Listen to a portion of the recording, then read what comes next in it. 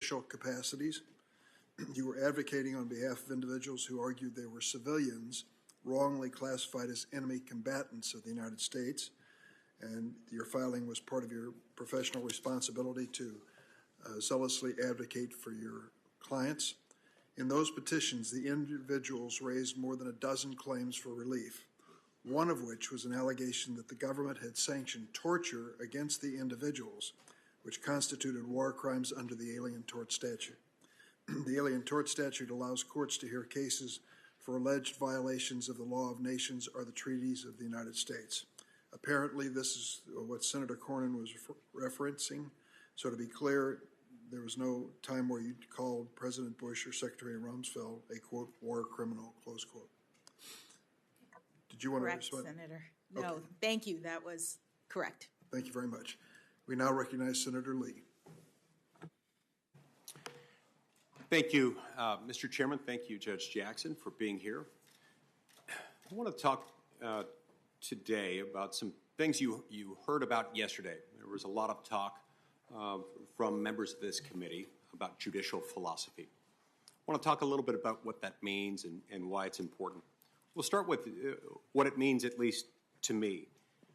One of the things that you heard from a lot of members of the committee, whether they couched it in terms of judicial philosophy or not, relates to the idea that justice should be blind, that justice properly administered within our system is blind, and that therefore individual justices and judges serving in Article III courts should be blind in the sense that they are able to see and understand and interpret the law, understand what the law is, while understanding that the idea of what the law should be is left to other branches of government, not to the judiciary.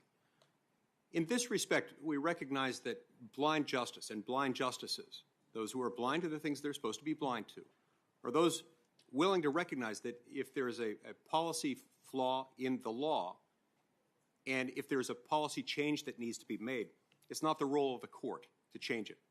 That belongs to two different branches of government, primarily to Congress. This, of course, requires judicial restraint. It requires judicial humility.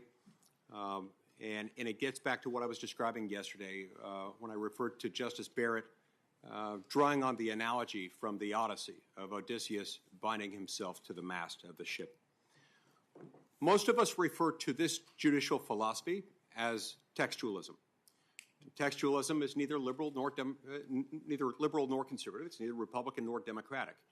It's just the approach that says what the law says matters, and the job of the jurist is to look at the text and figure out what the text means, to ascertain the original public meaning of the text in question. While I doubt there are any members of this committee who would disagree with the idea that justice should be blind in this respect and that policy changes need to be made by the political branches of government, primarily by the legislative branch and not by the courts, you did hear some statements that I think are at least a little bit at odds with that concept of justice. One of my colleagues mentioned that you should interpret the Constitution in a way that works for the people of today. Fair enough. We certainly don't want to interpret the Constitution in a way that doesn't work. But again, that's not the objective. The objective is not to ascertain good policy. The objective is to ascertain what the law requires. You were urged to consider the effects of the court's actions on people's lives. There again, insofar as this relates to policy, it's not really the job of the courts. You were admonished that you must, quote, be able to see the real people at the other end of the court's rulings, like Americans who are one Supreme Court decision away from losing their health insurance, or one court decision away from the ability to make their own health care choices. And the list goes on and on. Now, that type of judicial philosophy would have you step into the role of policymaker and decide what the law should be rather than what the law is. You also heard quoted a couple of times yesterday, quoted or paraphrased or otherwise referenced Federalist 78, in which Alexander Hamilton refers to the difference between will and judgment. Will as expressed by Hamilton, refers to what the law should be. Judgment pertains to what the law is. The judicial branch has the latter power, but not the former. The legislative branch has the former, but not the latter. Judge Jackson, I'd love to get your thoughts on this discussion about what it means, what blind justice is, why that's important. Let's start with this formulation of it, though. Does the law determine the outcome of a case, or does the outcome of the case determine the law? Thank you, Senator. The law determines the outcome of case.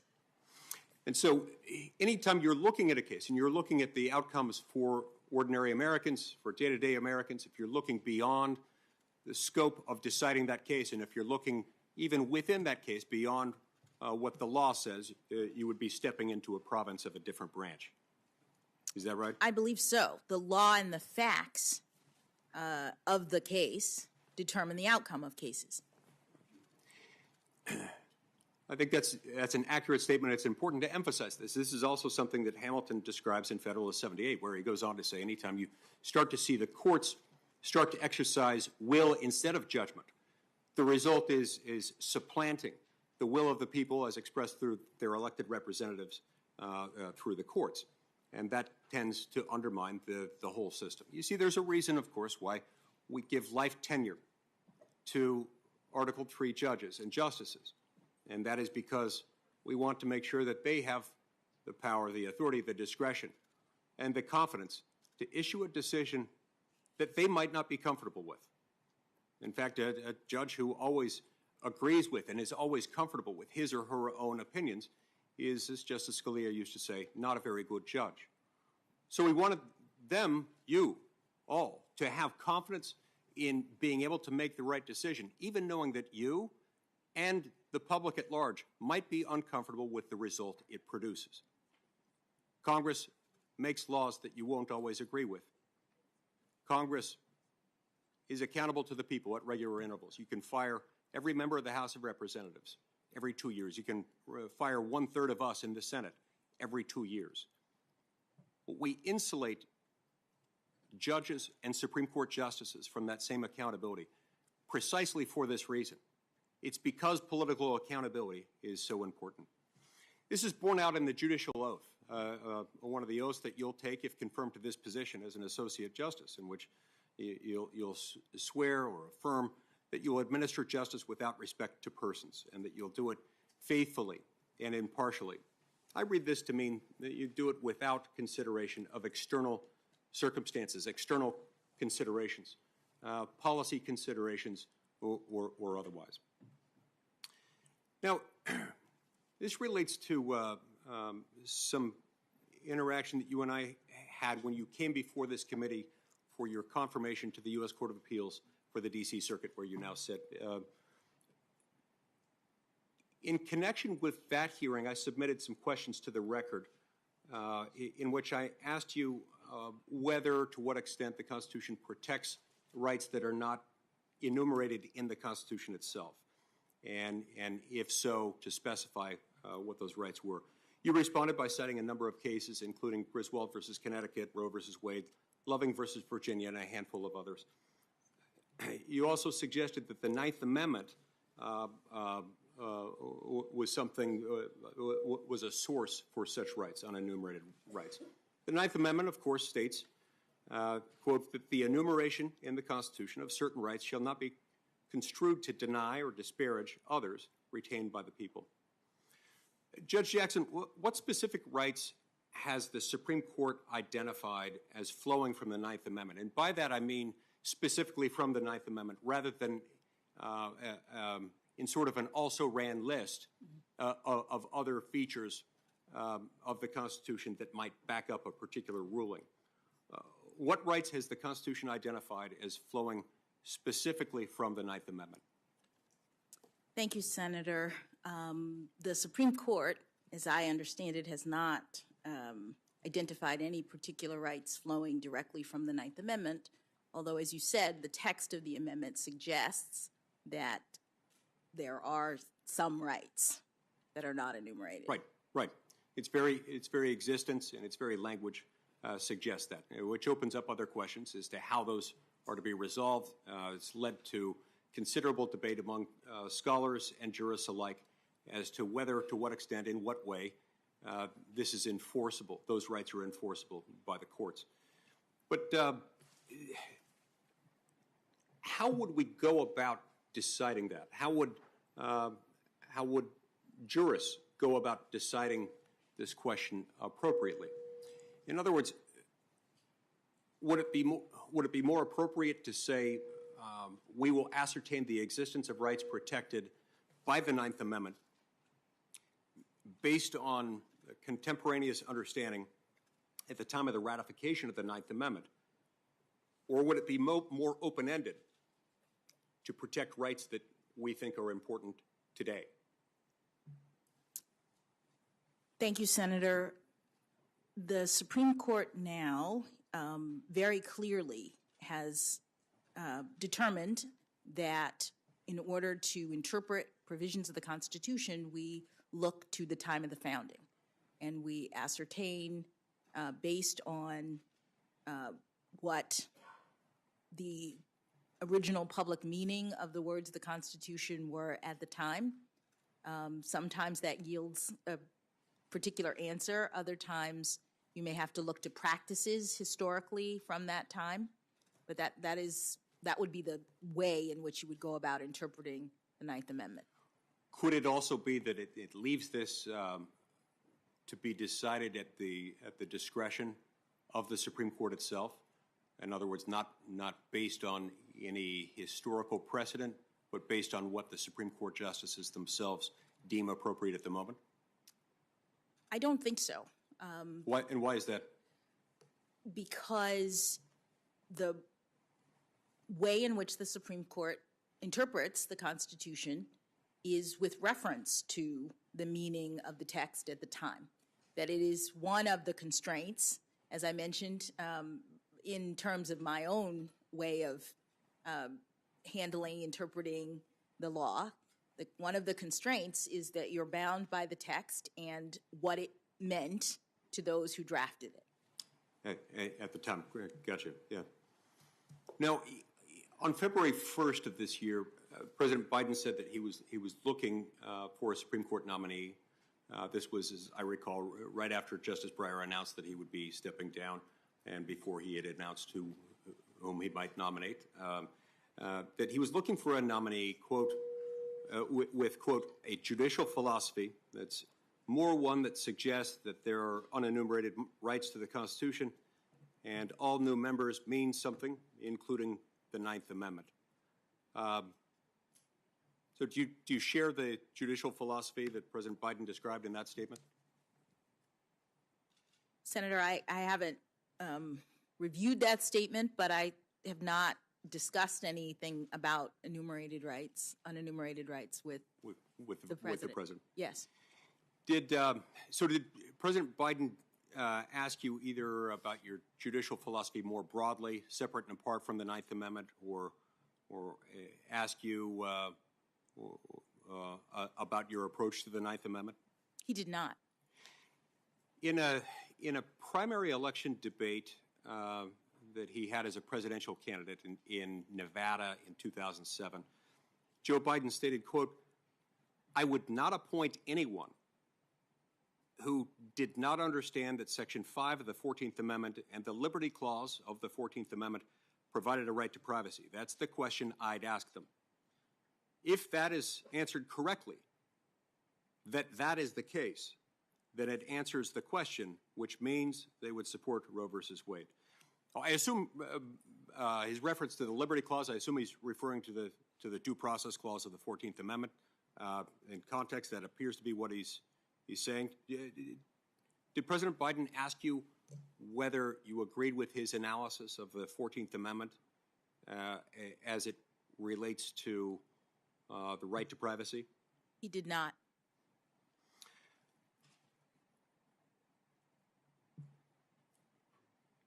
Tell me this.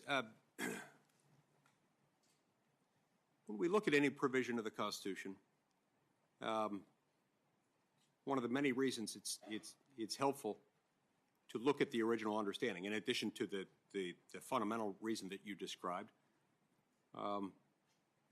It can help us understand what motivated it, and it can help us understand the actions of those who voted within Congress to propose text to be amended to the Constitution, and those who voted to ratify it. We've got a number of amendments, including the amendment that he referred to in that last quote I read, that had an understanding, at least an understanding that included certain thou shalt nots for government. The Equal Protection Clause, I think, is a provision of the 14th Amendment that people understood. Among anything else it might do, restricts government's ability to treat people differently on the basis of race. Consistent with the Equal Protection Clause of the 14th Amendment, when is it permissible for government to treat a person differently on the basis of race? Thank you, Senator. The Supreme Court has interpreted the Equal Protection Clause, as you say, to generally prohibit classifications on the basis of race. And it says that those classifications are to be rigorously scrutinized. They are strict scrutiny, which is a standard that applies, that looks at the purposes of the government and the means by which the government seeks to achieve any end related to such classification. The government would have to have a compelling interest in making that classification, and the means that it selects would have to be narrowly tailored to achieve that interest. And so those compelling interests can't be for light or transient reasons. They can't just be something like we feel like it, in other words. Correct. And the reason for this is because, well, number one, it's bad for anyone to treat another person differently on the basis of race. It's especially bad when government does it, because there's not exactly equal bargaining power when you're dealing with the relationship an individual has with government. By definition, it's a particularly unfair form of discrimination when it's government doing it. Governments have enforcement officers, they have armies, they have the means of enforcing their will and their laws, and that's one of the reasons why it's so important. What about under statute? Consistent with Title VII of the Civil Rights Act of 1964, when is it permissible for an employer to treat an employee or a prospective employee differently on the basis of his or her race? By statute, under Title VII, it is generally impermissible. And permissible only in very narrow circumstances. I believe so, and the statute itself has some restrictions in terms of to whom it applies, right. The employers. And some exclusions in terms of religious employers, for example, not being able to discriminate on the basis of race, but it exempts religious employers within certain spheres in order to be able to protect that religious employer's discretion to operate within its faith and the rules of its faith. And by doing that, it makes that much clearer. By making that distinction, it makes that much clearer that discrimination on the basis of race in employment is not something that the law smiles upon, nor should it. Let's talk about the Commerce Clause for a minute, if that's all right. Now, at the time of the founding, the founding fathers didn't foresee, and almost certainly could not have foreseen, the invention of radios, televisions, airplanes, the internet, and telephone networks. And yet, all of those things are governed by federal law and not by state law. Why is this constitutional? Well, Senator, the Commerce Clause was initially interpreted by the Supreme Court to be very broad, to allow for federal regulation of interstate commerce and the growth of the economy in this country. But over time, the Supreme Court has made clear that the Commerce Clause limits the federal government, that there's limited authority under the Commerce Clause. The state of the law now is such that the federal government, through the Commerce Clause, is only permitted to regulate channels of interstate commerce, instrumentalities of interstate commerce, and activities that substantially affect interstate commerce. And with respect to the third category, the Supreme Court has made clear in the Lopez case and in Morrison that non-economic activities are not covered by Commerce Clause authority. And in the NFIB case, the ACA case, the Supreme Court made clear that inactivity is also not covered and not authorized under the Commerce Clause. Right. And most of the items that I identified in my question, in fact, all of them, I believe, would fall into the category of channels and instrumentalities of interstate commerce. We're dealing with interstate airways, waterways, networks, things like that, things that depend for their existence, for their effectiveness on their operation interstate, such that they couldn't, no one could effectively regulate them and preserve their core function unless that was federal. Those fit into the category of the channels and instrumentalities. With the third item that you described, the substantial effects interstate commerce, is there much of a limiting principle there? I mean, you referred to Lopez and Morrison and NFIB versus Sebelius. To my knowledge, those are the only three cases the Supreme Court has decided since its ruling in 1937 on NLRB versus Jones and Laughlin Steel, which essentially created the modern substantial effects case, the modern substantial effects standard. Those are the only three instances in which the Supreme Court identified as outside the Commerce Clause authority something that Congress had enacted. Are these meaningful constraints in your view, or are they examples of Congress just getting reckless and sloppy in the way it drafted things? Some have argued, for instance, that as long as Congress doesn't get reckless and sloppy, it can do whatever it wants under those. Do you have any view on that? Well, these cases come through the courts, so I'll be general. The fact that Congress is limited in its authority under the Commerce Clause is established law. It is a fundamental principle of our constitutional order.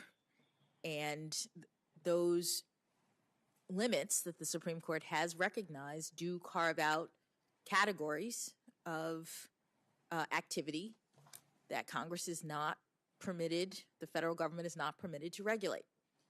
Non-economic activity is a category. Inactivity is a category. Now, the Supreme Court has also, through the Commerce Clause, established rules for things that the states may not do. This is referred to as the so-called Dormant Commerce Clause.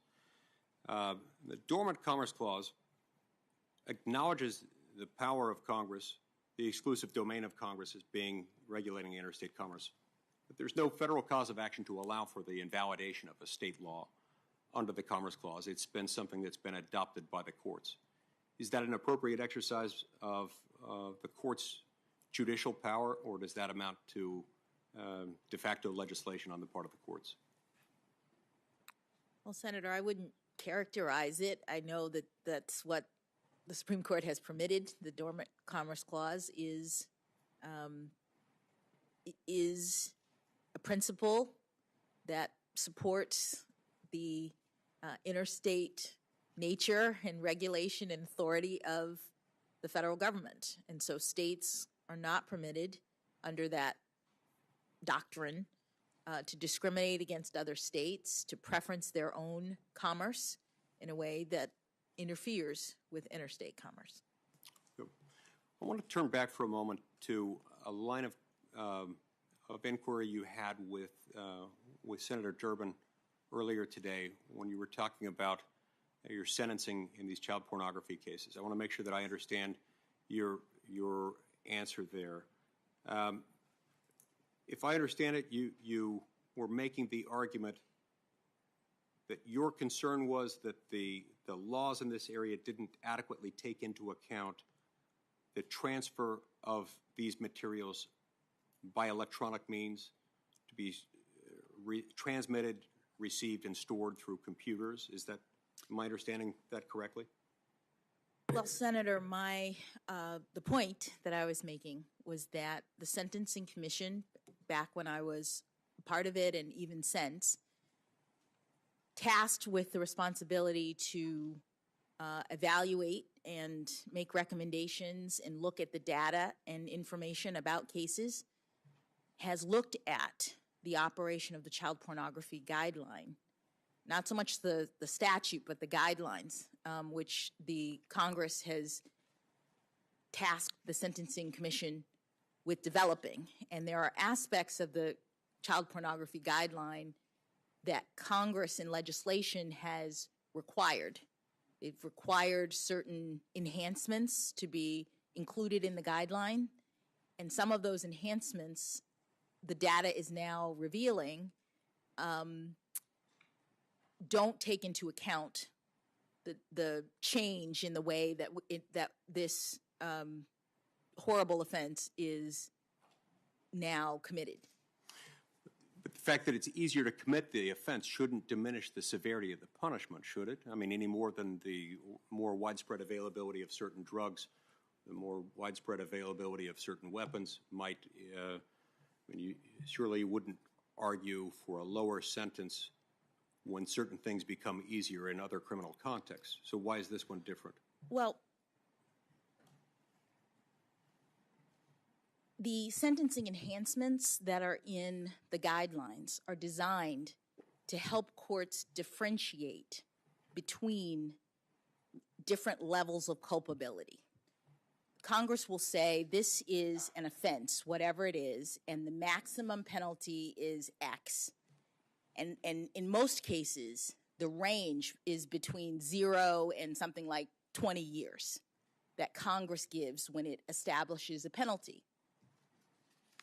The point of the guidelines is to help judges figure out where in that range between 0 and 20 years a particular defendant should be sentenced. And the guidelines have gradations in them that relate to various aspects of the commission of the crime. Go ahead. Sorry. So the commission does data gathering and research to figure out how crimes are committed and what gradations should matter in terms of the range of culpability. Because the problem of not doing that or of getting it wrong is that you are not able to adequately assess and determine the differences among offenders on the scale. I understand that. And so, but in these cases, as I understand it, all 10 of the cases that we've reviewed on record where you've sentenced someone for a child pornography conviction, in all 10 of those cases, you departed from the guidelines and departed downward. It's hard for me to understand departing from those in every case you've got, because isn't a departure supposed to be grounded in a finding that it's outside the heartland of cases in that range, cases of that sort? Yes, Senator, and as I said before, these are horrible cases that involve terrible crimes, and the court is looking at all of the evidence consistent with Congress's factors for sentencing. The guidelines are one factor, but the court is told that you look at the guidelines, but you also look at the nature and circumstances of the offense, the history and characteristics of the offender. There are a series of factors. In the cases, you are also getting recommendations. And in most of the cases, I haven't pinned it all down, but in most of the cases, if not all of the cases, the government is asking for a sentence below the guidelines because this guideline system is not doing the work in this particular case. Understood. Section 230 of the Communications Decency Act provides a degree of immunity for tech companies operating in the space of being online interactive service providers. It immunizes them from certain causes of action that would otherwise apply against them. Would it be within Congress's authority to condition the receipt and availability of Section 230 immunity on those online interactive service providers operating as a public forum that is not discriminating on the basis of viewpoint or the viewpoint of those posting on them? Would that be within our authority? Senator, I can't comment on a particular issue about whether or not it is constitutional or not, but the criteria that you identify, it would be relevant, I think, as to whether or not the government is seeking to regulate along viewpoint lines under the First Amendment. That is something that is generally impermissible. Thank you, Mr. Chairman. Thank you very much, Senator Lee. Senator Klobuchar. Thank you very much, Chairman and Senator Grassley. Welcome again, Judge, your wonderful family. They all seem to be awake throughout this entire hearing. I just wanted to, before I start, get at something Senator Lee was talking about. It's not the Dormant Commerce Clause, but I really appreciated early on how you talked about these child pornography cases. A former prosecutor could totally see where you were coming from when you talked about looking at these cases as a mom and a judge. And would it surprise you at all that other judges, including a number of them that were supported by our colleagues on the other side of the aisle, have given out similar sentences in child pornography cases? No, Senator, it would not surprise me because these cases are horrific, and there's a lot of disparity because of the way that guidelines are operating in this particular area. But in every case that I handled involving these terrible crimes, I looked at the law and the facts. I made sure that the victims, the children's perspectives were represented, and I also imposed prison terms and significant supervision and other restrictions on these defendants. Well, thank you. And I just also want to note, and I know others have brought this up, the letter of support from the Fraternal Order of Police, in which they said, from our analysis of Judge Jackson's record in some of her cases, we believe she has considered the facts and applied the law consistently and fairly on a range of issues. There is little doubt that she has the temperament, intellect, legal experience, and family background to have earned this appointment. We are reassured that should she be confirmed, she would approach her future cases with an open mind and treat issues related to law enforcement fairly and justly, and that matters a lot to many of us. Now, I want to go back to something I was talking about yesterday, and that is why today's hearing is so monumental, including that it is occurring at a time when we as Americans have been reminded again, due to the courage of Ukrainians thousands of miles away, that we can never take our democracy, or for that matter, our courts for granted. It is also happening at a time when we are seeing each other for the first time after a 2-year pandemic, connecting to each other again. And I hope this moment will be a moment where we see a renewed interest in our democracy.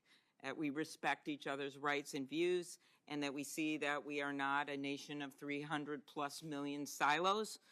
Instead, we are a nation committed to this idea that what unites us as Americans is much bigger than what divides us. And so in that context, you come before us with this incredible strength, legal acumen, grace under pressure that you have demonstrated today.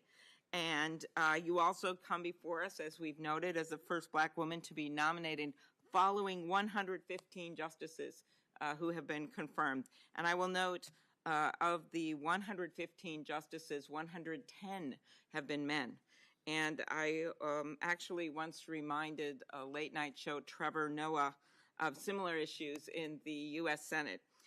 In fact, in the history of the U.S. Senate, of the nearly 2,000 people who have served, only 58 have been women.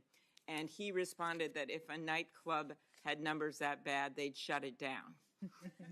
But today, Judge, we're not shutting anything down, not the court, not the Senate, and you are opening things up.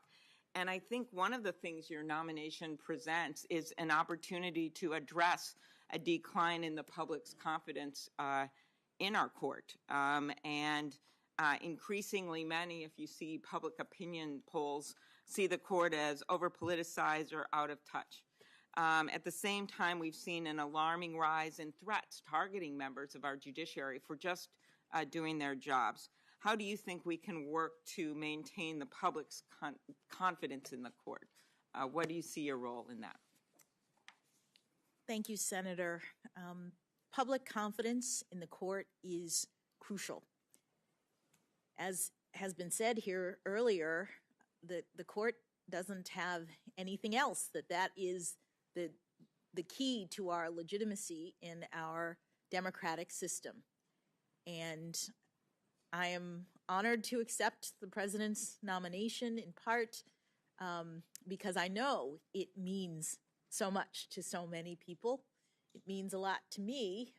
I am here standing on the shoulders of generations of Americans who never had anything close to this kind of opportunity.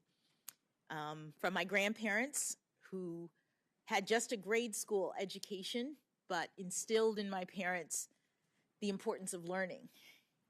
And my parents, who I've mentioned here many times already, who were the first in their families to get to go to college.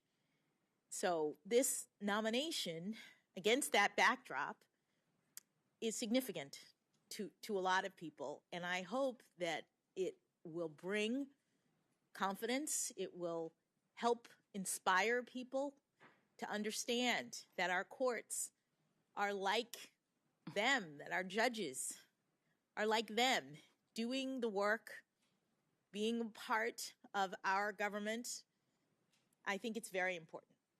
Very good. I think along those lines, your wonderful mentor, Justice Breyer, I quoted him about how he said, we can help maintain public acceptance of the court, and these are his words.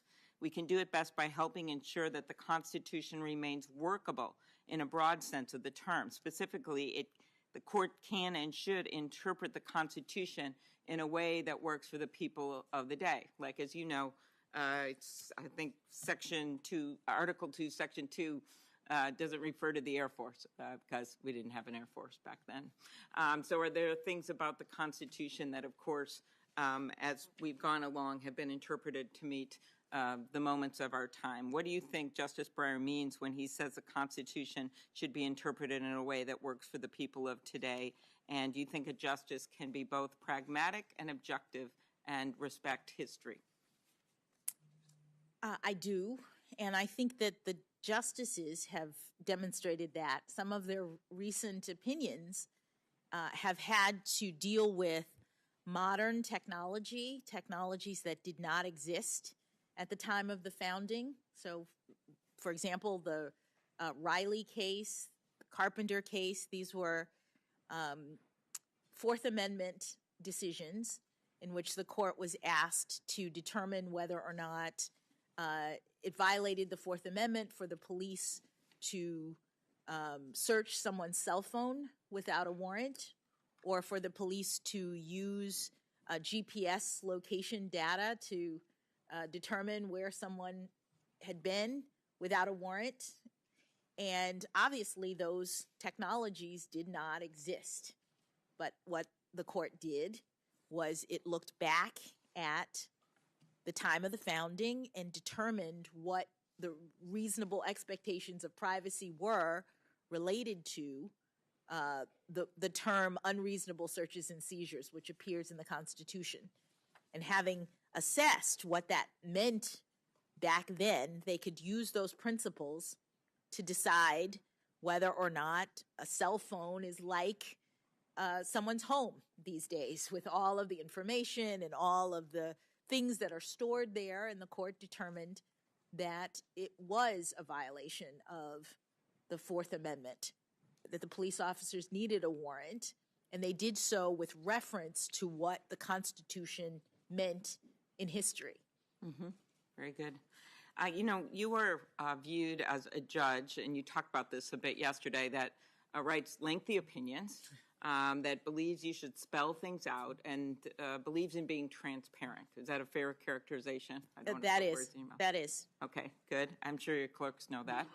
I want to talk about something to me that's a bit the opposite, and that's something that some have termed the shadow docket. And that includes decisions that the court makes on an expedited basis that are usually unsigned and issued without oral argument or full briefing. In the last few years, we've seen the court increasingly deciding cases in this way, often over the dissent of maybe 3 or 4 of the justices. Last term, the court granted 20 requests for emergency relief, a historically high number. 10 years ago, in the October term of 2011, the court granted only 6 requests in an entire year. When do you think it's appropriate for the Supreme Court to grant emergency relief, use this docket? When are the circumstances that warrant this? And I think you know these decisions have a profound effect on people's lives. I'll just use one example. Last fall, in a 1-paragraph decision, a majority of the court refused to stop the enforcement of a Texas law that severely restricts a woman's access to abortion. In that case, even Chief Justice Roberts objected to the court's decision to let the law take effect, calling the statutory scheme not only unusual but unprecedented. As someone who believes in transparency, could you talk in general about when you think this shadow docket should be used, when emergency relief should be given, and how, if it's overused, it could undermine public confidence in the court? Thank you, Senator. Well, there's a balance that the court has to consider, and that it, insofar as, on the one hand, it has always had an emergency docket, the need for flexibility, the ability to get answers to the parties at issue is something that's important in our system. On the other hand, the court has also considered the interest in allowing issues to percolate, allowing other courts to rule on things before they come to the court. And I am not privy at the moment to the justices' views and why and how they're using the emergency docket in these cases. If I was fortunate enough to be confirmed, I would look at those issues. But it's an interesting and important set of issues. Okay.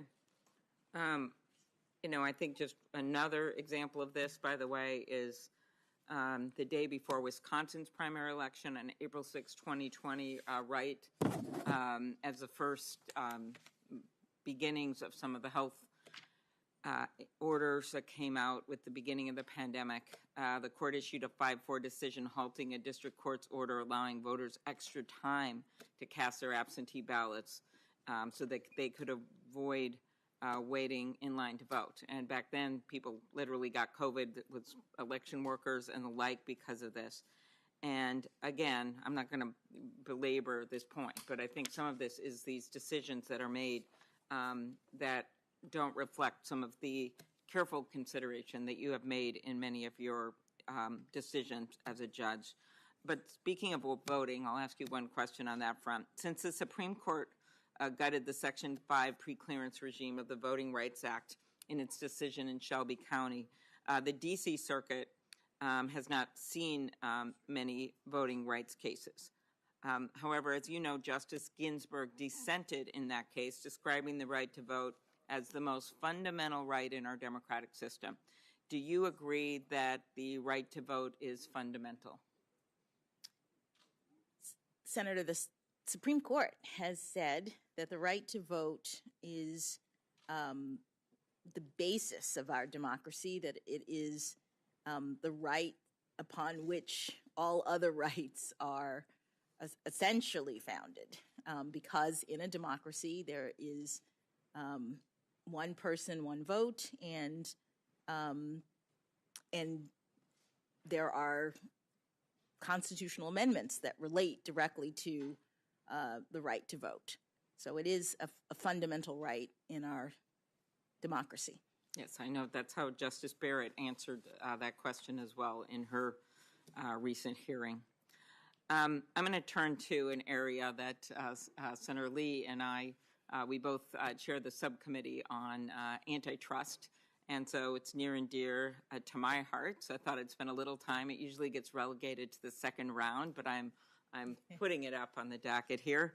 U.S. antitrust law has been described as a comprehensive charter of economic liberty, and I agree.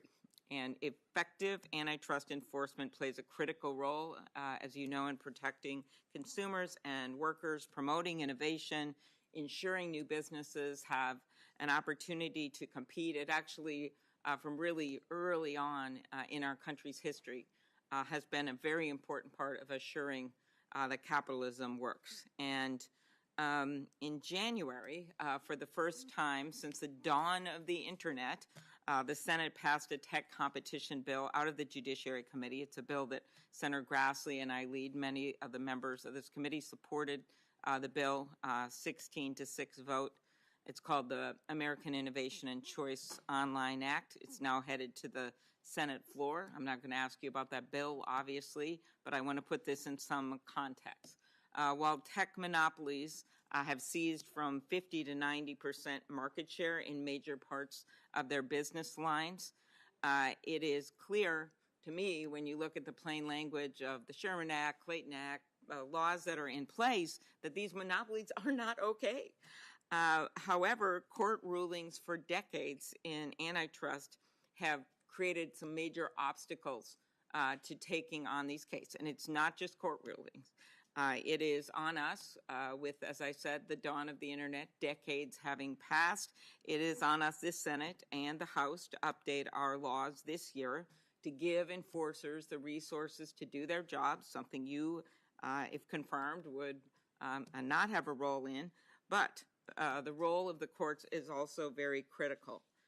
You have been nominated to replace Justice Breyer, who came to the court with a strong background in antitrust law. I know you handled a case. You and I discussed it in my office. I think it got decided the merger was abandoned, so you didn't have to rule on the merits of it. It was back in 2017, a FTC challenge.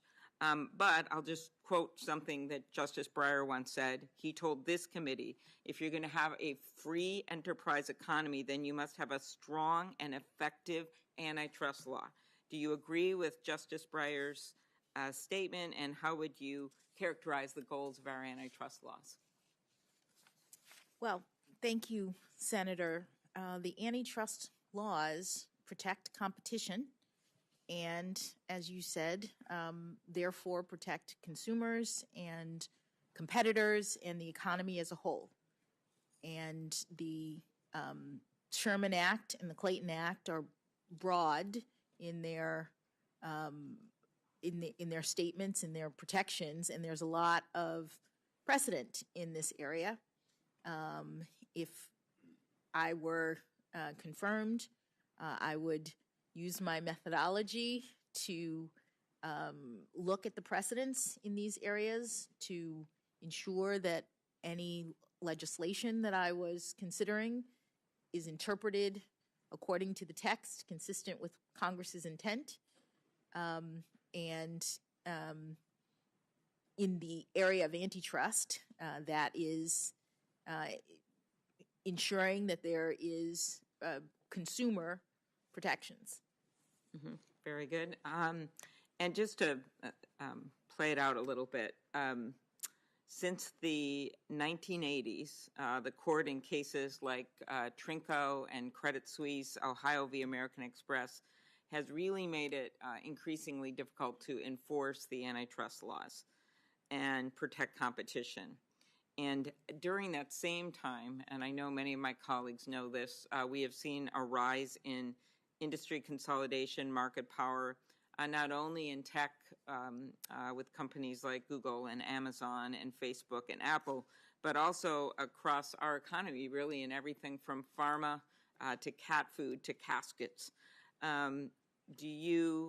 What role do you think that congressional intent should play in the court's interpretation of the antitrust laws?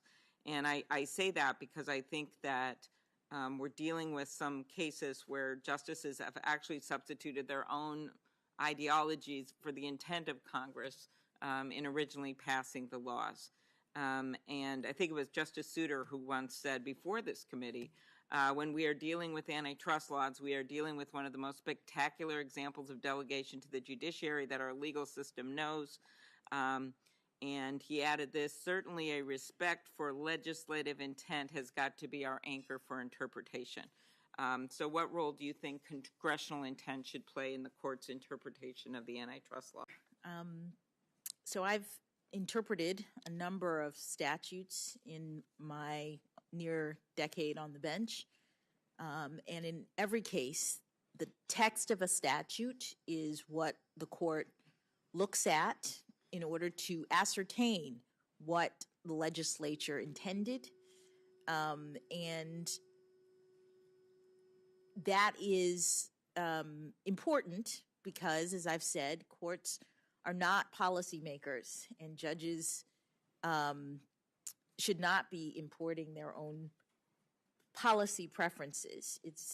Judges are restrained in our constitutional scheme in order to affect the will of Congress in terms of their interpretation of the laws.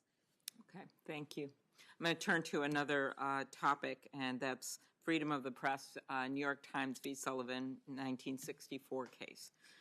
We have recently witnessed, as you know, unprecedented attacks on journalists and journalism, whether it's violence overseas, recently losing, sadly, members of the press just in the last month in Ukraine, or threats and intimidation at home. This is very concerning to me, given the important role of the First Amendment. My dad was a newspaper reporter, so the issues hit home for me. Can you talk about your view of the role of journalists in our democracy? Thank you, Senator.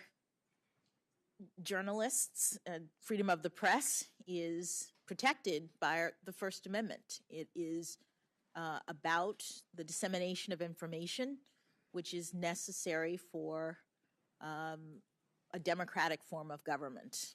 The Supreme Court has held as much, and that was the basis for the court's determinations in protecting the press from liability in New York Times versus Sullivan and its progeny.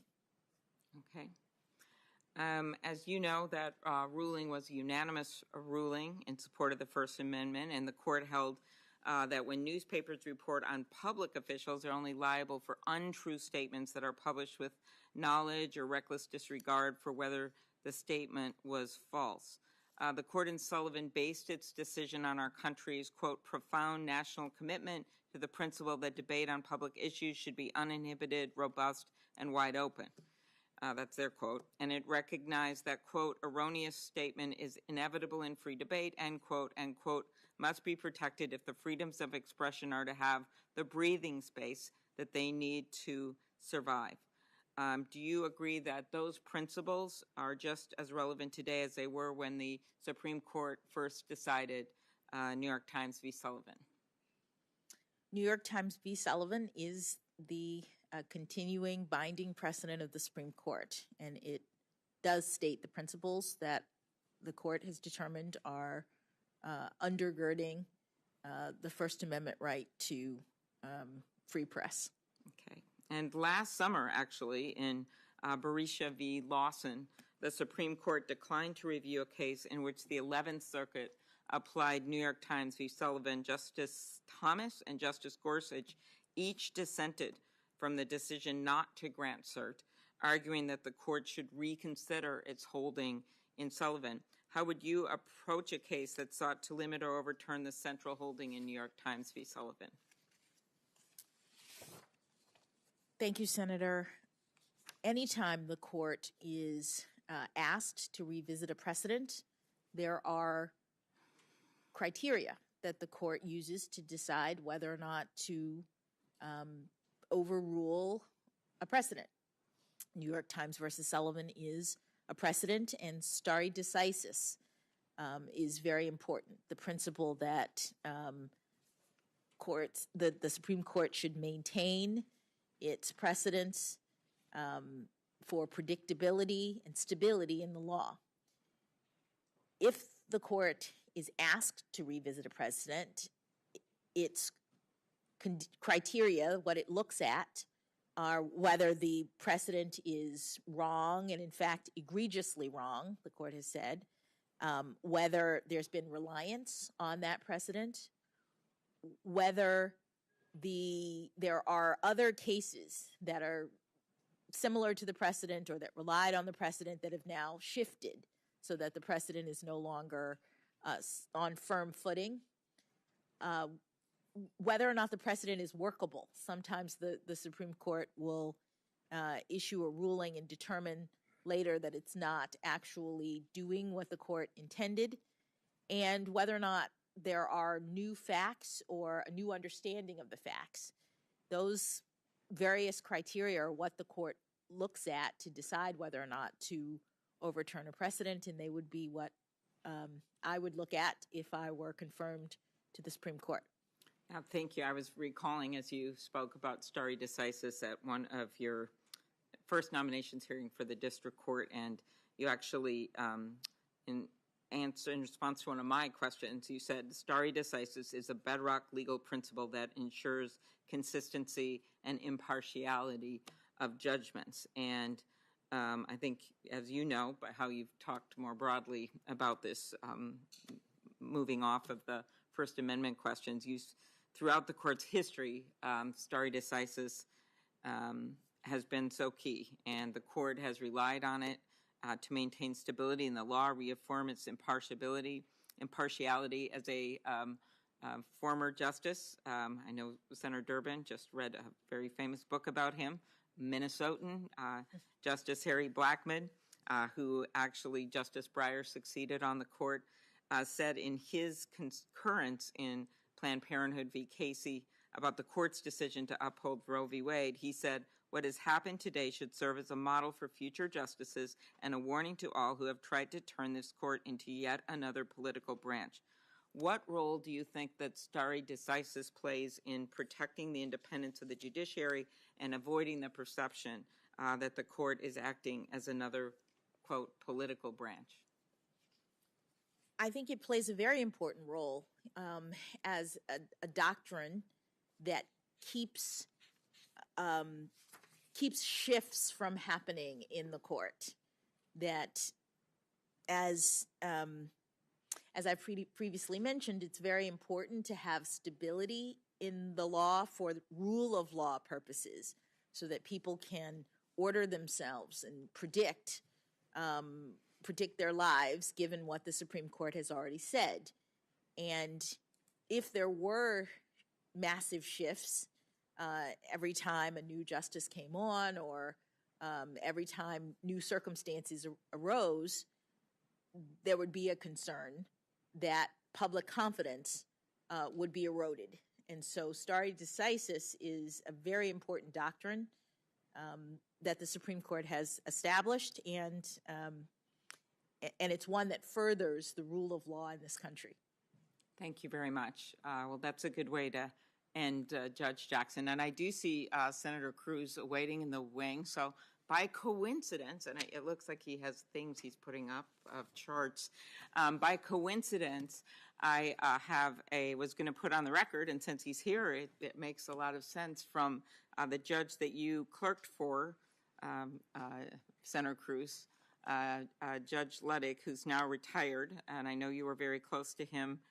And he actually submitted a letter on your behalf, Judge Jackson, and said in this letter, and he's an appointee of George H.W. Bush, similar to Judge Griffith, who introduced you yesterday, and I've been very impressed by the support you've had from retired judges, obviously not appropriate for current judges, but retired judges appointed by both Democratic and Republican presidents, as well as the bipartisan votes that you have gotten through the U.S. Senate for your other positions. But in this letter, the former Judge Ludwig says that you are eminently qualified to serve on the Supreme Court of the United States.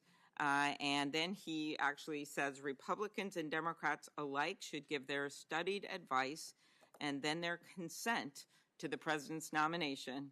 And he adds Republicans in particular should vote to confirm Judge Jackson. So I thought that might be a good segue, Senator Cruz, to your question. So I ask, Chairman, that the letter of support from former Judge Ludwig, who employed Senator Cruz as a trusted law clerk, be admitted to the record. Without objection. Thank you very much, Judge Jackson. Thank you. Senator Klobuchar finds a Minnesota connection to almost everything. Very proud of the fact, but Justice Blackmun was born in Nashville, Illinois. Okay, he was a lawyer at the Mayo Clinic, as we know, and spent a lot of time. I'm going to lose this battle. A lawyer in Minnesota when he was chosen to the Supreme Court, but thank you for pointing that out. And now to the great state of Texas, Senator Cruz. Thank you, Mr. Chairman. Judge Jackson, welcome. Thank you. Congratulations. Thank you. You and I have known each other a long time. We have. We went to law school together. We were on the law review together. We were a year apart. Happily so, I hope, Senator. We were not particularly close, but we were always friendly and cordial. We were. And you and I had a very positive and productive meeting in my office where we discussed a number of things, including you were there with former Senator Doug Jones. And we discussed how he and I and a number of other senators had, for 2 different years, participated in reading aloud on the Senate floor Dr. Martin Luther King Jr.'s letter from a Birmingham jail, which is one of the truly great advocacies for civil rights our nation has seen. And you and I talked together about our shared admiration for Dr. King.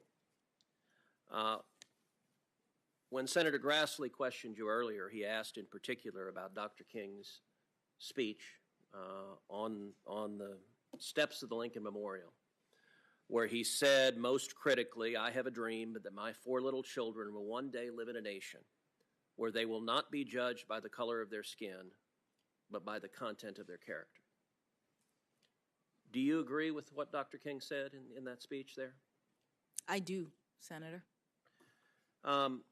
As we were discussing it, you referenced in my office a speech that you gave in January of 2020 at the University of Michigan School of Law. And after our discussion, I pulled a copy of your speech and read the speech in its entirety. And there were elements of the speech that I thought were really powerful.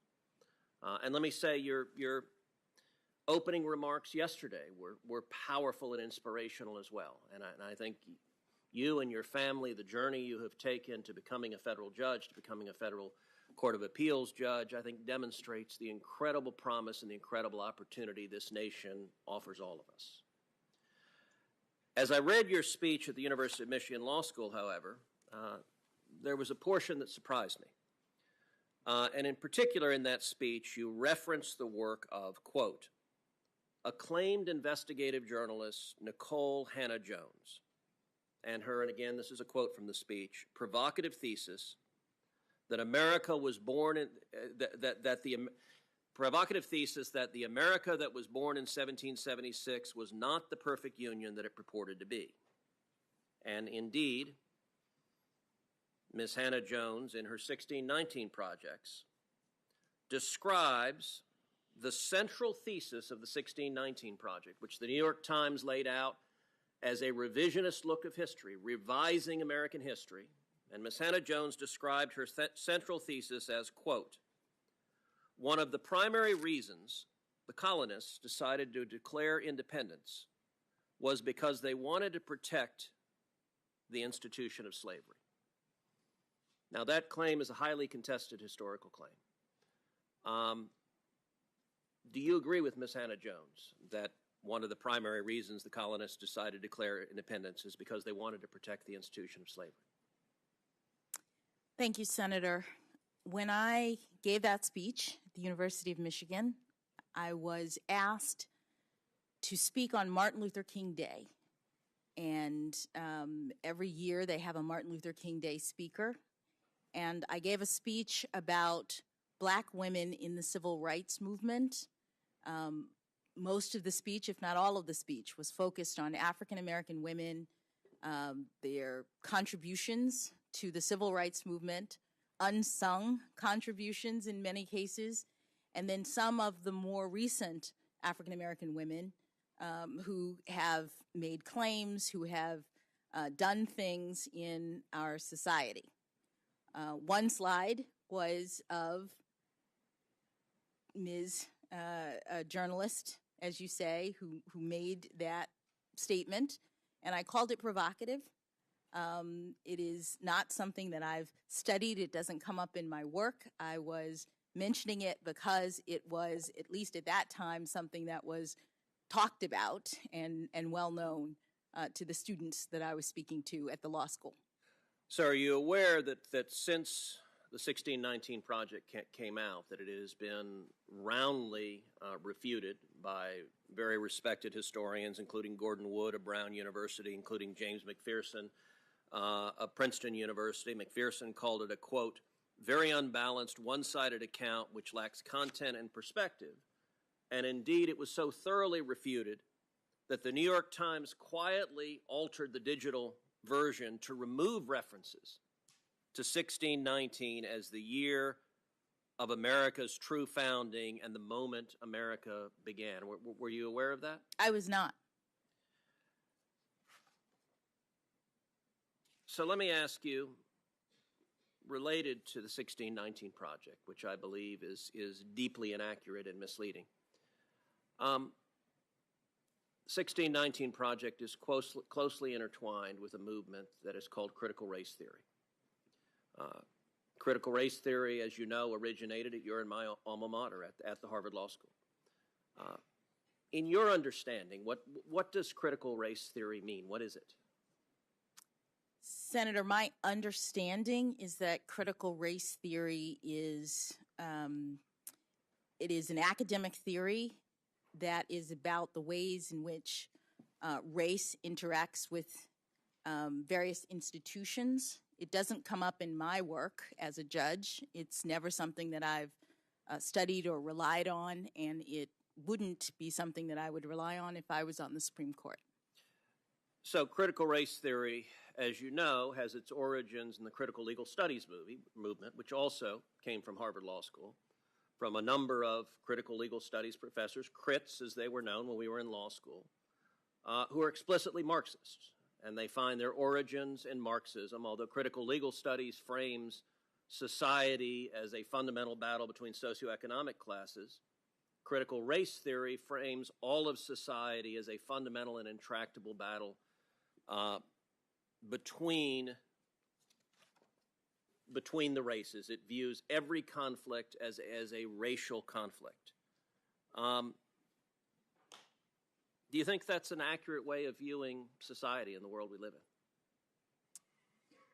Senator, I don't think so, but I've never studied critical race theory and I've never used it. It doesn't come up in the work that I do as a judge. So with respect, I find that a curious statement because you gave a speech in April of 2015 at the University of Chicago in which you described the job you do as a judge.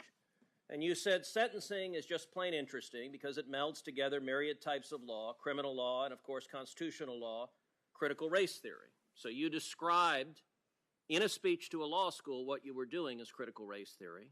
And so I guess I would ask, what did you mean by that when you gave that speech? With respect, Senator, the quote that you are mentioning there was about sentencing policy. It was not about sentencing. I was talking about the policy determinations of bodies like the Sentencing Commission when they look at a laundry list of various academic subjects as they consider what the policy should be. Okay, but you were vice chair of the Sentencing Commission, so let me ask again, what did you mean by, because that was an official responsibility of yours, what did you mean by what you were doing was critical race theory? What I meant was that there are a number of, that slide does not show the entire laundry list of different academic disciplines that I said relate to sentencing policy, but none of that relates to what I do as a judge. So let me ask you a different question. Is critical race theory taught in schools? Is it taught kindergarten through 12th? Senator, I don't know. I don't think so. I believe it's an academic theory that's at the law school level. Okay. As you may recall, during the confirmation hearings of Justice Amy Coney Barrett, there was a great deal of attention paid to the fact that Justice Barrett served as a board member on the Board of Trustees of a religious private school, and the press focused very intensely on the views of that school. In your questionnaire to this committee, you disclosed that you are similarly on a board, specifically the Board of Trustees for the Georgetown Day School, and that you've been a board member since 2019 and you're currently still a board member. Is that correct? That is correct. In regard to the Georgetown Day School, you've publicly said, quote, "Since becoming a member of the GDS community 7 years ago, Patrick and I have witnessed the transformative power of a rigorous progressive education that is dedicated to fostering critical thinking, interdependence, and social justice." When you refer to social justice and the school's mission on social justice, what did you mean by that? Thank you, Senator, for allowing me to address this issue. Georgetown Day School has a special history that I think is important to understand when you consider my service on that board. The school was founded in 1945 in Washington, D.C. at a time in which, by law, there was racial segregation in this community. Black students were not allowed in the public schools to go to school with white students. Georgetown Day School is a private school that was created when 3 white families, Jewish families, got together with 3 black families and said that despite the fact that the law requires us to separate, despite the fact that the law is set up to make sure that black children are not treated the same as everyone else, we are going to form a private school so that our children can go to school together. The idea of equality, justice, is at the core of the Georgetown Day School mission, and it's a private school such that every parent who joins the community does so willingly with an understanding that they are joining a community that is designed to make sure that every child is valued, every child is treated as having inherent worth, and none are discriminated against because of race. So, Judge Jackson, all of us will agree that no one should be discriminated against because of race. when you just testified a minute ago that you didn't know if critical race theory was taught in K through 12, I will confess I find that statement a little hard to reconcile with the public record, because if you look at the Georgetown Day School's curriculum, it is filled and overflowing with critical race theory. That among the books that are either assigned or recommended, they include Critical Race Theory, an introduction. They include The End of Policing, an advocacy for abolishing police. They include How to Be an Anti-Racist by Ibram Kendi. They include literally stacks and stacks of books, and I'll tell you two of the ones that were most stunning. They include a book called Anti-Racist Baby by Ibram Kendi. And there are portions of this book that I find really quite remarkable. One portion of the book says babies are taught to be racist or anti-racist. There is no neutrality. Another portion of the book, they recommend to babies confess when being racist. Now, this is a book that is taught at Georgetown Day School to students in pre-K through second grade, so 4 through 7 years old. Do you agree with this book that is being taught with kids that babies are racist? Senator,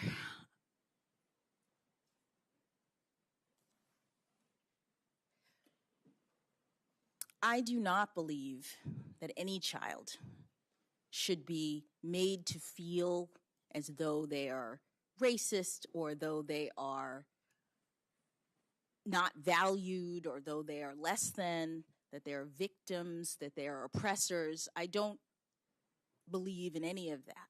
But what I will say is that when you asked me whether or not this was taught in schools, critical race theory, my understanding is that critical race theory as an academic theory is taught in law schools, and to the extent that you were asking the question, I understood you to be addressing public schools. Georgetown Day School, just like the religious school that Justice Barrett was on the board of, is a private school. Okay, so you agree critical race theory is taught at Georgetown Day School? I don't know, because the board is not, the board does not control the curriculum. The board does not focus on that. That's not what we do as board members, so I'm actually not sure. Well, and I'll note that the board is chaired by Professor Fairfax, your college roommate who introduced you yesterday, so the two of you serve on the board together.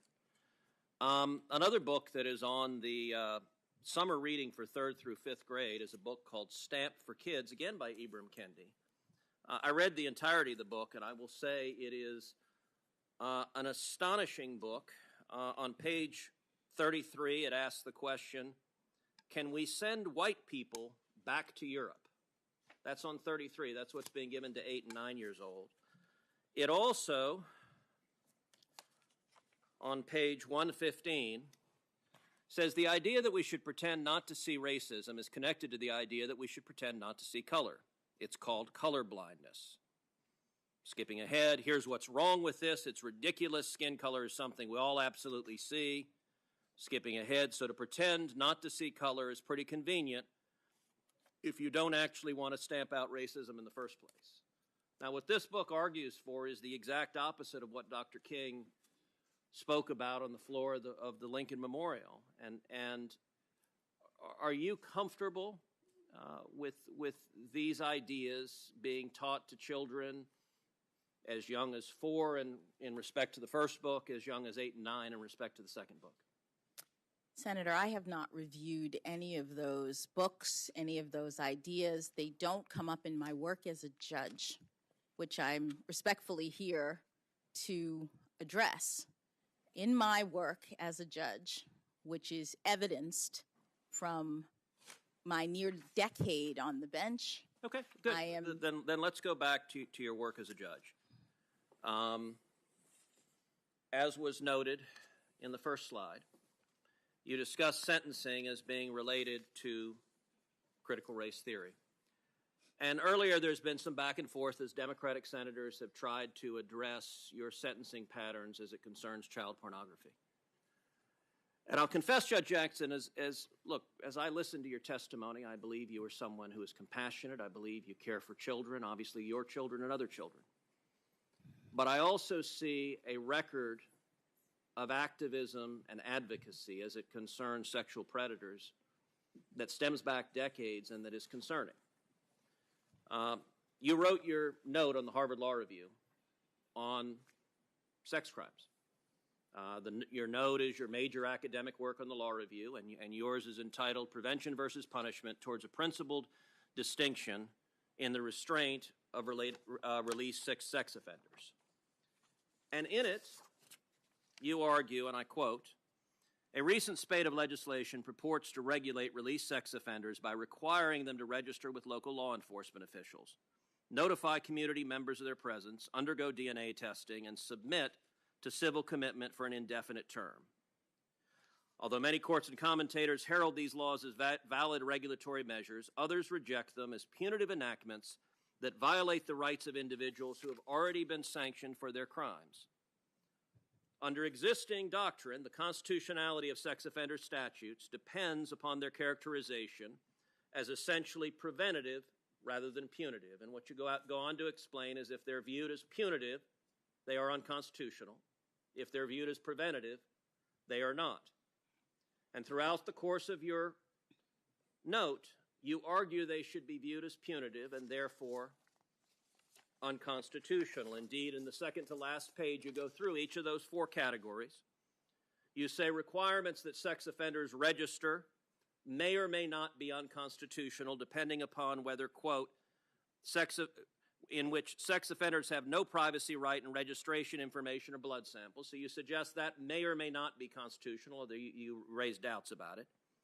And then you raise very significant doubts about community notification, and you heavily suggest that civil commitment for sexual predators is unconstitutional. Do you still agree with the sentiments you expressed in your law school note? Respectfully, Senator, those are not the sentiments that I expressed in my law school note. My law school note was about sex offender registration laws, which at the time were relatively new. As you know from our time in law school, one of the things that law school students do is they look for new developments in the law and they try to analyze them. That's something that makes for good fodder for a law school note. My note, which came out in 1996, was shortly after there were new Megan's laws. And the point that I was making was not that the laws were bad, that the laws were wrong. I was trying to assess something that is sort of fundamental in terms of the characterization of the laws. I didn't say that they were unconstitutional one way or the other. What I was trying to assess was how they are characterized. Some courts would look at those laws and call them preventative, and that has a certain set of consequences. Some courts would call them punitive, and that has a certain set of consequences. And what I was trying to do is figure out how to make the determination whether they were punitive or preventative. Well, your note argued that they were punitive, and I would note that view, there have been some on the bench that have advocated that. The Supreme Court in 1997 decided a case called Kansas versus Hendricks, in which it upheld Kansas's civil commitment statute. That was a 5-4 vote. This has been a question that has been close at the Supreme Court. And I would note beyond that, that in terms of the prevalence of these statutes, all 50 states and D.C. have registry requirements. 47 states have community notification requirements. All 50 states have DNA or blood banks for sex offenders requirements. And 20 of the states, the federal government in D.C., have laws that allow for the indefinite detention of sex offenders. I would note in the state of Texas, a state court of appeals, relying on very much the same sort of reasoning you advocated in your note, struck down Texas's sexually violent predator civil commitment law At the time I was the Solicitor General of Texas, I personally argued that appeal in the Texas Supreme Court. And the Texas Supreme Court unanimously reversed the Court of Appeals and upheld our statute. And if the views you advocated in law school prevailed, civil commitment laws across the country would be struck down, releasing sexual predators. And under the argument, community notification and DNA bank laws could well be struck down as well. Is that an outcome that should concern people? Senator, my note wasn't advocating for the striking down of those laws. My note was trying to identify criteria that I thought could be applied consistently to determine whether the laws were punitive or preventative. But with respect Either to Jackson, you argued that they were punitive, and you further say in the note, if they're punitive, they're unconstitutional. I was looking at 4 different kinds of laws, and not all of them, did I say, were punitive. Okay, so let's take civil commitments laws. If you look at civil commitment laws right now, the UCLA School of Law, Williams Institute, estimates more than 6,300 sex offenders are currently detained in civil commitment programs. If the view you advocated prevailed, presumably those 6,300 sex offenders would be released to the public. Is that an outcome that should be concerning? Senator, in law school, when I was writing a note, I was looking at a brand new set of laws that had not previously been enacted in any jurisdiction. They were new. And I was assessing at the time, as law school students do, what criteria I thought might be used by courts to make a determination in the future as to whether or not they should be treated as punitive and therefore not unconstitutional, but as therefore ones that carry with them certain rights versus preventative.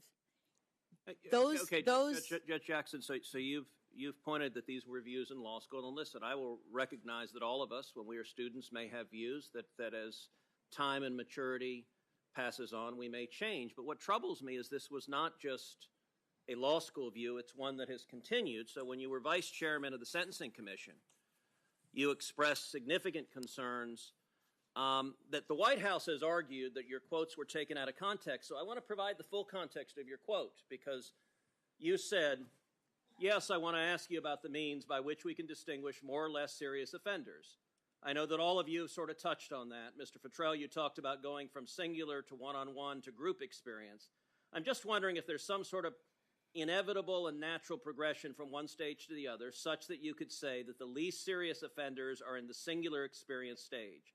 And I guess my thought is, in looking at some of the testimony that other people will have later in the day, I was surprised at some of the testimony with respect to the motivation of offenders, and we're talking about child pornography offenders, and that there are people who get involved with this kind of activity who may not be pedophiles and who may not be necessarily interested really in the child pornography, but have other motivations with respect to the use of technology and being in the group. And here are lots of reasons perhaps why people might engage in this. And so I'm wondering whether you could say that there could be a less serious child pornography offender who is engaging in the type of conduct in the group experience level because their motivation is the challenge or to use the technology. They're very sophisticated technologically, but they aren't necessarily that interested in the child pornography piece of it.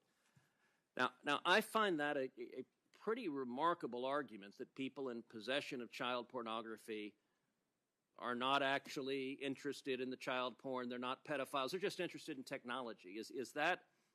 And I wanted to provide the whole quote because the White House said that portions of this were used out of context. So this is your entire quote. Do you agree with that sentiment, that there is some meaningful population of people who have child pornography but are not, in fact, pedophiles or getting satisfaction from it? Thank you, Senator, for allowing me to address what appears to be a question that I was asking in the context of a hearing on child pornography.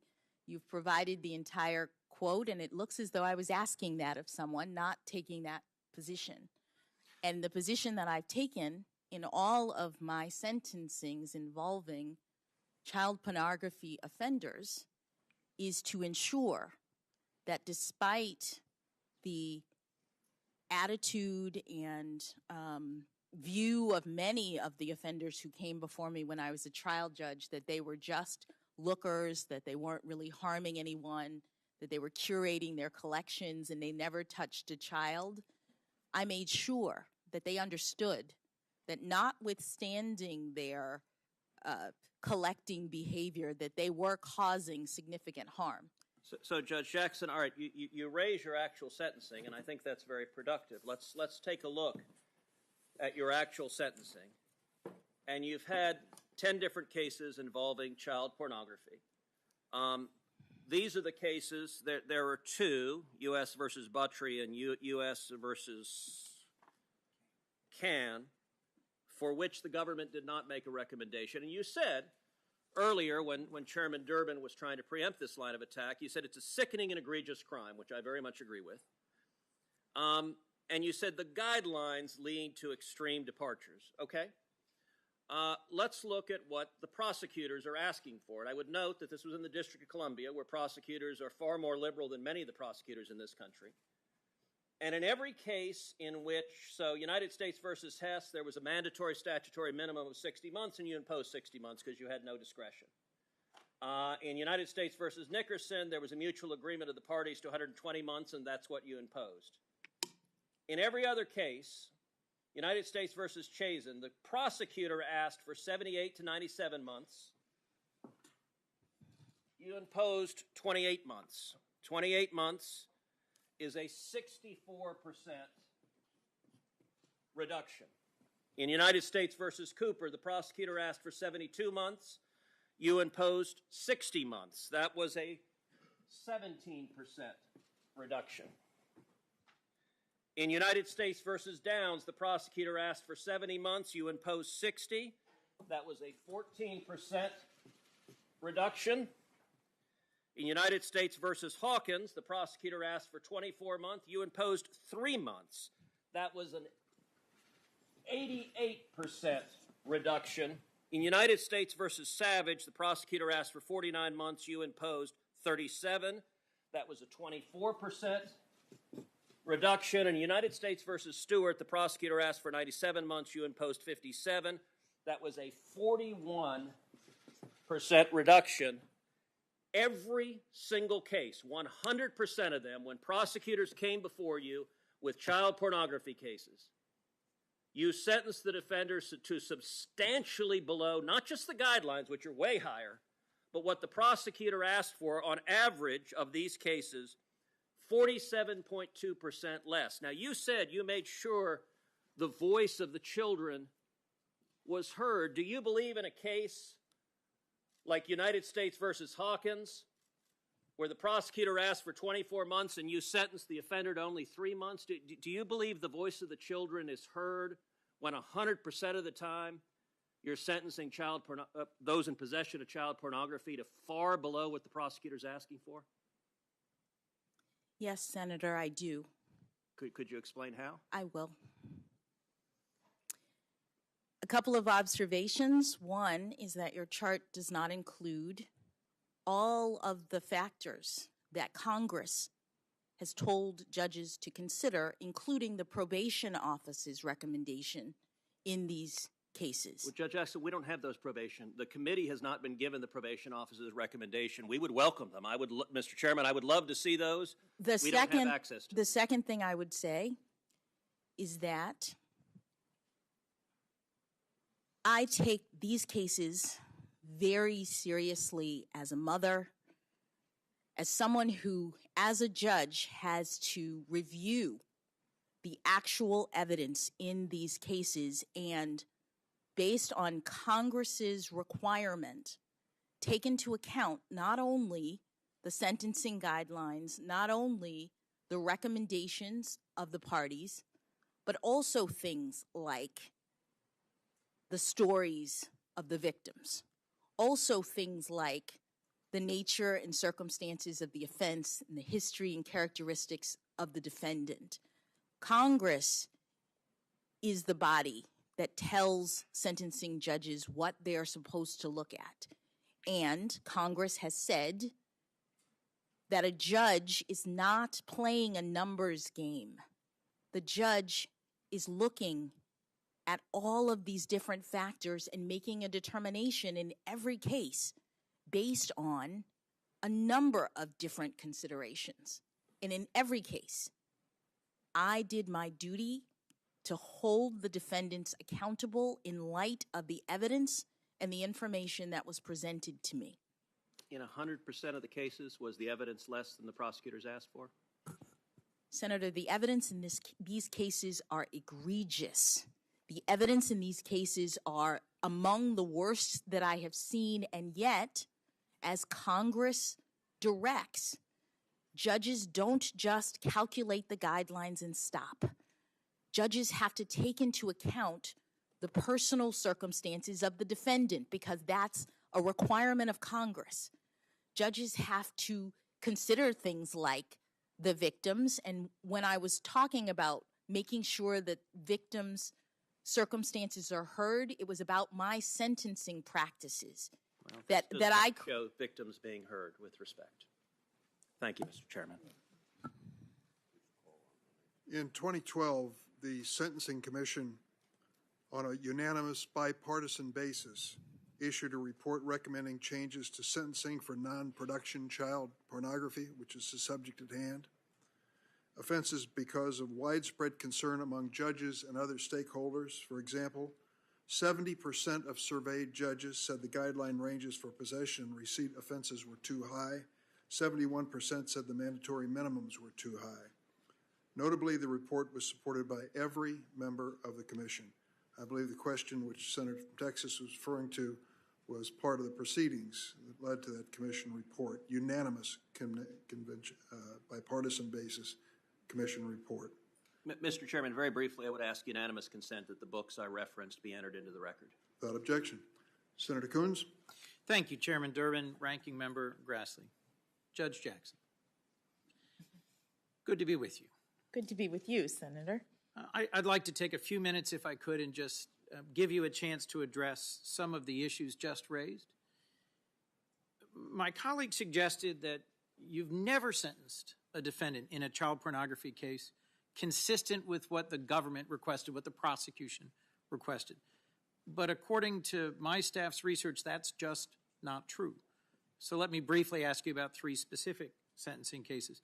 Do you remember U.S. v. Nickerson? You sentenced Charles Nickerson Jr. to 10 years in prison, exactly what the government requested. I do, Senator. Do you remember U.S. v. Fife? You sentenced him to 20 years in prison, exactly what the government requested. I do, Senator. And do you recall U.S. v. Nguyen? You sentenced him to 37 months in prison, exactly what the prosecution requested. I do, Senator. So in these three cases, it's also true that the government, the prosecution, requested below guidelines sentences. Would that seem surprising to you at all? It would not. And is that because overwhelmingly, nationwide, in 70% of cases, and in your district, 80% of cases, downward departures from the guidelines are the norm? That is correct, Senator. So to the extent there seems to be some concerted effort to try and characterize you as being soft on crime or somehow unconcerned about child safety, I just wanted to take another moment and give you a chance to respond to that. As a parent, as the member of a family that's had several members who've served your brother, your uncles in law enforcement, could you share a bit about how having loved ones who serve as law enforcement officers, in one case a detective on a sex crimes unit, has had an impact on your sense of the balance of justice and mercy in the case of ensuring that we hold to account those who commit crimes against children? Thank you, Senator. As a mother, these cases involving sex crimes against children are harrowing. What I think is important to understand is that trial judges who have to deal with these cases are presented with the evidence or descriptions, graphic descriptions. These are the cases that wake you up at night because you're seeing the worst of humanity. When there are victim statements that are presented, when people talk about how their lives have been destroyed as children, how the people who they trusted to take care of them were abusing them in this way, and then putting the pictures on the internet for everyone to see. I sometimes still have nightmares about the main witness, the woman I mentioned earlier, who cannot leave her house because of this kind of fear, the vulnerability, the isolation. These crimes are horrible. And so I take them very seriously, just as I did all of the crimes, but especially crimes against children. So, Your Honor, if I could, the characterization that was just presented in a recent column in the National Review, a conservative publication, has characterized that view of you as a smear that appears meritless to the point of demagoguery and characterizes your approach in sentencing in these cases as mainstream and correct. And I'll just remind my colleagues and those watching that two of the largest, most substantial law enforcement advocacy organizations in our country, the National Fraternal Order of Police and the International Association of Chiefs of Police, have spoken up in support of your qualifications and your capabilities. The FOP letter says there's little doubt you have the temperament, intellect, legal experience, and family background to have earned this appointment. That sentiment was echoed by the IACP. In their letter, they said, you believe you have a deep understanding of and appreciation for the challenges and complexities confronting the policing profession, and you have, during your time as a judge, displayed your dedication to ensuring our communities are safe and that the interests of justice are served. I find it hard to believe that these organizations, having looked closely at your judicial decisional record, your sentencing decisions, your lifetime conduct, would have taken those unusual steps to be that forceful in supporting you if, in fact, you had somehow a disturbing record of coddling child pornographers or being soft on crime. In fact, Judge, your record, in my view, demonstrates you're an even-handed and impartial judge. And I can see that when I look at cases you've ruled on that involve very politically charged or partisan interests. You've delivered rulings on both sides for plaintiffs and defendants, and in my review of your record, you've put any personal views or concerns aside. You've based your decisions on the argument of the parties, the facts in the record, the applicable law and precedent, and the well-reasoned and thorough opinions you've written show to me a judge striving to make even-handed decisions based on facts and law, not on some caricature of a leftist agenda. But don't just take my word for it. We've received an outpouring of support for your nomination. As we'll hear on Thursday, a very wide range of groups and individuals have sent letters or testimony to this committee in support of your nomination. It's no surprise to me that your legal mind, your experience, your temperament inspire strong support from some of the best and brightest of our legal community. And I think it's worth highlighting that among those many who have written to us are included well-respected conservative and Republican lawyers and Republican-appointed judges who agree with my characterization that you're an even-handed and impartial judge. We've received a letter from 24 conservative lawyers who held positions in Republican administrations or are well known for their conservative political or legal views, who wrote this committee to urge your speedy confirmation. They praised your character and intellect and called you, and I quote, a truly excellent person. I'd like to focus, though, on the way that these conservative lawyers characterized your judicial decision-making, which is, after all, the core issue before us, is whether you are the sort of judge at the district court and circuit court that should be elevated to the Supreme Court.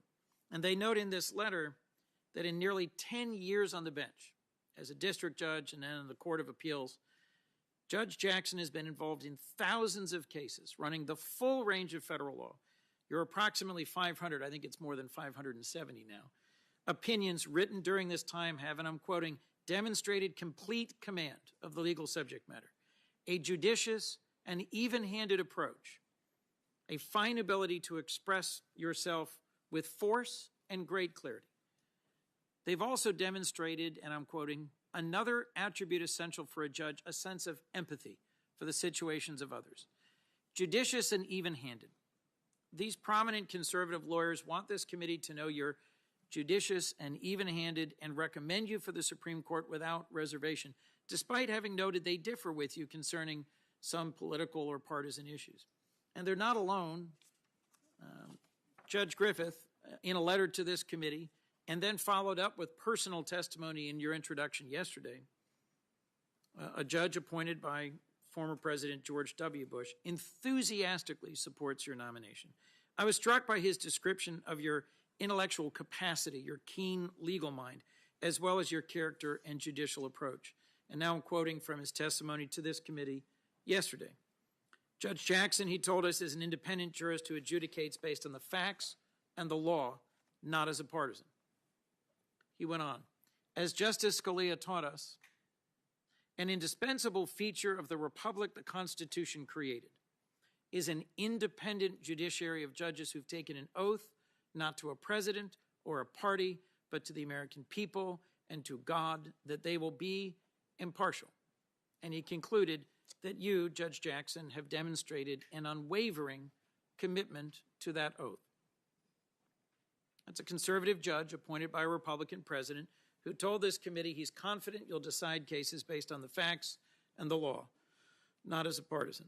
Now, I value the working relationships I have with my colleagues on both sides of the aisle. We can and do at times have fierce policy disagreements, but we also work together to try and find ways as lawmakers and individuals to respect each other. And I take it as a personal sort of badge or a source of pride when someone with whom I really disagree on one issue is able to legislate with me on another. And so I imagine, Your Honor, it must be gratifying to know that a judge who literally sat in judgment of, reviewed dozens and dozens of your opinions. In fact, I think he reversed you once. Oh, more than.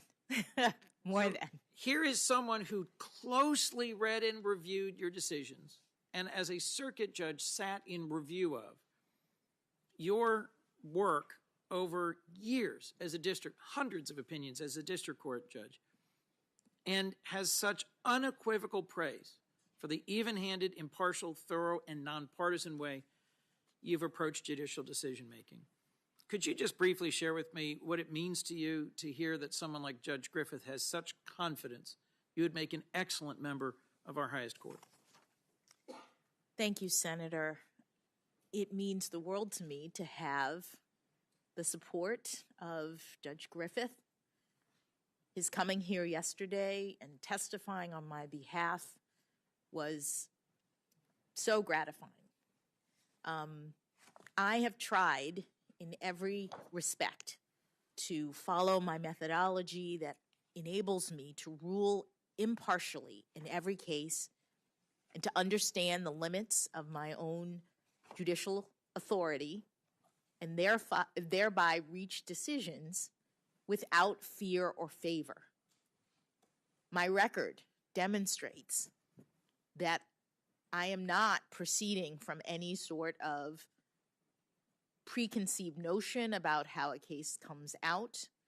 I'm not ruling consistent with any sort of ideology. I'm doing what impartial and fair judges do, which is to decide in every case based only on the facts and the law of that case. And I'm very, very pleased that Judge Griffith has seen that in the years that he supervised me effectively as a Court of Appeals judge when I was a district judge. And I think it's wonderful that he was able to come here and testify to that.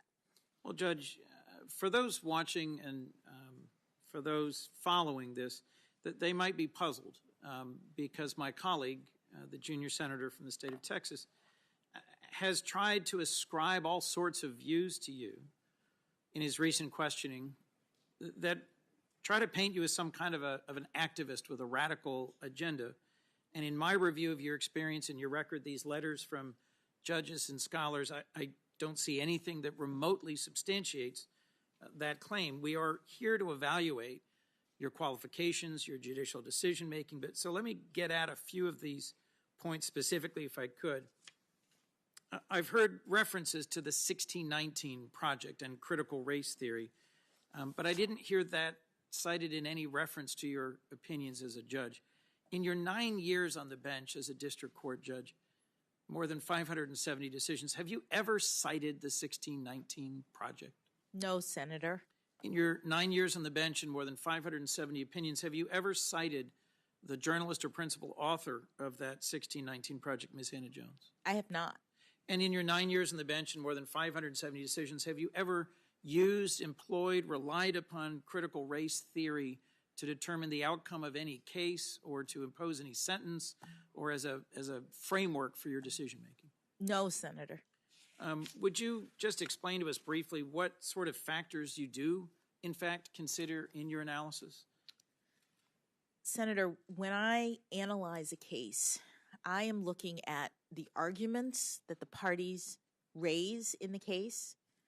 I'm looking at the record, which is the facts of the case developed, if I'm on the Court of Appeals, developed below. And I'm looking at the law. I'm looking at any statutes. I'm hewing to the text. I'm looking at constitutional provisions to the extent that they are applicable, and any precedents related to the case at issue. Those are the inputs that are appropriate for a judge to consider, and those are the only things that I use in my decision-making.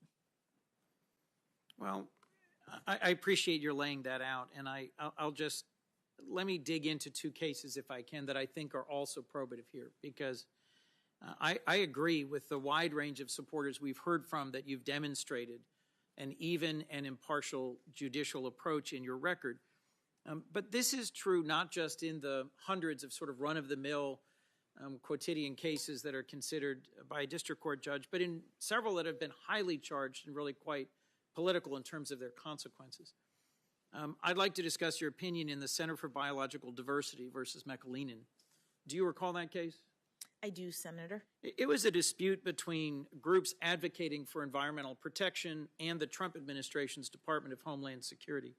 The dispute was about President Trump's efforts to quickly construct a physical border wall between the United States and Mexico. I'm sure I don't need to remind you or anyone here that at the time, Democrats were just about unanimous in thinking that physically building a wall from coast to coast was not the wisest use of resources to secure the border. There were other ways to do it, and with Republicans pretty much unanimously willing to defend it. So it was a policy matter with some sharp divisions and some political consequences. You ultimately ruled in favor of the construction of the wall and against an attempt by environmental groups to halt its construction through a legal case. Can you discuss what you recall just briefly of the claims presented and how you came to a decision in favor of the Trump administration?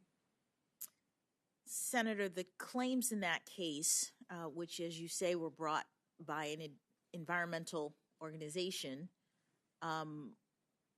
related to the Administrative Procedures Act, which is something that we often see in the District of Columbia, and whether or not the agency could waive certain environmental laws pertaining to the construction of the wall, whether or not the agency's determination to do so was lawful. And I looked at the relevant circumstances, and I ended up, I believe, dismissing that case on threshold grounds before getting to that point in the analysis. But consistent with what you said, I was guided by my understanding of the law and what it required, and not by anything else. I could spend a lot of time on the details of this case, but let me try and summarize it this way. You analyzed the statute. You concluded Congress had clearly blocked the courts from hearing non-constitutional challenges. There was no jurisdictional bar to the constitutional claims. To decide them, you considered whether the plaintiff's claims were viable. You looked for precedent. You found one. While not controlling, you thought it was legally sound and persuasive. But there was no controlling circuit court or Supreme Court precedent that stopped you. If you were in fact an activist judge, a motivated partisan determined to let these plaintiff environmental groups proceed, you certainly could have. There was no clear precedent that barred that from happening. You analyzed the statute. You applied the best precedent you could find, and you reached a result without regard to the political consequences. That is correct, Senator. So in my view, I wanted to talk about this case because there's really nothing unusual or special about it from your perspective. That is correct. For those of us up here, there was a lot special and important about it. It was a highly charged partisan and political issue, but you looked at the statute, you found persuasive precedent, you applied it, you went on to the next case. Well, let me ask about another decision. In a case addressing another very politically charged issue, and specifically this involves the emails of former Secretary of State Hillary Clinton. Now, the Republican National Committee, or the RNC, is opposing your nomination, publicly accusing you of being a partisan Democrat. And they argue you could not possibly be an impartial justice. But ironically, back in 2016, you presided over a case brought by the RNC against USAID related to then presidential candidate Clinton, and you ruled in favor of the RNC. Both the substance and the timing of the case are really quite striking. I did. The RNC made Freedom of Information Act requests for certain emails involving the former secretary. And despite what the RNC would have us now believe, in this case, you reinforced your deserved reputation for following the law, not a partisan agenda, because you ordered USAID to produce thousands of pages of documents related to Secretary Clinton. Do you recall when you issued that decision, that order? I actually don't. Well, I'll tell you, it was just before the presidential conventions. So if there was a moment when the RNC had a political objective, it was right before the convention, and you actually issued a ruling that they were entitled to email production from the USAID on the basis of legal arguments presented to you, the statute at issue, and the evidence. Is that correct? That is correct. Well, Your Honor, I'm frankly really struck at the fact that, for all the back and forth in Senate hearings and academic circles about the judicial philosophy of Supreme Court nominees, you've shown what the experience of nearly a decade overwhelmingly spent on the district court has produced: a methodology, an approach that looks at the Constitution, the statute, the facts, the arguments of the parties, and reaches a result without fear or favor, without taking into account the partisan issue at stake. I don't believe that a judicial philosophy is always all that meaningful. The judge for whom I clerked on the Third Circuit had spent years as a district court judge, and when I asked her, what's your judicial philosophy, she looked at me and said, I just call balls and strikes. I'm a judge who rules on the case before me in exactly the same frame that you offered. A judicial philosophy does not in and of itself constrain a judge. What constrains a judge is a judge who is willing to be constrained, who understands that the role of the federal judiciary is a limited one. And so the real question I think a president should consider when they make a nomination, the question that we as senators need the answer to in order to perform our function of advice and consent, and the question that I think resonates best with the American people who are concerned about this hearing and this nomination and how it will impact the country and their lives is sort of, what kind of justice will you be? We want to know if you'll be fair. We want to know if you'll be faithful to the Constitution and to the rule of law. You've been a judge almost 10 years, and you've written more than 570 opinions. I'd say your record as a judge is the best answer to the question what kind of justice you will be. How would you say, Your Honor, that your approach to judging on the district court relates to the way you are now judging on the circuit court, and what approach do you think you will bring with you if confirmed to the Supreme Court? Thank you, Senator.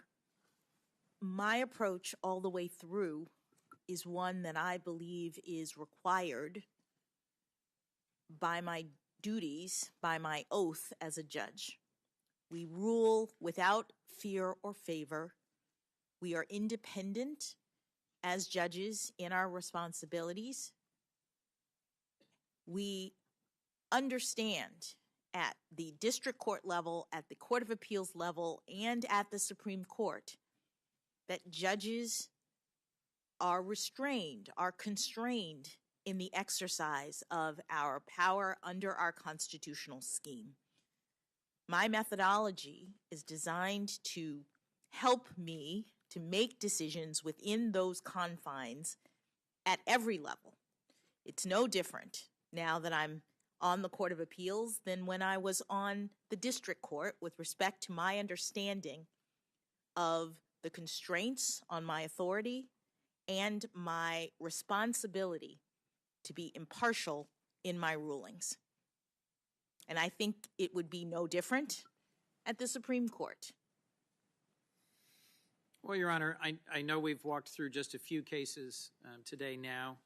In some ways, we've only scratched the surface of your decade and the more than 570 opinions you've written. But it's clear to me from what I've reviewed and from just this sample that, as we also heard from colleagues, from conservative lawyers, from judges who wrote to the committee, that you are judicious and even-handed, that you have a demonstrated record of excellence, that you adjudicate based on the facts and the law and not as an advocate, activist, or partisan. And I encourage my colleagues who want to know what kind of a justice you'll be to take a fair and even-handed look at your record, at your impartiality, and at your methodology. Your experience is extensive and broad.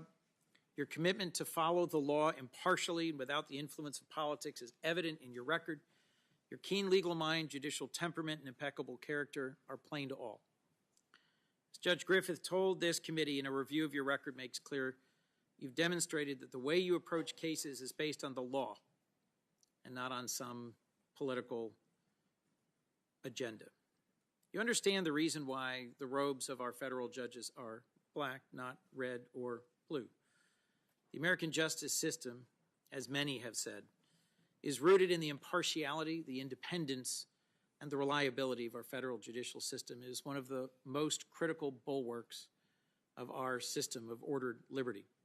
No wonder that when you came before this body to be confirmed for the district court and then the circuit court, you earned and received bipartisan support. I know President Biden counts nominating a Supreme Court justice among the most significant decisions of his presidency, and our role here in the Senate in confirming a justice to our highest court is among our most solemn obligations and greatest privileges. So in nominating you, I believe our president has met his mission, and it will be my honor to join, I hope, the overwhelming majority of my colleagues in supporting your confirmation as an Associate Justice of the United States Supreme Court. Thank you, Your Honor. Thank you, Senator Coons. Last week, the committee received a letter, Judge, from the National Coalition Against Domestic Violence, representing survivors of domestic violence, urging the Senate to swiftly confirm you to the Supreme Court. The committee also received a letter about your nomination from 9 separate organizations representing both survivors of domestic violence and sexual assault. The letter said, and I quote, Judge Jackson is highly qualified for the position as her career and record demonstrate. Her historic confirmation as Supreme Court's first black woman and the 6th woman overall will represent monumental progress toward a nation. It is charged to serve, and that values all of its citizens equally. The organizations also noted, quote, Judge Jackson's rulings reflect the judicial consensus. I move to enter these letters into the record. Without objection, they will be. Senator Sass, you're next up, but we're on the cusp of a vote. So I want to be fair to you. We're going to take a break at this point. I'm going to hope. I thought we were taking a break and going to go vote, but if you want me to go first, I'm good. No, I think we ought to go over there and pray that it comes along and we can return quickly. So why don't we declare this break time for 20 minutes, 4:05, back in the room.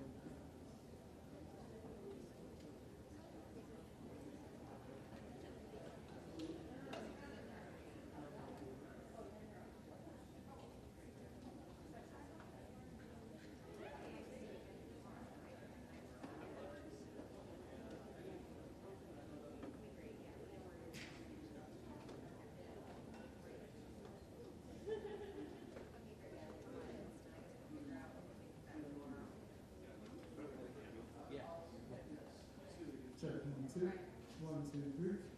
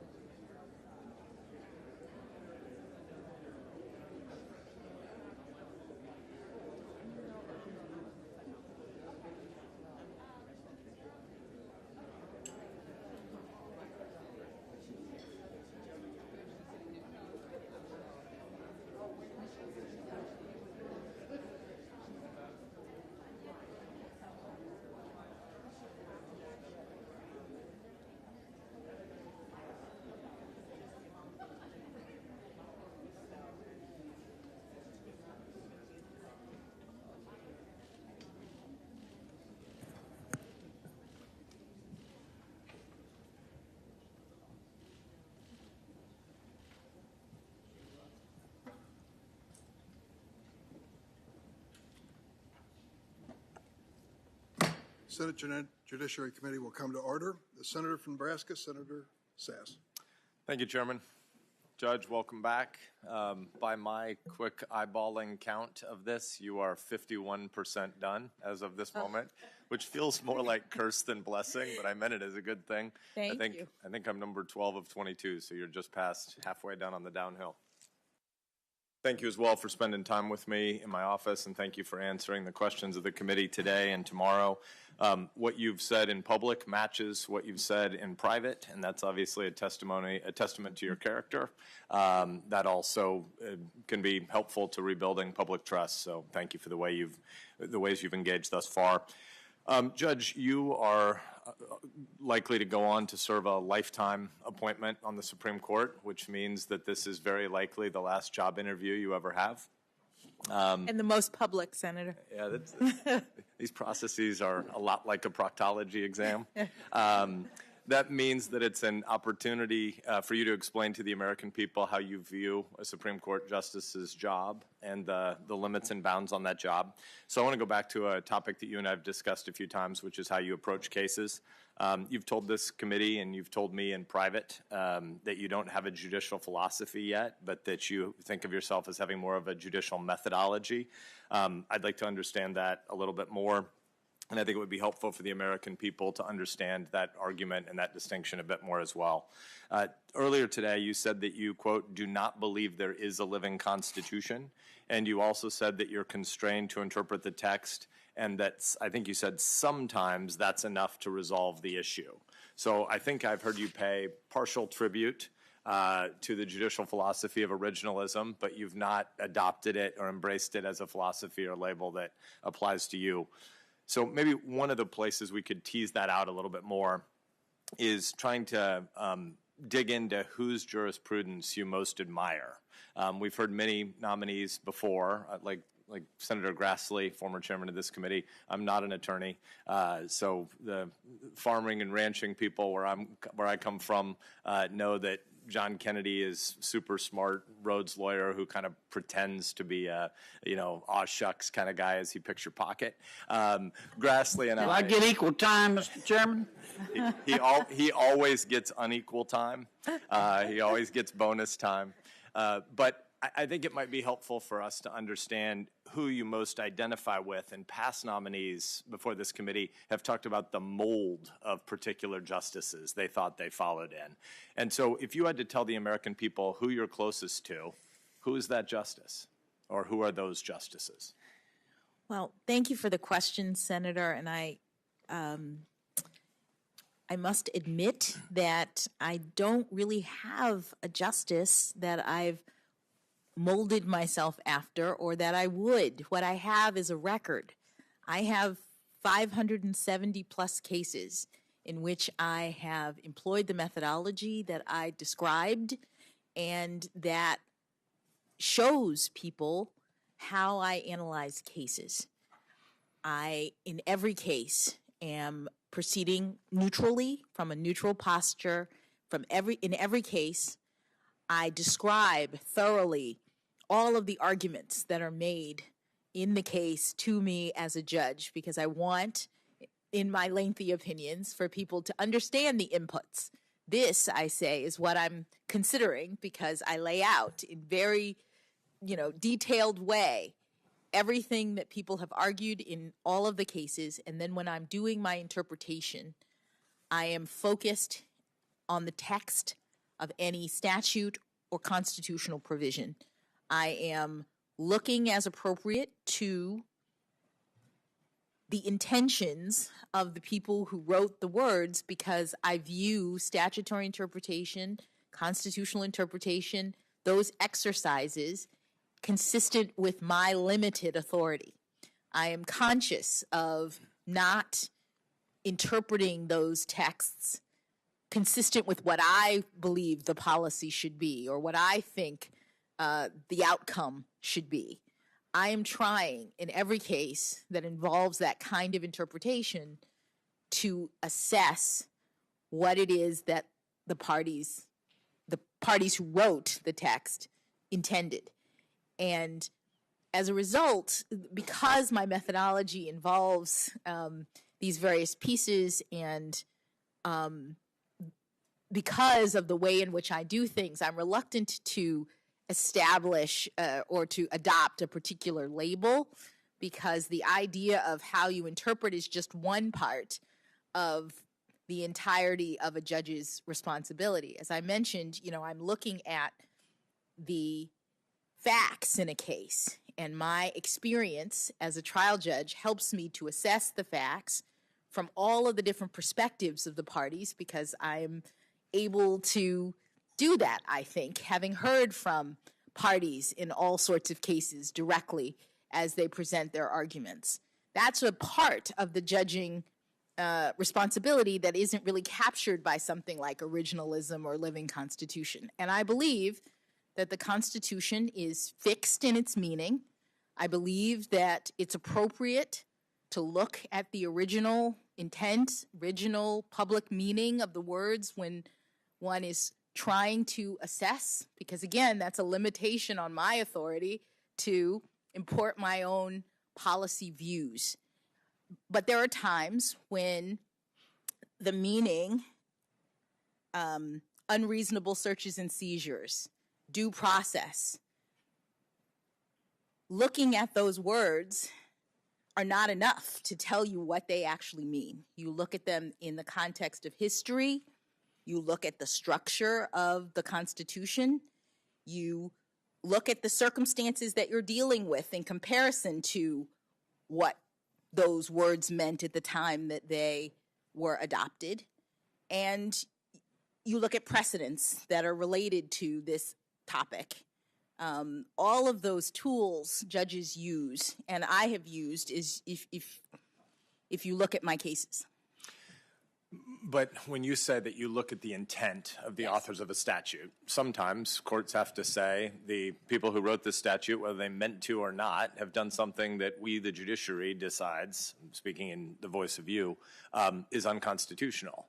And deciding that something is unconstitutional requires an interpretive framework for how you get there, right? And so you and I talked in my office about the differences between Justices Kagan, Breyer, and Sotomayor's judicial philosophies, and you told me that you needed time to study that issue further. So assuming that you've had a chance to think about that a bit more, I guess I'd ask you again, what are the differences among the three of their judicial philosophies?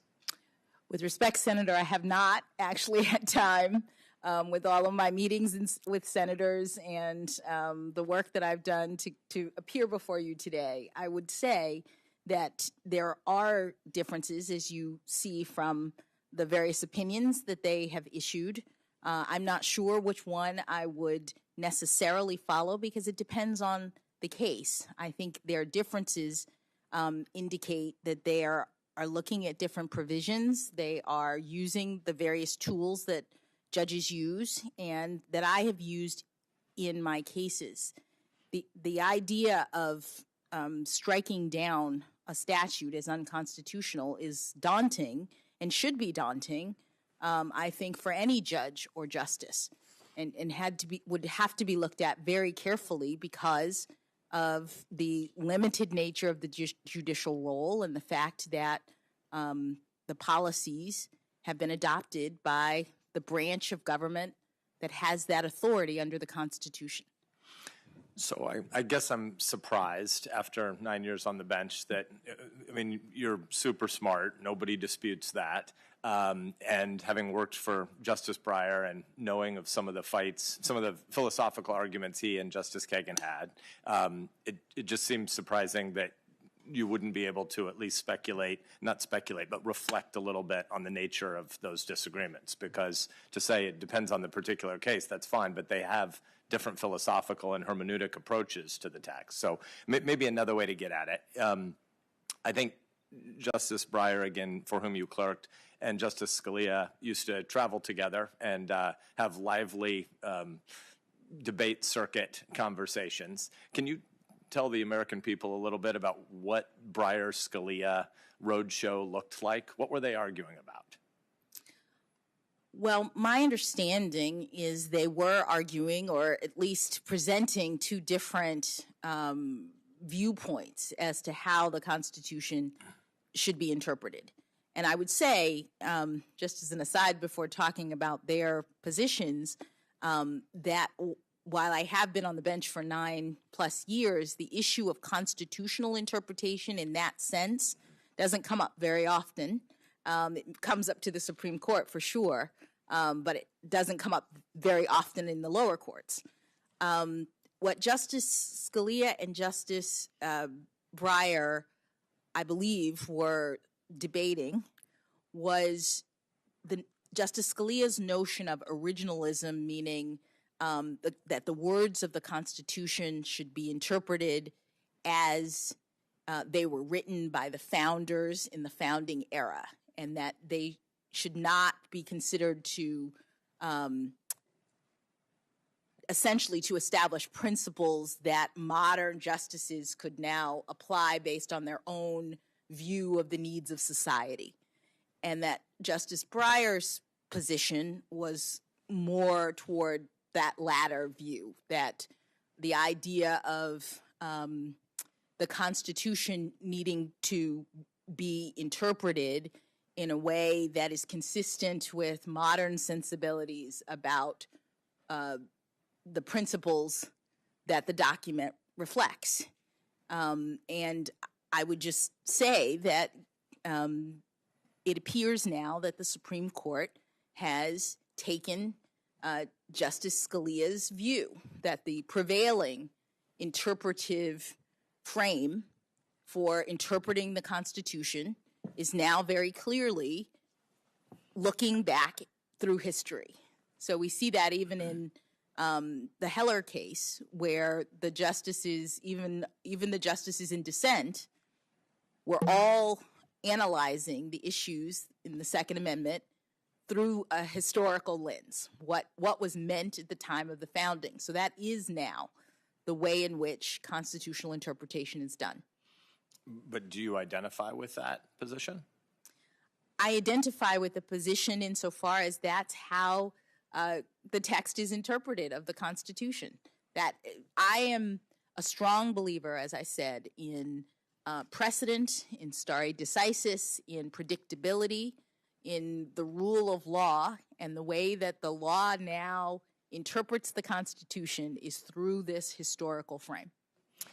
I'm grateful for your last couple of minutes because I think that it's in the American civic interest for us to understand these different schools. Again, non-lawyer here, but my simple way of summarizing some of what I think I heard you just say is that Scalia argues hard that the Constitution has a fixed meaning and justices aren't really free to depart from it without a constitutional amendment passed by the political branches so that the voters get to hire and fire the people or have a role at the state level in the ratification of a constitutional amendment. And Breyer's position seems to me, and I won't get it precise enough in technical legal terms, jurisprudential terms probably to satisfy him, but that the Constitution is speaking to more abstract principles, and therefore there's a lot more play in the joints of what a justice's job is. And I think the way you summarized their debate was pretty fair. And I also think it's fair for us to want to understand what your position is about it, because you're obviously, as I've said, incredibly smart and incredibly likable and winsome and on the stage for a lot of Americans to look up to. I'm at the rah-rah, hear side of that debate. At the level of what is a Supreme Court justice's job, I think that's why a lot of us are still trying to tease out the philosophical distinction, which I think is more than just a methodology, but want to thank you for that answer. You've also brought up the Fourth Amendment a number of times in our conversation, and I would like to talk a little bit more about the Constitution and whether its meaning changes. And so I'd like to go back to the Fourth Amendment topic you brought up in my office. You said, I think, that and correct me if I'm missummarizing your position, you said that originalism wouldn't have much to say about the Fourth Amendment because the Founding Fathers never conceived of a tool, a piece of telecommunications equipment like this. And so I think during our conversation, you said that the original meaning of the Fourth Amendment won't tell you much about what to do with a new technology. My guess is that originalists, and Scalia in particular, would disagree. So what do you do if the text of the Fourth Amendment doesn't answer a question? Where do you go next? Well, Senator, just to clarify what I intended to say, and I may well have misspoken, there is an originalist take, I think, on the question of what happens with a cell phone. As the Supreme Court held in the Riley case, there was a way in which you assess principles of the Constitution, the text of the Constitution, and apply it to modern technology. And you have to, because there's no question that cell phones didn't exist at the time of the founding. So if the originalist principle is we look only at the Constitution as it relates to things that existed at the time of the founding, there would be no answer to what to do about a cell phone. And so what the Supreme Court has said and done is to determine that the principle of the Fourth Amendment with respect to searches is to determine whether there is a reasonable expectation of privacy. They also have looked at property interests with respect to whether or not there's an invasion of privacy, and then determined from history what that reasonable expectation of privacy related to back at the time of the founding, and analogized to current circumstances related to things like cell phones. It's a method of interpretation that allows you to, instead of the alternative, which would be don't worry about the history, just look at the words in the Constitution and say, what do I think is reasonable or unreasonable with respect to police officers searching cell phones? That's not the way the Supreme Court handles it. They try to determine what was unreasonable historically, and then given those principles, historically it would be unreasonable for police officers to enter someone's home, to rifle through their papers and documents. They then analogize to current circumstances and the fact that a cell phone is like your personal file cabinet. And they say, okay, given what we understood the framers to have intended about the need for a warrant or the need for protection against unreasonable searches, we're going to apply that to modern circumstances. It's still an originalist way of analyzing the current dispute. So are there non-originalist ways to wrestle through that same question? And what would they be? One could imagine that rather than referencing history at all, that the court would look at the Constitution. It says no unreasonable searches and seizures, and would just ask in light of modern sensibilities, in light of what we would think would be reasonable today, or what the court itself would think would be reasonable today, we'd apply that modern understanding to the cell phone situation. And the danger, I think Justice Scalia would say, is that that's a kind of framing that permits judges to make a determination based on their own views rather than hewing themselves, as Senator Lee said before, that Justice Barrett pointed out, hewing themselves to the text of the Constitution. And does Breyer have a different view? I haven't, I'm just trying to think. My understanding of the living constitutional principle is that it's closer to looking at the needs of modern society. But I'm not well versed in it, in part because the Supreme Court has now so clearly taken the historical perspective, the originalist perspective in its interpretations. You brought up the cell phone example with me, but I know you have others. What are some other areas of life where the original meaning seems to be 2.5?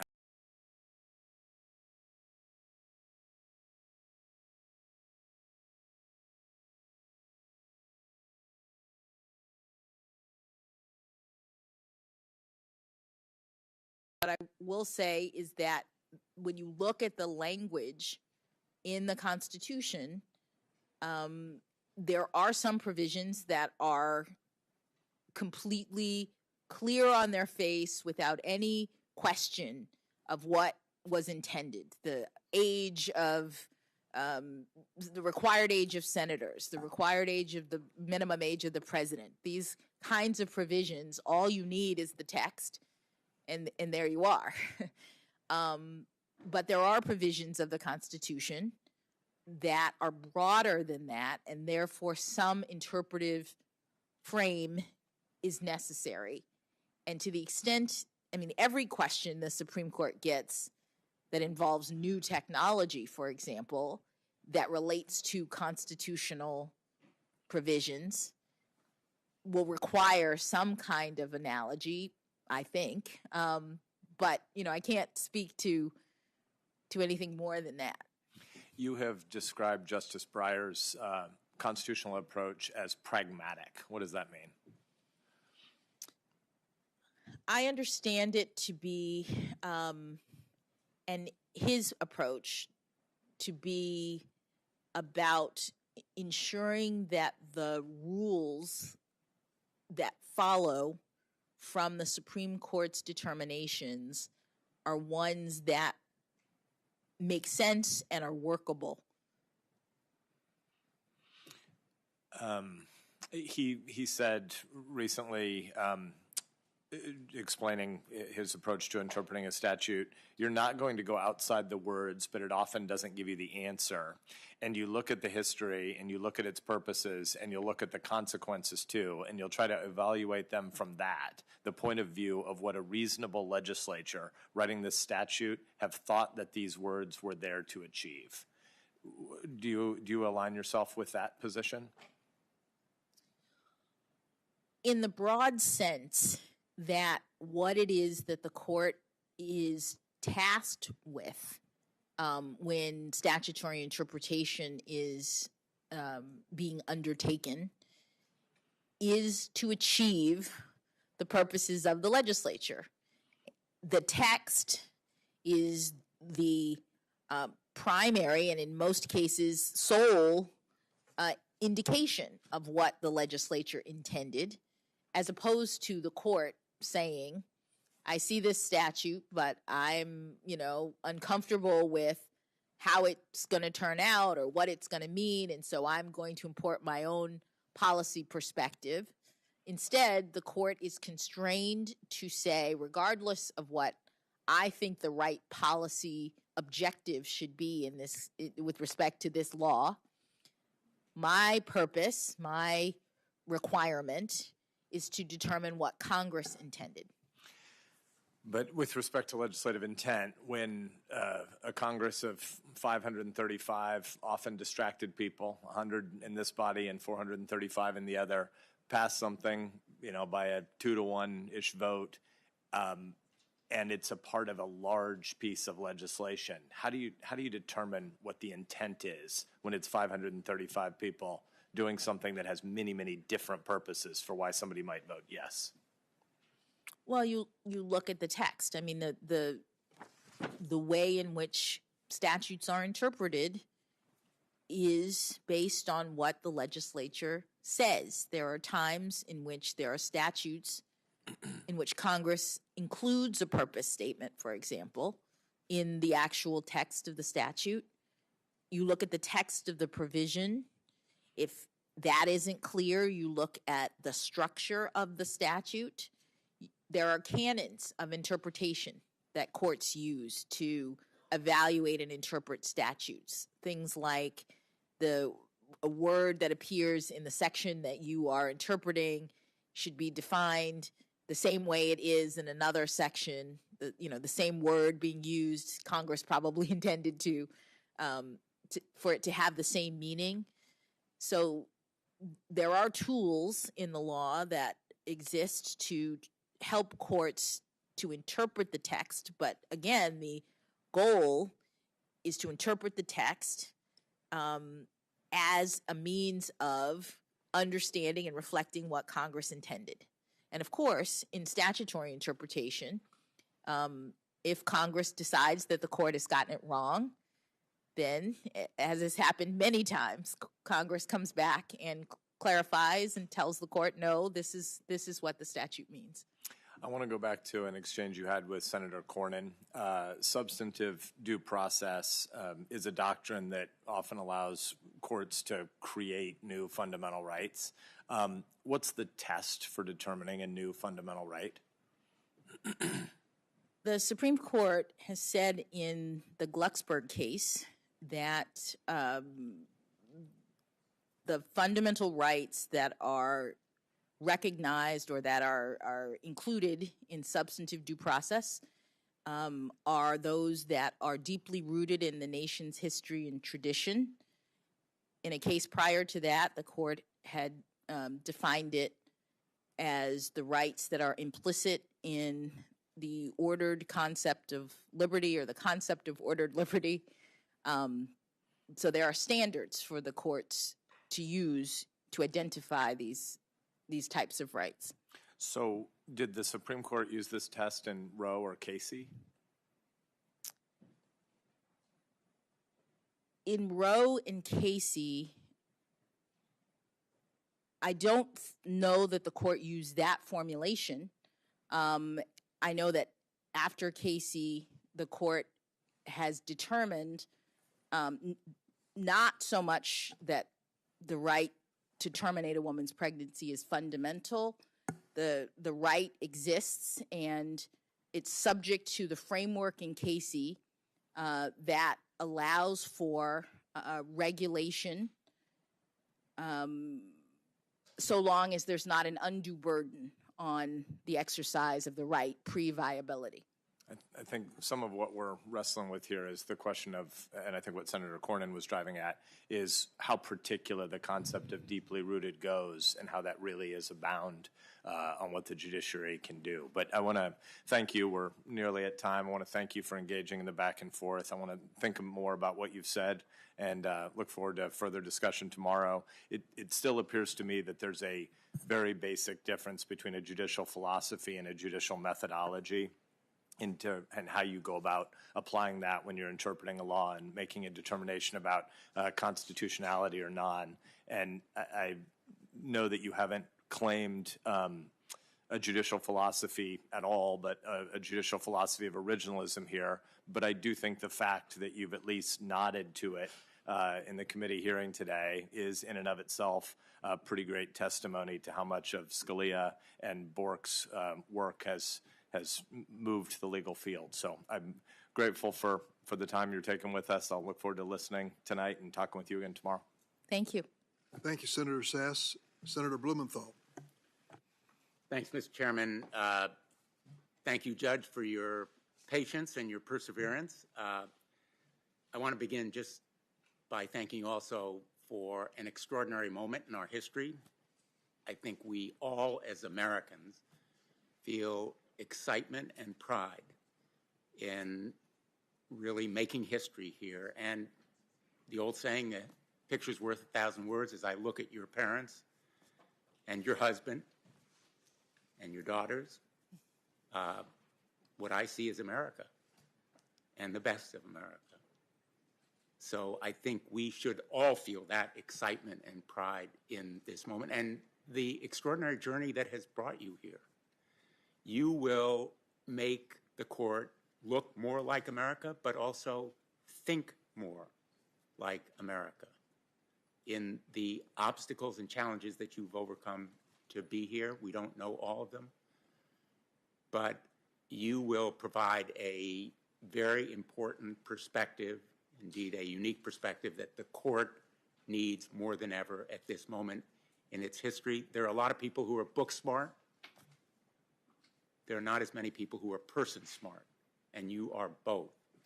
That kind of emotional intelligence is what our courts need, not just our Supreme Court.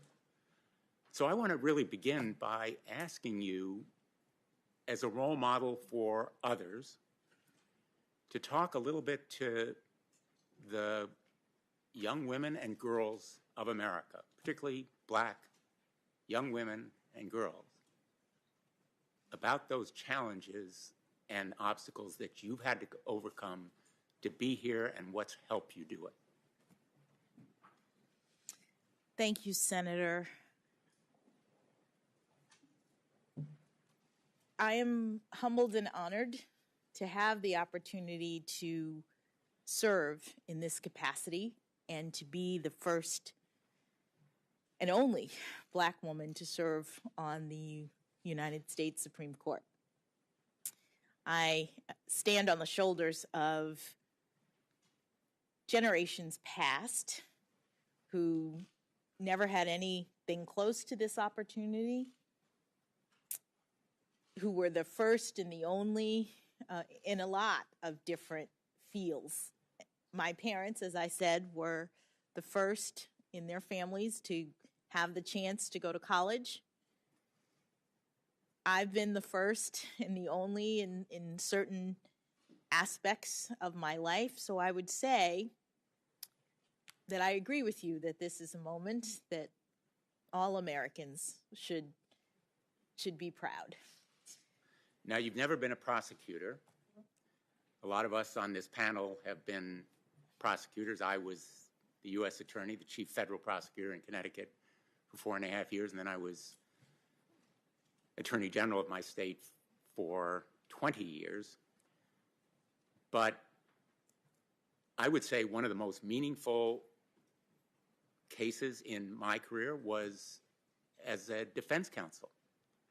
I was asked by the NAACP Legal Defense Fund to represent a Black man on death row in your home state of Florida. He had been convicted of murder and rape, had been on death row for a number of years. And I took the case because I was asked to do it, and eventually, somewhat to my surprise, found, in fact, he had never done the crime of which he had been convicted. And eventually, we won his freedom because the prosecutor in the case concealed evidence, which was a violation of his constitutional rights.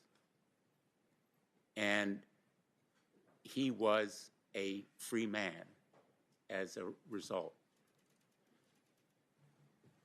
Your husband, as a surgeon, saves lives. Lawyers don't do it often. But I know from personal experience the importance of having a good representative, an advocate, a counsel, because in that case, he had been denied it when he originally went to trial. And only after years in both state and federal courts was the truth vindicated. So I want you to talk a little bit about why it is important for defendants to be represented by zealous, really aggressive and energetic advocates who tell the truth to the court, put on the evidence, and present the best possible case for a defendant accused of a crime. Thank you, Senator. The idea is one that is rooted in our Constitution. The framers were concerned about government overreach in a lot of different areas. The provisions of our Constitution are protecting individual liberty from government overreach. This is why we have provisions about limited government, and there are many provisions in the Constitution that are limiting government action when it comes to the deprivation of liberty, because the framers understood how important liberty is to our society.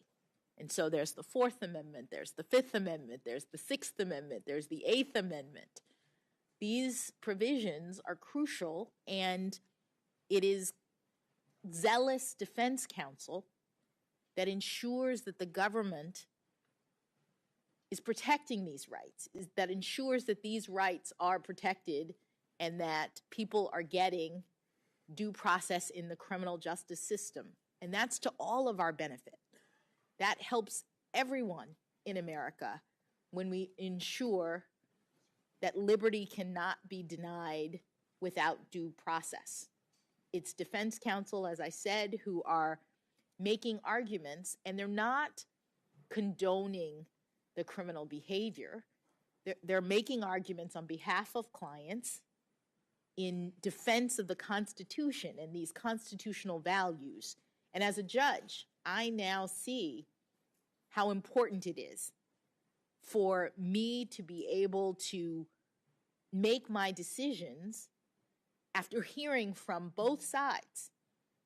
That's crucial. We have an adversarial system, which means that judges are presented with arguments from both the prosecution and the defense. And only when I'm able to hear from both sides can I make a just, fair determination. And fairness is the hallmark of our constitutional scheme, and it's what makes us the best criminal justice system in the world.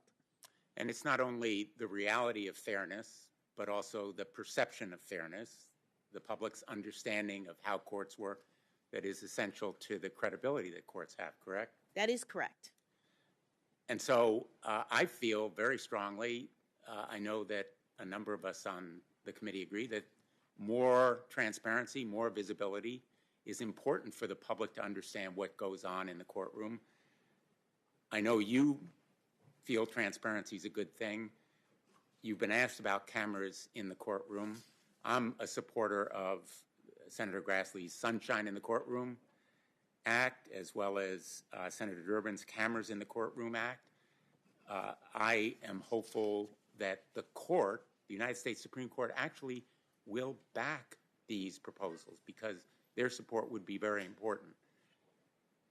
Tell me how you feel about the basic principle of transparency and more visibility. Well, Senator, one of the reasons, as I said, that I write such long opinions is because I want everybody to know exactly the arguments I've considered, the facts that I've reviewed, and in pretty fine detail, the course of my reasoning. And I've done this in 570 opinions. I think it's important for public confidence, as you say, for people who are bound by the law and who are affected by the courts to know what the court's views are. With respect to the issue of cameras in the courtroom, I understand that that is something that is proceeding through Congress, and if I was confirmed, I would look forward to talking with my colleagues to understand the positions that people have regarding that issue. I appreciate that response. One of the other areas that I think is important to transparency and to public trust and confidence in the court is visibility as to its own decisions, which I think is directly contradicted by the shadow docket. You've been asked about it before, but I just want folks to understand that some of the most important decisions of the Supreme Court have been decided, or at least issues resolved, without oral argument, without briefs, without any public explanation. A controversial travel ban has gone into effect. The first federal execution in 17 years was permitted. Statewide COVID restrictions were enabled. The collection of data in the 2020 United States Census and enforcement of voting restrictions in the 2020 presidential elections, as well as decisions relating to immigration and blocking the Biden administration from enforcing a federal moratorium on evictions imposed because of the COVID-19 epidemic. Americans have a right to an open, full, fair proceeding with a record of the court's reasons for making decisions. So I hope that you will urge your colleagues, when you talk to them about cameras in the courtroom, also to do less on the shadow docket. And I hope that perhaps, if they don't, Congress will take some action.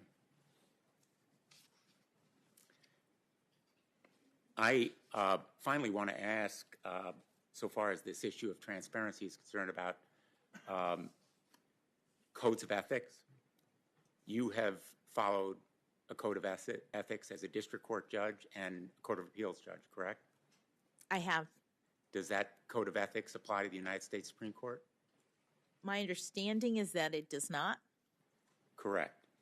And my hope is that you will perhaps urge your colleagues as well to support a code of ethics. They haven't done so as yet, but I think we have an obligation in the Congress to set forth a code of ethics, and I hope they'll support it. Senator Durbin and others of us have supported that kind of measure as well. And I would just ask you whether you'll raise it with your colleagues if you're confirmed. Senator, certainly if Congress is taking anything up that requires our review, I would absolutely consider it, and even if not, I would consider it. Thank talking to them about it. Thank you. You know, the reason I raise these points is that I respect the United States Supreme Court. I've argued 4 cases before it. I was a law clerk to Justice Blackmun, who, by the way, was from Minnesota, Mr. Chairman. In fact, he was known as one of the Minnesota twins when he was appointed because he was thought to be exactly like then Chief Justice Warren Burger, who also was from Minnesota, in his very, very conservative views. And as it happened, Justice Blackmun became one of the most progressive members of the court over the years that he served. He had a capacity for growth and for learning and listening, which I believe you have, and I think it is one of the most important characteristics of anybody who serves on the court. But I do think the court's crisis of legitimacy is the result of divisions within the court, the polarization and politicization that has drawn lines, the process that has happened in recent years in confirmation proceedings. And so I really think that consensus building bridges with your colleagues, will be immensely important. I think that's one of the reasons that the president chose you, having talked to him about it, that you have that kind of persuasive and forceful intellect, but also the personal charm and warmth and depth that will enable you to do it. Maybe you can tell this committee about how you worked on the Sentencing Commission, for example, or in your previous experiences on that kind of consensus building. Thank you, Senator. Consensus building was one of the things that Justice Breyer was particularly good at in terms of his personality. In the time that I clerked for him, I witnessed the way in which he continually reaches out to colleagues, continually seeks common ground. And it's something that I would hope to be able to emulate if I were to be confirmed. When I worked on the Sentencing Commission, the commission is a 7-member body working on sentencing policy, which is at times a pretty contentious effort because we're talking about criminal justice. As commissioners, we are working on policy issues related to appropriate sentencings, and by statute, the commission is a bipartisan group. And during my 4 years as a commissioner, I was able to work well with other members of the commission to find common ground, to work on issues, to come together. And the vast majority, I heard a statistic that something like 95 or 97% of the votes that the commission took were unanimous. And that happened because of a lot of effort and intention on the part of all involved to see if we could work together. And that would be the kind of thing that I would hope to do if I was confirmed to the Supreme Court.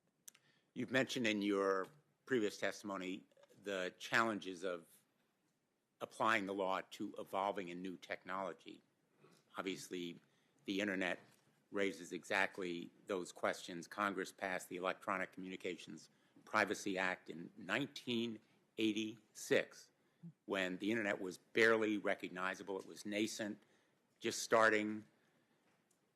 And now, our nation faces a mental health crisis. It is partly aggravated by the pandemic, the isolation and anxiety that's resulted from it, but also by the internet and by the tech platforms that drive toxic content at children as a result of these black box algorithms that nobody really understands. Literally, no one understands because the tech platforms want to keep them secret. And we are trying to upgrade the law and update it to give parents tools to have greater visibility as to what their children are doing and to give parents and children tools to protect them against some of the bullying and eating disorder content and even suicidal and substance abuse stuff that they are driven to see. And Senator Blackburn and I have introduced a bipartisan measure, the Kids Online Safety Act, that will provide a more modern solution to a modern problem, to update the law to account for the role of social media in our ongoing and aggravating mental health crisis in this country. Do you agree that it helps the Supreme Court and judges in general to do their job when Congress updates our statutes to account for technological change? Thank you, Senator. The role of the court is to interpret statutes when there are disputes related to the statutes, and in circumstances in which statutes have not been updated, I don't think it's surprising to note that there are disputes about the meaning of the statute, about how it applies. And so to the extent that Congress undertakes to make amendments and make the changes, I think it helps courts. Maybe there'll be fewer disputes or easier disputes to resolve. Easier disputes to resolve in the sense that, and I've seen it happen, a judge will say, I don't know what Congress meant to do in this kind of situation because this law was written at a time when none of this stuff now existed. I'm sure you faced that situation. I think it's true of social media and the dangers to children as a result of the toxic content that they often find and often seemingly are addicted to use again and again and again because it's part of the business model of those social media and big tech platforms. Yes, I have faced this situation. One of my cases, the Alliance of Artists and Recording Companies versus General Motors, is a case that I ended up writing a couple of opinions about. It involved a statute of Congress related to digital recording audio devices and whether or not royalties were required for the purchase of those kinds of devices. And it was enacted at a time in which recording technology was at a different stage than it is now. And disputes arose that came before me regarding whether or not to apply the royalty requirement in that statute to modern recording devices, and in particular, the recording devices that are now in automobiles, when you take your CD and you put it in your own car and record onto the hard drive of your car, is that the same thing as putting your CD in one of those machines that records from CD to CD, and you give the second recording to all of your friends? That was what the statute was originally meant to cover, and the question was whether recording to your own car's hard drive counted. And it was a very interesting interpretive exercise, but again, it was the kind of thing in which I was focused on trying to ascertain what, based on the text of the statute and the definitions in the statute, what Congress intended this statute to cover. And cars, other devices, appliances at home collect huge amounts of data, don't they? And as consumers, we feel we own that data. It's ours. But it can be bought and sold, exchanged, and mined in a way that right now consumers have no consent over. And it enhances the dominance of just a few of those tech companies, just a few of the corporations. Corporate power is emboldened and enabled in many respects by the amount of data they collect. It's also enabled by forced arbitration. We've had a reference to it already today with respect to complaints about sexual harassment, which fortunately we have addressed. I've been proud to work on the Ending Forced Arbitration of Sexual Assault and Sexual Harassment Act, which President Biden signed after we passed it just a few weeks ago. I've heard harrowing stories from survivors of sexual assault and victims of workplace harassment who were silenced and denied justice by forced arbitration. But forced arbitration applies as well to everybody who has a cell phone. You have a forced arbitration agreement. Many workers have forced arbitration agreements. Nursing homes have forced arbitration agreements. The point is that you have dedicated your life to access to the courts, the right of a trial, the right to a jury, the right to a judge. None of it is possible where there is a forced arbitration agreement. That's why I've worked on a measure called the FAIR Act that would make any forced pre-dispute arbitration agreement invalid and unenforceable. If both sides want arbitration, that's fine, but access to the courts should be available to everyone. I know that you're limited as to what you can say about measures that are before us and policy issues, but I hope that you will consider the trend that the court has adopted in support of forced arbitration and denial of rights like class action, and review whether they are appropriate. Let me just finish with a couple of quick points. First of all, on the Harvard Law School, Harvard Law Review article on registration of sex offenders, convicted sex offenders. I must say, I read this article several times. In my view, it is analysis, not advocacy. Would you agree? Absolutely, Senator. As a law school student, I was trying to do what law school students do, which is analyze a new set of legal provisions. These laws were new, and I was trying to assess what criteria courts could use to look at them. I was not making an argument about them at all. Exactly. And by the way, one of those statutes was in Connecticut. It was challenged on constitutional grounds, double jeopardy. It went to the United States Supreme Court. I defended it there. It was upheld 9-0. I don't know whether your article was cited, but I would put this Law Review article very much in the category of analysis, the distinction between prevention and punishment.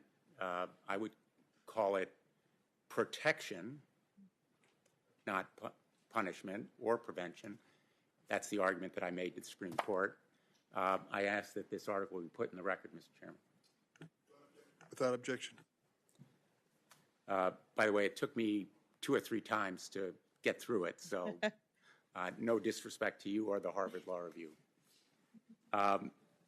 The issue of child pornography,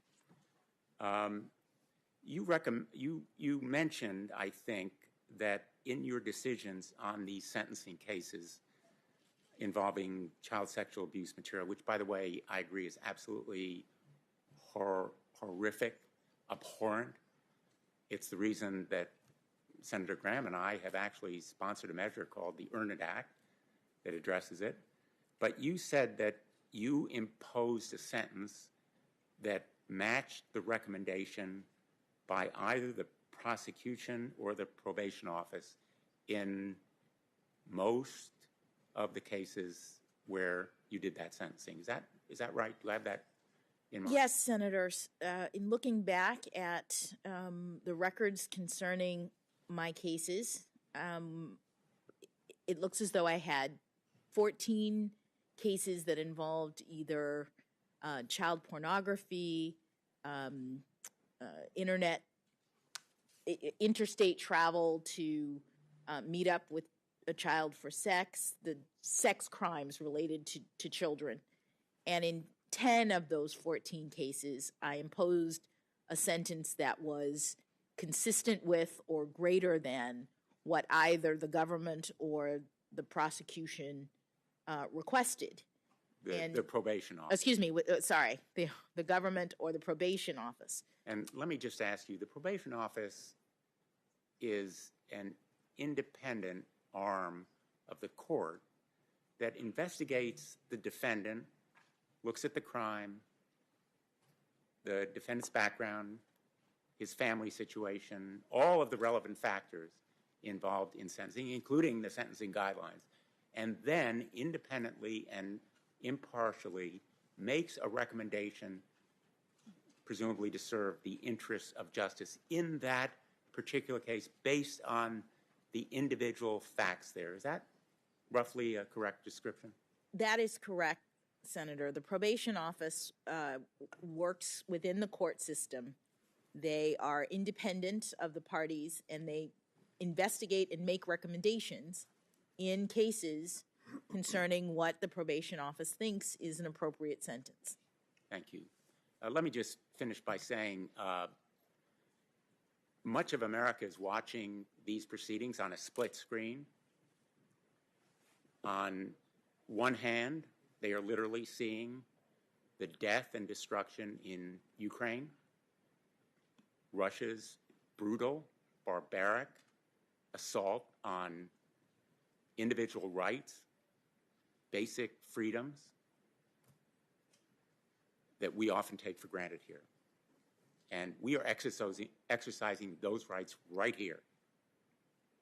You are a teaching lesson. This proceeding is a teaching lesson about the importance of democracy. The people of Ukraine are fighting for it. They are dying in their neighborhoods and streets and their homes. They are huddled in basements. Their men and women are resisting valiantly and bravely against a huge military force that Russia has unleashed and a reign of terror from the skies simply because they believe in the ideals of freedom and law that we are seeking to preserve here. And so on this side of that split screen, I think it's important that we do our best to honor the norms and the rules that you've sought to uphold throughout your life. And I'm proud and excited to be here with you and your family as we go through this process. And I look forward, as I hope many of us do, to a bipartisan majority in support of your candidacy. Thank you. Thanks, Mr. Chairman. Thank you, Senator Blumenthal. I'd like to bring everyone up to date. We have several considerations. The remaining senators for questions, the endurance of our witness, Judge Jackson, votes on the floor, requests for compassionate release by a number of people in the audience. Here is where we stand. We're going to have Senator Hawley, followed by Senator Hirono. Then we're going to take a 20-minute break because that's when we think there'll be some votes on the floor. We can take care of those and get back in 20 minutes. Then we will return from that break to Senators Cotton and Booker. Then we'll take a 30-minute break or so for dinner. Then it'll be Senator Kennedy, Padilla, and Tillis. And we're going to start off tomorrow with our two Senators Ossoff and Blackburn. So we should finish in the 9 to 10 o'clock hour this evening, God willing. So at this point, I recognize Senator Hawley. Thank you, Mr. Chairman. Judge, nice to see you again. Thank you again for being here. Congratulations again on your nomination. I want to start where Senator Blumenthal left off. I want to talk with you about some of these cases. I mentioned them yesterday, so I know you know which ones I want to talk about. The 7 cases, child pornography cases, in which you had discretion. They came before you. You had discretion to sentence one way or another in these 7 cases. Not every case, of course, do you have discretion. Sometimes the law requires you to impose a sentence, certain sentence.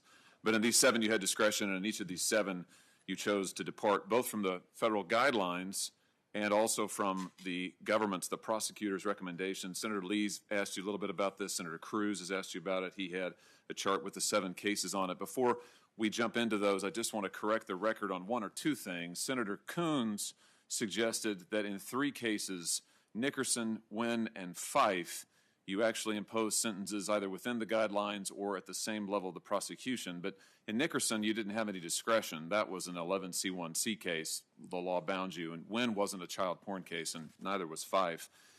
Just one other quick thing to clarify. As to these comments about the probation office doesn't issue national guidelines, right? I mean, the probation office doesn't issue sentencing guidelines. They're not public. They're not recommended to all judges. The probation office provides advice to judges case by case, usually in private, usually not available to the public. Is that right, Judge? Not exactly, Senator. The probation office in criminal cases is assigned by the court to work with respect to the evaluation of cases, in every case consistent with Congress's requirements. The probation office prepares a pre-sentence report in which they review all of the statutory factors concerning sentencing. Congress has a statute for sentencing. It requires judges to consider the nature and circumstances of the offense, the history and characteristics of the defendant, the need for the sentence imposed to promote various purposes of punishment. There are many purposes listed in the statute, and the probation office is the arm of the court that does factual investigations in every criminal case, unless there are certain cases in which you can waive it, but the background is the probation office's assessment of the facts related to a particular sentence and a particular crime. And the probation office's report, when a court sentences, actually, in most cases, becomes the findings of fact of the court. And so the probation office appears just like the prosecution and the defense. The probation office has written a report, and they make a recommendation to the court based on their independent analysis related to the facts of a particular crime and defendant and sentence. Understood. So they give the court counsel. Understood. However, they don't issue guidelines.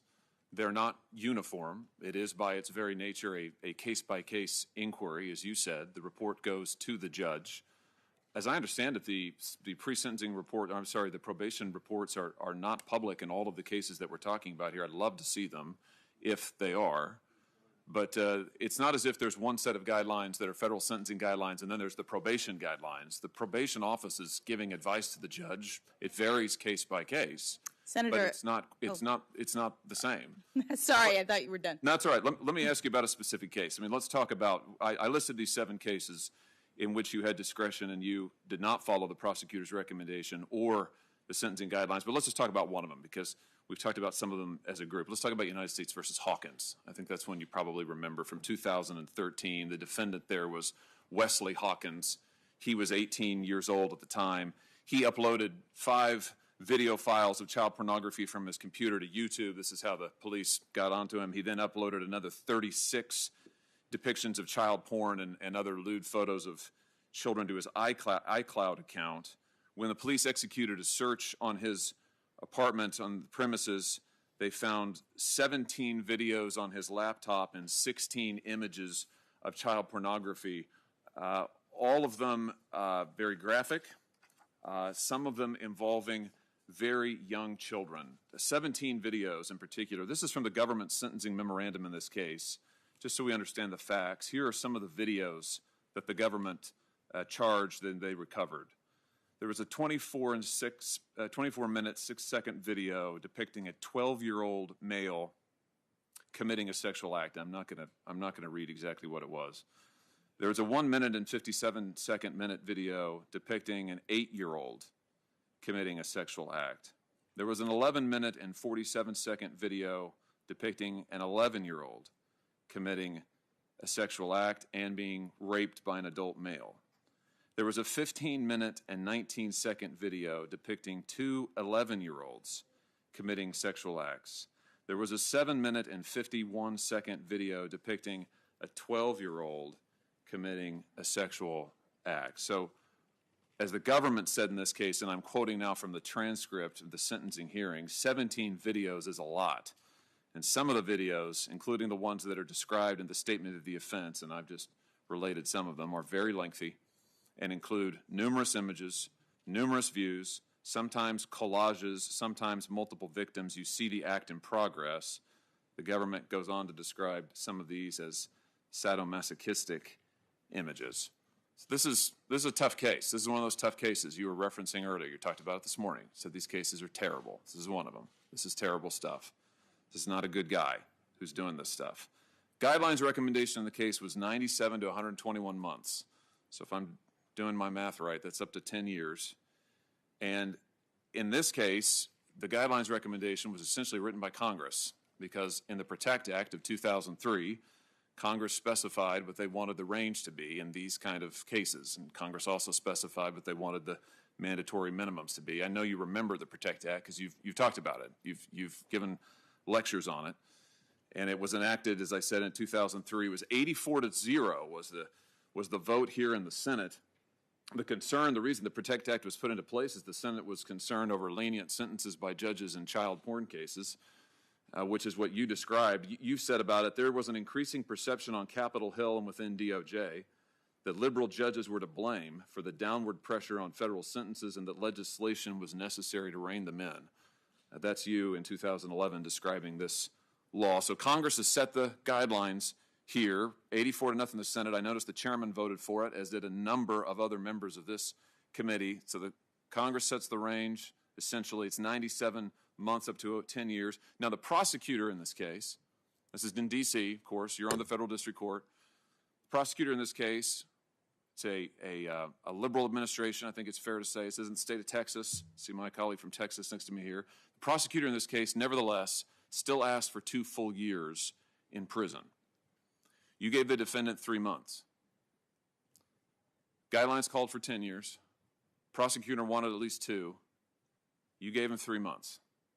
And when you did, you made a number of arguments and statements in the record, and I'd like to go through some of them because I've read them all. And the first argument you made was that the federal guidelines that punished child porn offenders, the ones that Congress wrote, were, and I'm quoting you now, are in many ways outdated. That's your quote. And you went on to say about why you thought they were outdated. I'm going to quote you again. You say, and I quote, "I don't feel that it's appropriate to increase the penalty on the basis of the number of images or prepubescent victims," meaning little kids, "as the guidelines require. because these circumstances exist in many cases, if not most, and don't signal an especially heinous or egregious child pornography offense, end quote. I just want to ask you about that because I just have to tell you I'm having a hard time wrapping my head around it. We're talking about 8-year-olds and 9-year-olds and 11-year-olds and 12-year-olds.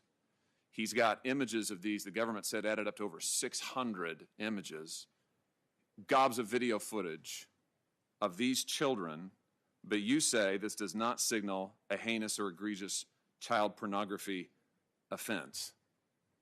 Help me understand that. What word would you use if it's not heinous or egregious? How would you describe it?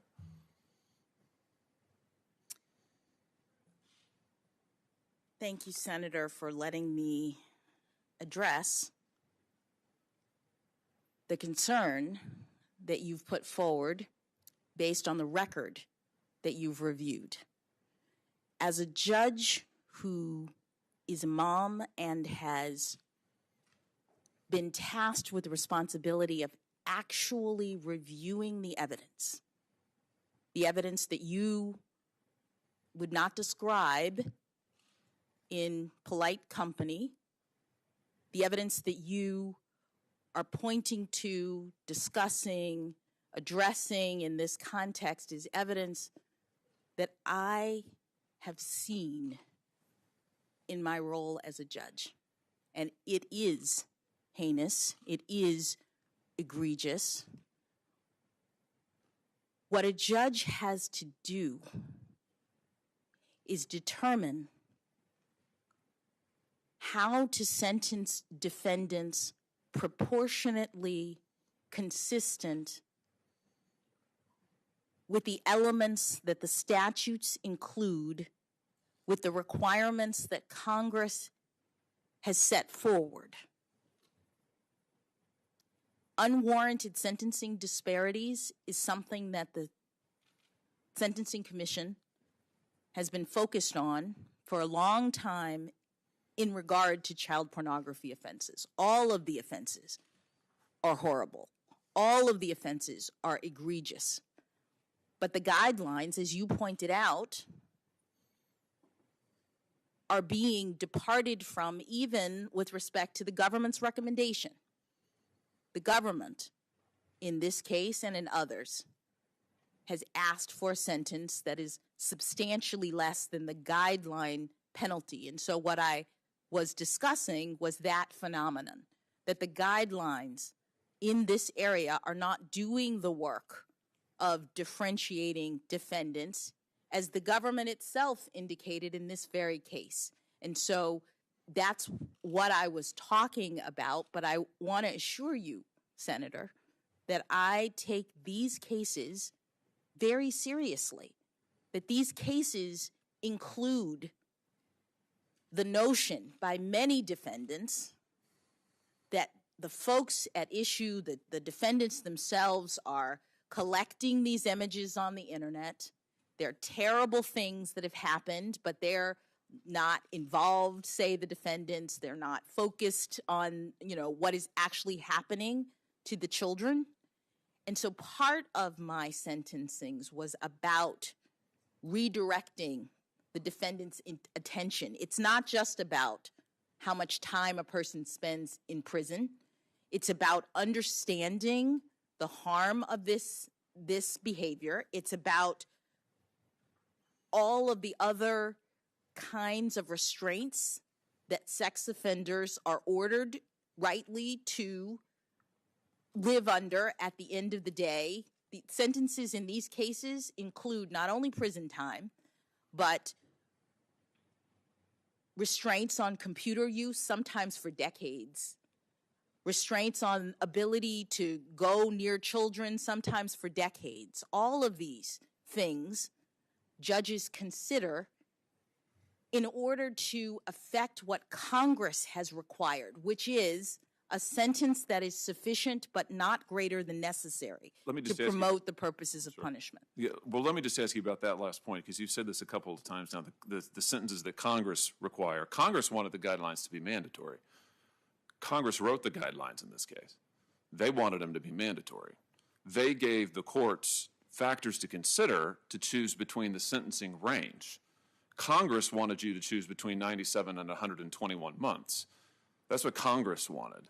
The Supreme Court in Booker said that the sentencing guidelines would be discretionary, so the Supreme Court gave you the discretion. But if we're talking about what Congress has wanted, Congress wanted them to be mandatory. My only point in raising that is just to say that you had discretion in these cases, and you used your discretion to choose the sentences that you did. Let me ask you about some of the things, though, that you said, because you said this morning, and I appreciated it, how you want to direct the defendants. You want to get them to own up to what they've done in these cases. And I thought that was powerful, and I thought it was right. But let me just ask you about what you said to this defendant. You said to this defendant, for whom you sentenced to only 3 months in prison, that your collection, I'm quoting you, your collection at the time that you were caught was not actually as large as it seems. Now, the government felt the need to respond to you on the record. They said the government doesn't believe that it's appropriate to just disregard the number of images, that the number of images can be appropriate. And indeed, in this case, the defendant has amassed an extremely large collection of child pornography. But you disregarded that. You also told the defendant, you said this seems to be a case where you were fascinated by sexual images involving what were essentially your peers. And then you went on to say the defendant was merely trying to satisfy his curiosity. Curiosity is your word. One more thing on this, same idea. You said you were viewing, this is you to the defendant, you were viewing sex acts between children who were not much younger than you. And this whole discussion is about why you're only giving him 3 months. Judge, he was 18. These kids are 8. I don't see in what sense they're peers.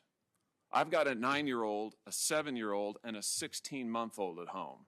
And I live in fear that they will be exposed to, let alone exploited, in this kind of material. I don't understand you saying to him that they're peers and that therefore you were viewing sex acts between children who are not much younger than you, and that's somehow a reason to only give him 3 months. Help me understand this. Senator, I don't have the record of that entire case in front of me. What I recall with respect to that case is that unlike the many other child pornography offenders that I had seen as a judge and that I was aware of in my work on the Sentencing Commission, this particular defendant had just graduated from high school.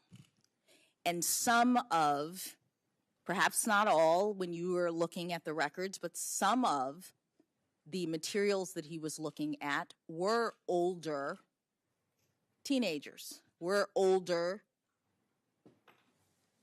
victims. And the point, Senator, is that you said before the probation office is making recommendations and they do so on a case-by-case basis. That is what Congress requires. This is not done at the level of.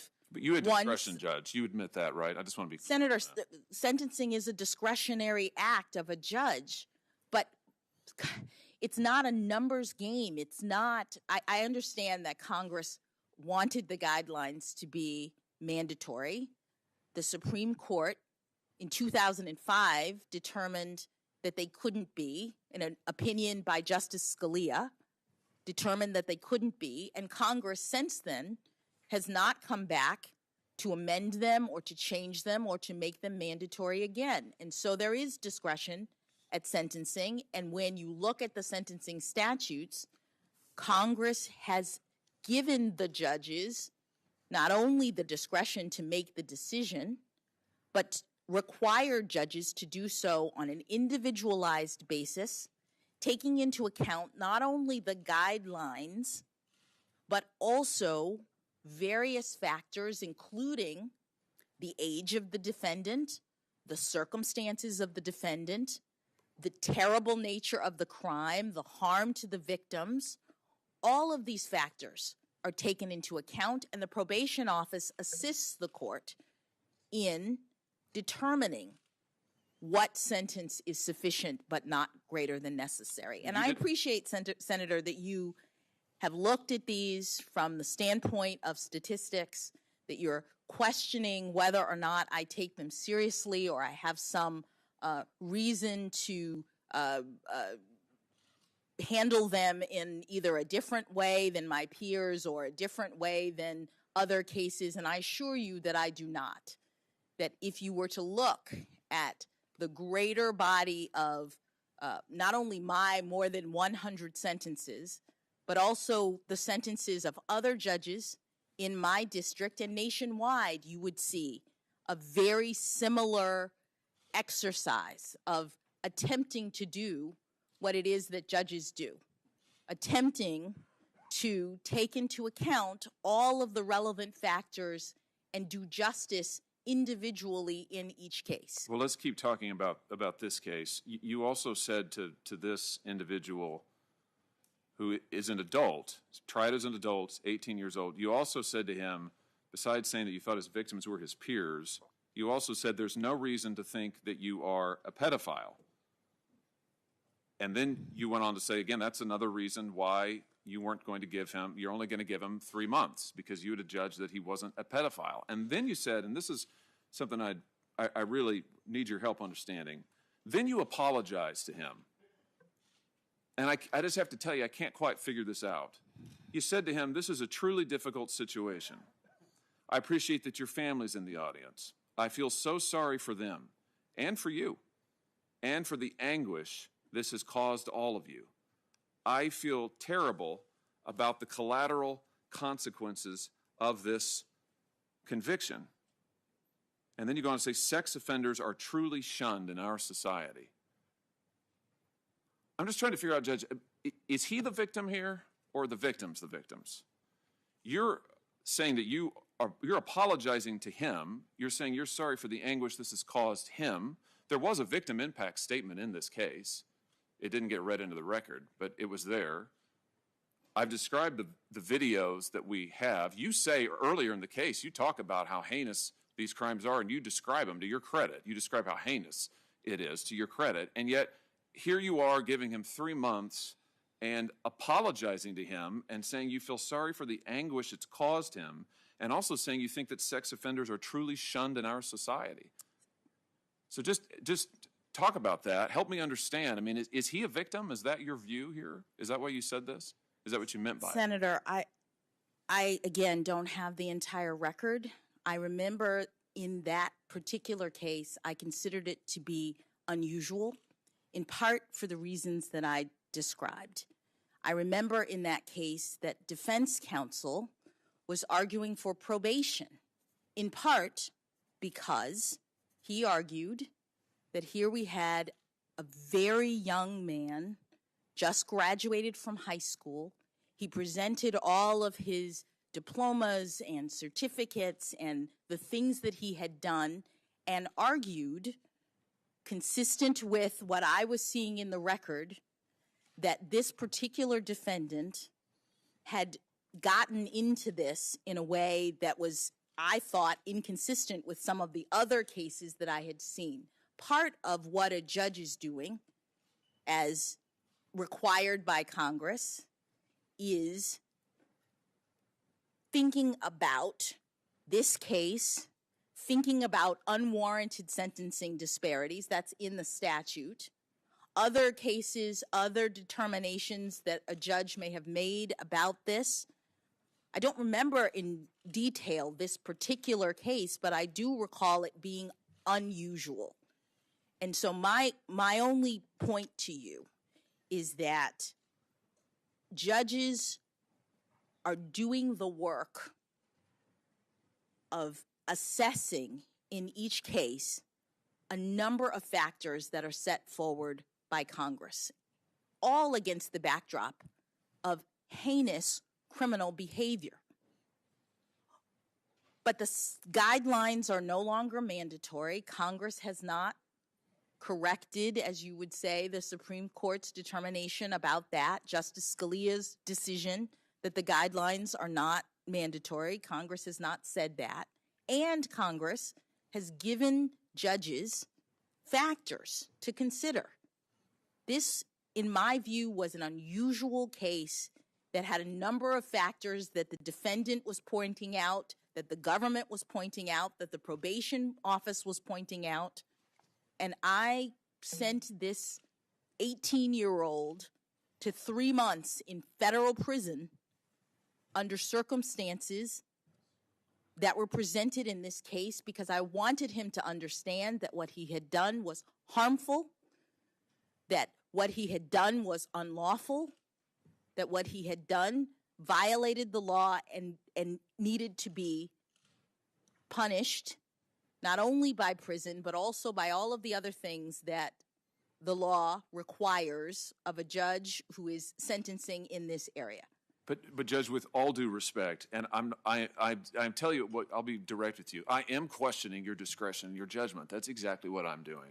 I'm not questioning you as a person. I'm not questioning your excellence as a judge, frankly. But you said it. You had discretion, and that's exactly what I'm doing. I'm questioning how you used your discretion in these cases. And to me, to take a guy who's 18 years old, who has what the government says is an extremely large collection of prepubescent pornography, 8-year-olds, 10-year-olds, 11-year-olds, we're talking about, I mean, gobs of hours of time here that he has. And you say to him, what? That you say that, well, you know, it was just a collection. I mean, he was just viewing it, and it was, you know, essentially they were his peers. You say to him that he's not a pedophile. I don't know how you know that. I don't know why that's relevant to the guidelines, but maybe it is. You say he's not a pedophile. You say that you're very sorry for him and what he suffered, and then you give him 3 months when, frankly, a liberal prosecutor is asking for 2 full years. I mean, it does seem like an extraordinary case to me. It would bother me no matter what. It really bothers me when in every case, child porn case you've had discretion, you've sentenced below the guidelines and below the government's recommendation. And saying that sex offenders are truly shunned in our society, as you said to him, it reminds me, it echoes what you said as early as law school on that Harvard Law Review article Senator Blumenthal was just talking about. There you say, and I'm quoting you now, in the current climate of fear, hatred, and revenge associated with the release of convicted sex criminals, courts must be especially attentive to legislative enactments regarding these sex criminals. I guess like this, the enactment here, the Protect Act that Congress enacted. So I want to try to understand here, is it your view that society is too hard on sex offenders? You say they truly are shunned in society. You wrote that many of these laws are products of a climate of fear, hatred, and revenge. So just is that still your view? I mean, do you think that these laws are too tough, that we're too tough on sex offenders? Explain what you meant in this case in 2013, and it seems to be the same thing you said many years ago. Senator, it's not the same thing I said many years ago. Many years ago, as a law school student, I was evaluating a new set of legislation, state laws about registration, and I was analyzing them as law students do. It wasn't about the sex crime, it was about the characterization of the law. Is it a punitive law? Is it a prescriptive law? And how would a court go about determining that? That was the frame that I used then. It could have been about anything. It was about the characterization of legislation. I'm sorry, I don't mean to interrupt you. I've only got 2.5 minutes left, but I just want to make sure I understand this. I'm quoting from your conclusion now. This is on page 1728 of the Harvard Law Review. This is your conclusion. In the current climate of fear, hatred, and revenge associated with the release of convicted sex criminals, courts need to be especially attentive to legislative enactments. So that's a conclusory statement. You're saying that there is a climate of fear, hatred, and revenge that are informing these laws. And you described some of the laws earlier, I think, Megan's Law and others. Senator Cruz asked you about some of those. I'm trying to understand what you meant by that, because you're saying something similar in the Hawkins case. You're saying that society truly shuns our sex offenders. Senator, with all due respect, my article is now in the record. People can read it, and they can see that I was evaluating these laws not to determine their constitutionality, not to say that they shouldn't be enacted, but to talk about the ways in which courts make determinations about the character of the law and all of the consequences that follow from them. In law school, I had not had any experience in terms of the criminal justice system, and I was doing what law students do, which is seeking to analyze in a creative way new legislation. With respect to Mr. Hawkins, I was doing what judges do, which is look at the statute, 18 U.S.C. 3553A, exercise discretion as Congress has required us to do, take into account all of the various aspects of a particular case, and make a determination consistent with my authority, my judgment, and understanding fully the egregious nature of the crime. As you said, even the prosecutors in these cases are not recommending guideline sentences. The probation office, which is an independent authority looking at these cases and the facts related to them, are not recommending guideline sentences.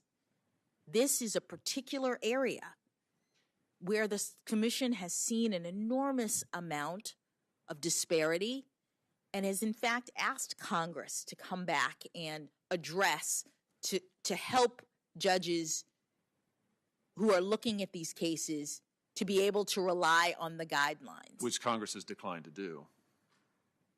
Senator, in that case, we have the statute that Congress has enacted concerning penalties, and we have judges who are doing their level best to make sure that people are held accountable as they need to be in our society in a fair and just way. Mr. Chairman, my time's expired. Thank you, Judge. I have no further questions at this time. Just checking with my staff. So the original statute was passed in 2003, the Scalia decision 2005, the Booker decision? So the original statute that I'm talking about, I'm just thinking, I felt like it was in the 80s. We think there may In have been 2003, 2003. All right. And the And decision by Justice Scalia, the Booker decision, made the guidelines advisory so that even though judges have to calculate them, they are no longer binding. And what it meant in the statute is that the guidelines became one factor among many that judges consider at sentencing. I'm not going to opine on Justice Scalia and his conduct and decision as it relates to the overall topic. I hope we all agree that we want to do everything in our power, reasonably within our power, to lessen the incidence of pornography and exploitation of children. You have made that clear. That is your position too. But I just want to tell you, Congress doesn't have clean hands in this conversation. We haven't touched this now for 15, 16, or 17 years. And you aren't the only one who faced this kind of a challenge with the cases before you. I said this morning, and it bears repeating, in United States versus Klotz, Trump appointed Judge Sarah Pitlick, Senator Hawley's choice for the Eastern District of Missouri, sentenced an individual convicted of possession of child pornography to only 60 months, well below the 135 to 168-month sentence recommended by the guidelines. Mr. Chairman, you've mentioned Let me finish. I'll finish, and then, of course, I'll recognize you. Senator Hawley, you've said some very powerful things in support of this judge, but clearly she faced a situation where she decided she would not follow the guidelines and took a sentence of less than half of what they recommended. We have created a situation because of our inattention and unwillingness to tackle an extremely controversial area in Congress and left it to the judges. And I think we have to accept some responsibility for that, Senator. I just wanted to say, Chairman Durbin, since you mentioned Judge Pitlick in the Klotz case, she followed the prosecutor's recommendation in that case.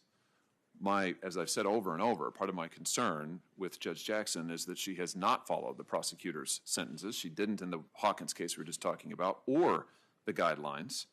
And I'm happy we can have a policy debate about whether or not the guidelines are too lenient. I would argue in this era of exploding child pornography, they're not too lenient at all. I think you were right the first time when you voted in 2003 to make them tougher. I will just say that I don't know if you sponsored a bill to change this. I'll be looking for it. But I will tell you that there isn't a long line of people waiting to co-sponsor this controversial issue. If we're going to tackle it, we should, but we should concede in the meantime that we've left judges in the lurch in many of these situations. There is no clarity in this situation, and I think to hold this judge responsible for the overall situation is to ignore our nonfeasance, malfeasance, whatever it might be, and lack of responsibility in dealing with this. Senator Hirono. Thank you, Mr. Chairman.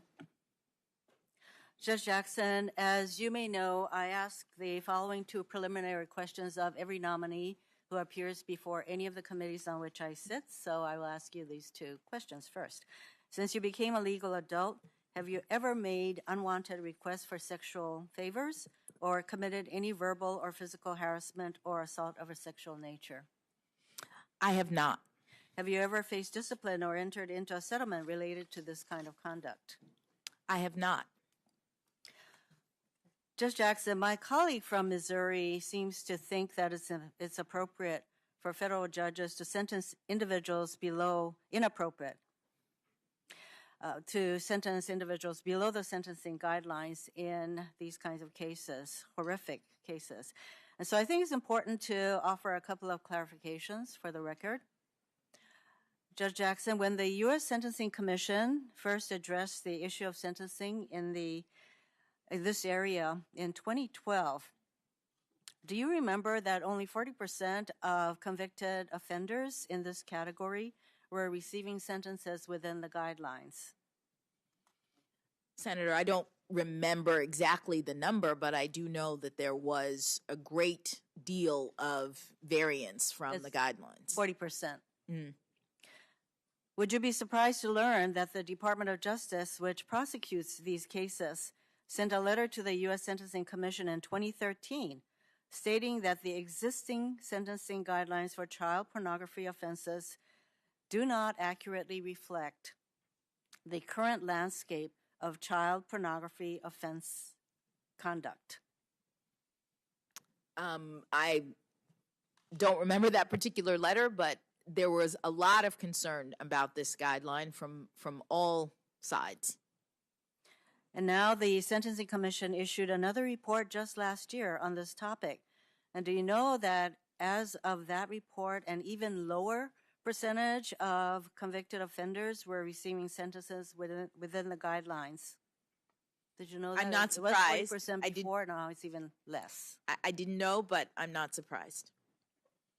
Did you know that as of last year, it was just 30% of non-production offenders who were sentenced within the guidelines? I did not know, but I'm not surprised.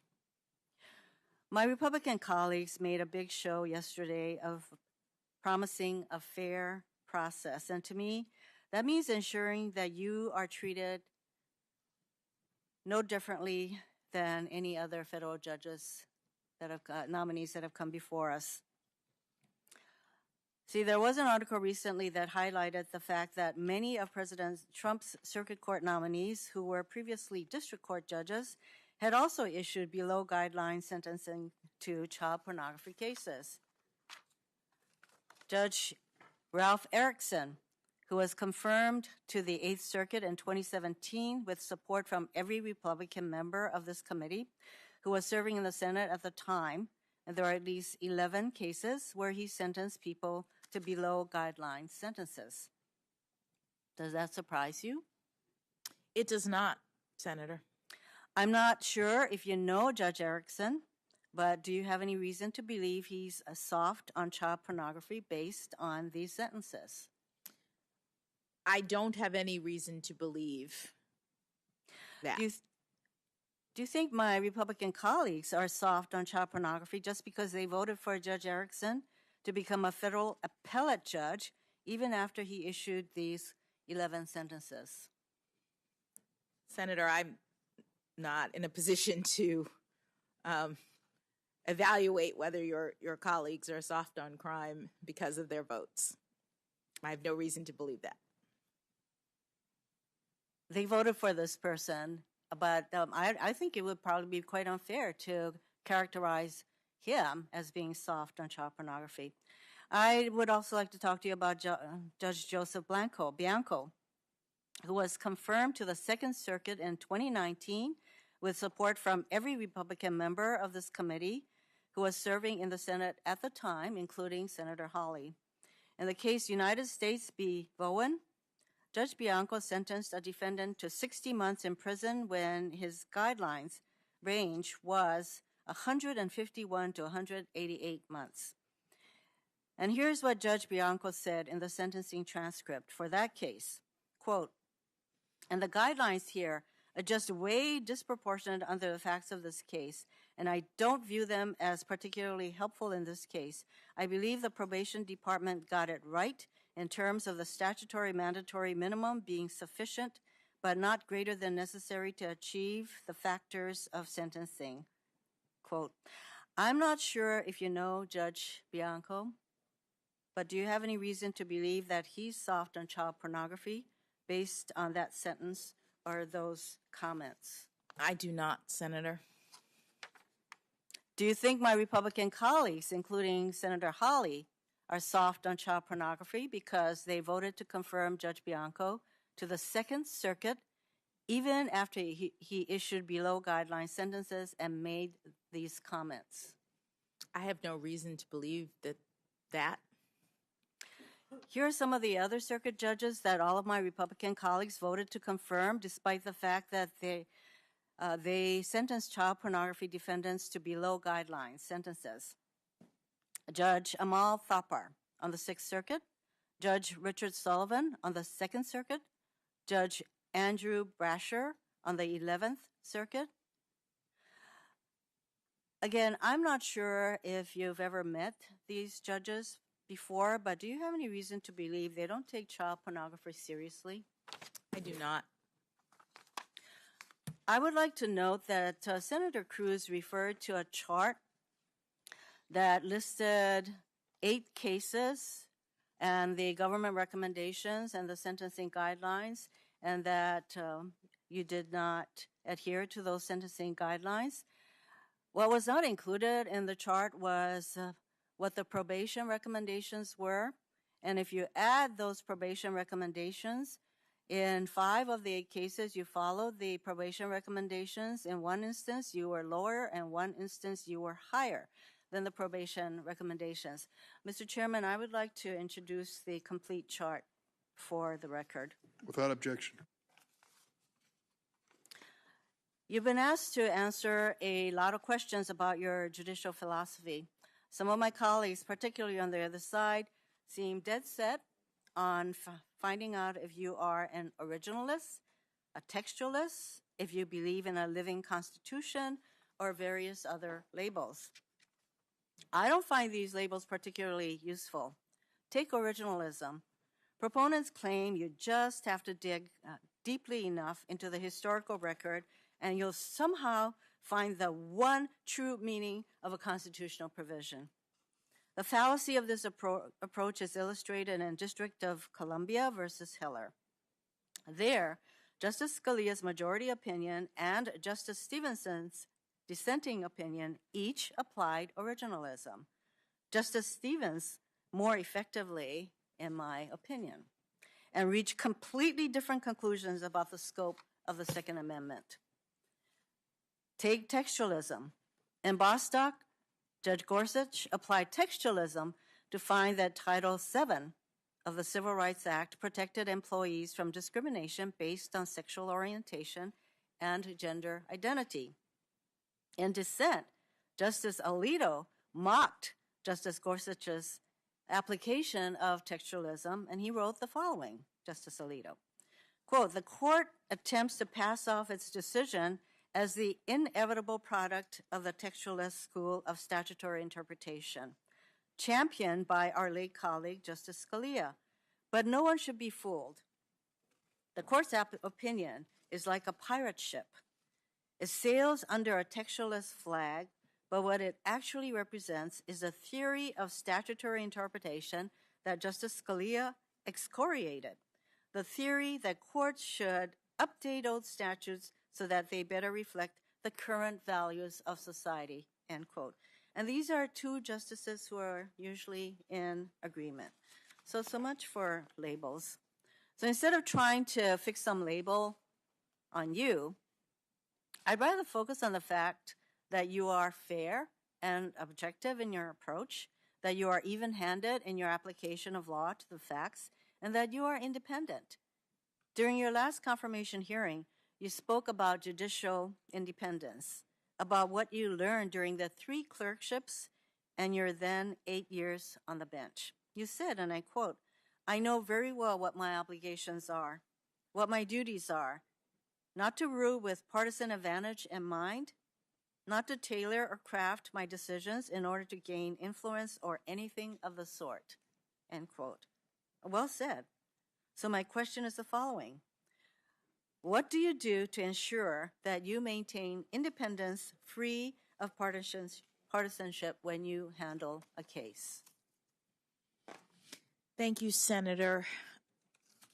What I do and what I've done in all of my 570 some odd opinions is to apply a methodology that is designed to ensure my impartiality and to respect the limits of my judicial role.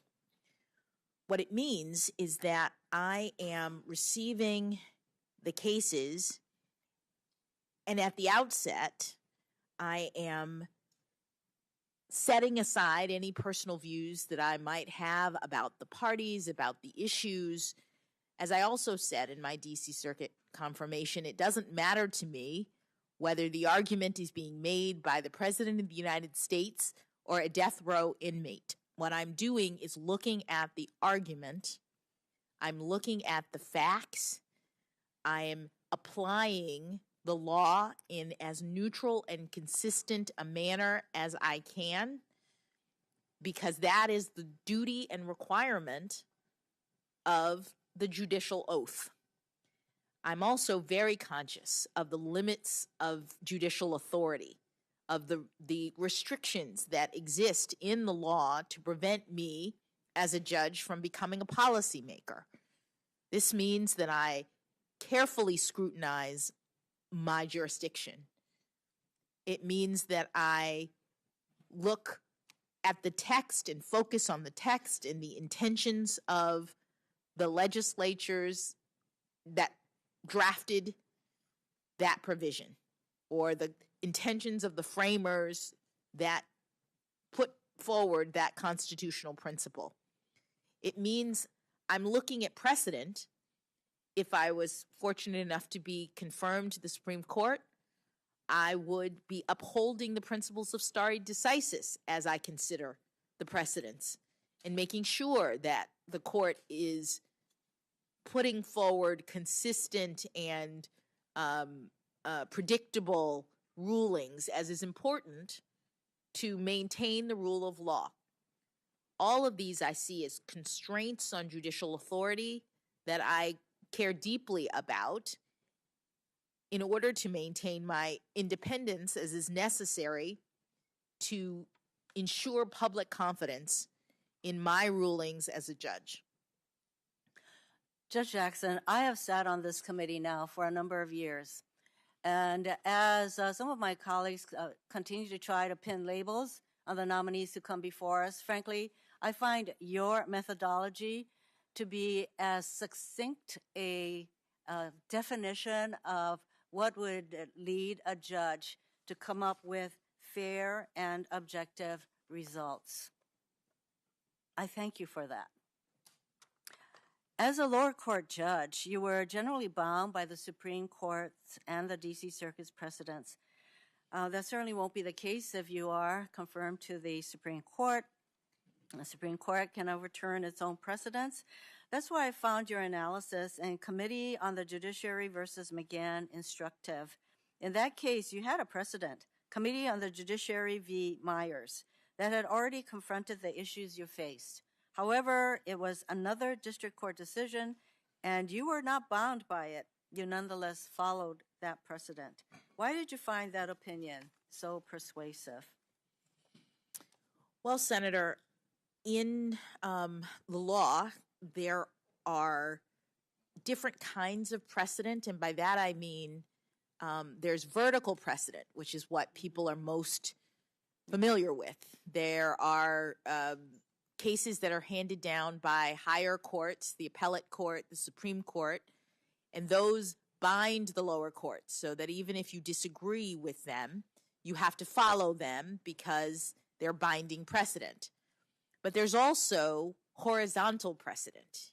It too is about maintaining consistency and predictability in the rule of law. And what that means is when you are in a district, there are many judges, and if someone else in your district has handled a case that comes out or that involves the same issues and comes out in a certain way, you as the second judge have to contend with that ruling. You can't ignore the fact that there is precedent in your district that handles a case in a particular way.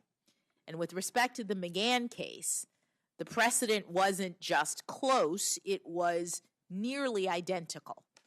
The Myers case involved the former White House counsel and the argument by the executive that the former White House counsel had absolute immunity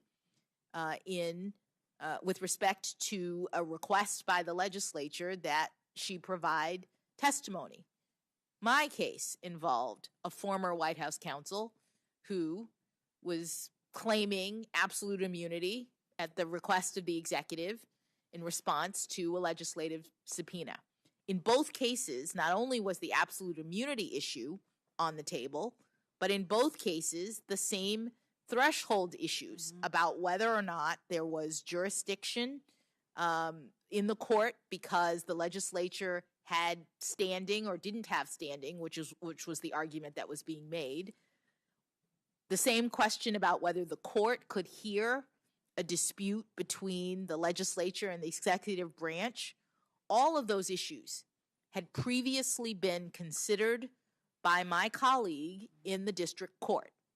And he wrote an extensive, I'm talking about Judge Bates, he wrote an extensive opinion analyzing each of the issues. And so at a minimum, as the second judge dealing with these exact same issues, I had to look at what he did and decide. Was it persuasive? Did I agree? And I did. Judge Jackson, of course, if there had been a vertical precedent, i.e. from the Supreme Court or the Circuit Court that was on point to your McGahn situation, yes, you would have had to follow that precedent, but there wasn't. And so you followed a reasoning by another district judge that made a lot of sense to me, and that certainly makes sense to me. You discussed stare decisis and the importance of precedent in your opinion, and this is what you wrote, quote, "It is interesting to note that the doctrine of stare decisis performs a limiting function that reflects the foundational principles that undergird the federal government's tripartite constitutional system.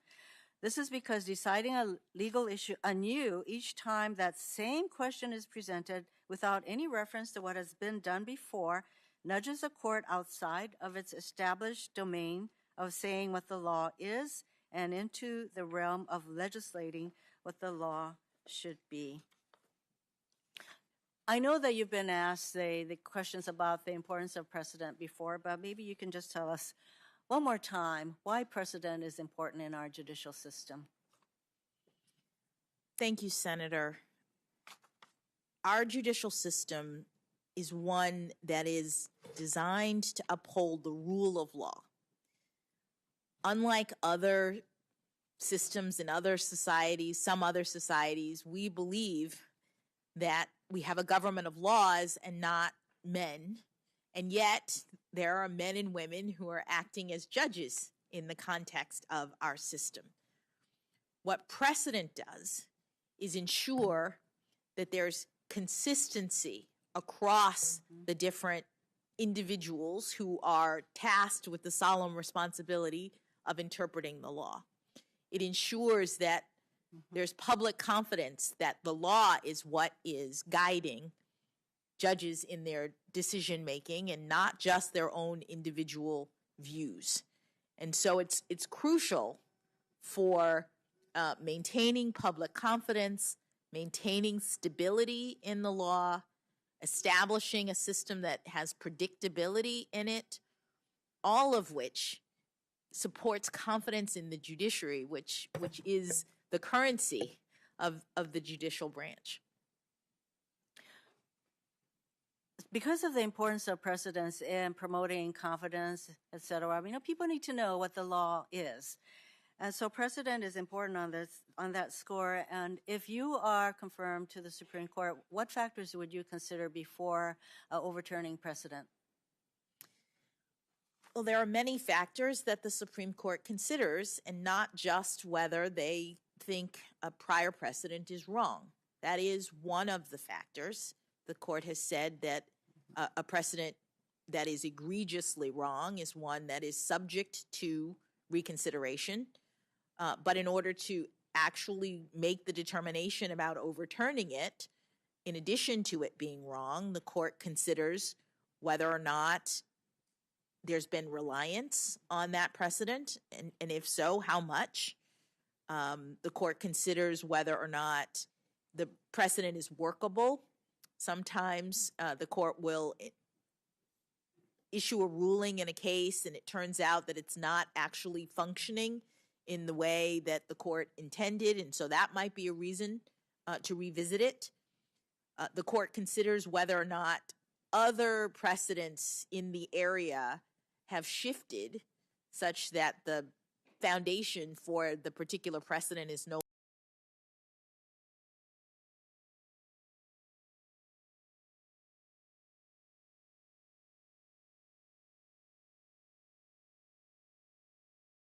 that relate to a precedent. All of those factors are things that that the Supreme Court takes into account when it decides whether or not to revisit a precedent. Therefore, the court should consider all of those factors. I would say reliance factors loom large, as far as I'm concerned, before overturning a precedent. But basically, if you have 5 members of the court deciding to overturn a precedent, they can do so, right? Under our scheme, yes, under the Constitution. Mm-hmm. And so we're seeing more and more precedents being asked to be overturned. An analysis by National Affairs found that since 2017, when Justice Gorsuch was appointed to the court has shown, and I quote, an increasing readiness to overturn precedent, end quote. This is true for both longstanding precedents and those that are just a few years old. For example, in 2018, Janus decision, the court overturned a 41-year-old precedent called Abood. That decision weakened public sector unions. Justice Alito first signaled that he wanted conservative anti-union groups to challenge Abood in his 2012 decision in Knox versus SEIU. This is called signaling, and Justice Alito definitely signaled his desire to revisit the Abood decision. So yes, these groups, they got the message. They brought case after case to meet the criteria that Justice Alito laid out. And although they came close in 2016, Justice Scalia's death left the court stuck in a 4-4 decision in a case called Fredericks v. California Teachers Association. Basically, the minute Justice Gorsuch was confirmed, the court finally had a conservative 5-4 majority to overturn Abood, and the result was Janus. I followed these lines of cases very closely. So that is what happened. They waited for Justice Gorsuch, and boom, 5-4 against unions. In another example, the courts acknowledged 4 most conservative justices, Thomas, Alito, Gorsuch, and Kavanaugh, dissented in June Medical, voting to overturn a precedent banning burdensome and unnecessary restrictions placed on abortion providers. This particular precedent was only 4 years old. Now the court is poised to overturn Roe v. Wade, even though women have relied on their constitutional right to have an abortion for nearly 50 years. Of course, I'm not suggesting that Supreme Court decision or precedents are sacrosanct, because I'm thankful the court can and did revisit precedents like Plessy v. Ferguson that were wrong the day they were decided. But justices should not be seen to be advancing their individual political or ideological agendas at the expense of individual rights and precedents that people have relied on. One result of the court's new approach is that people's view of the court is changing for the worst. A recent Pew poll found that 44% of Americans now disapprove of the Supreme Court. This is up 15 points from August 2020, shortly before the late Justice Ruth Bader Ginsburg died and Amy Coney Barrett was appointed to fill her seat. I think court watchers acknowledge there is an ideological split in this current Supreme Court when we are seeing more cases decided on ideological bases, not on the facts and the law. I think it leads to the American people questioning whether the court is a fair and objective arbiter of cases in controversy.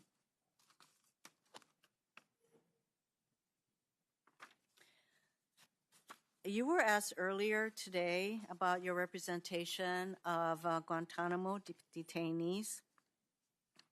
Just to make it clear, as a federal public defender, you were assigned to represent Guantanamo detainees. Is that right? That is correct, Senator. And then while at Morrison and Forster, you also did pro bono work for Guantanamo detainees. Were you assigned to do that work as well?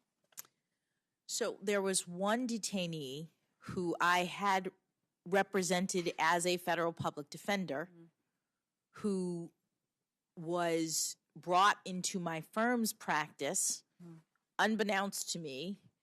And when I arrived at the firm, the attorneys who were working on that case recognized that I had previously been a lawyer who had represented this particular detainee and asked if I would help with his habeas petition at that stage.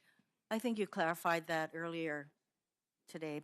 And you served as counsel of record on amicus briefs related to detention.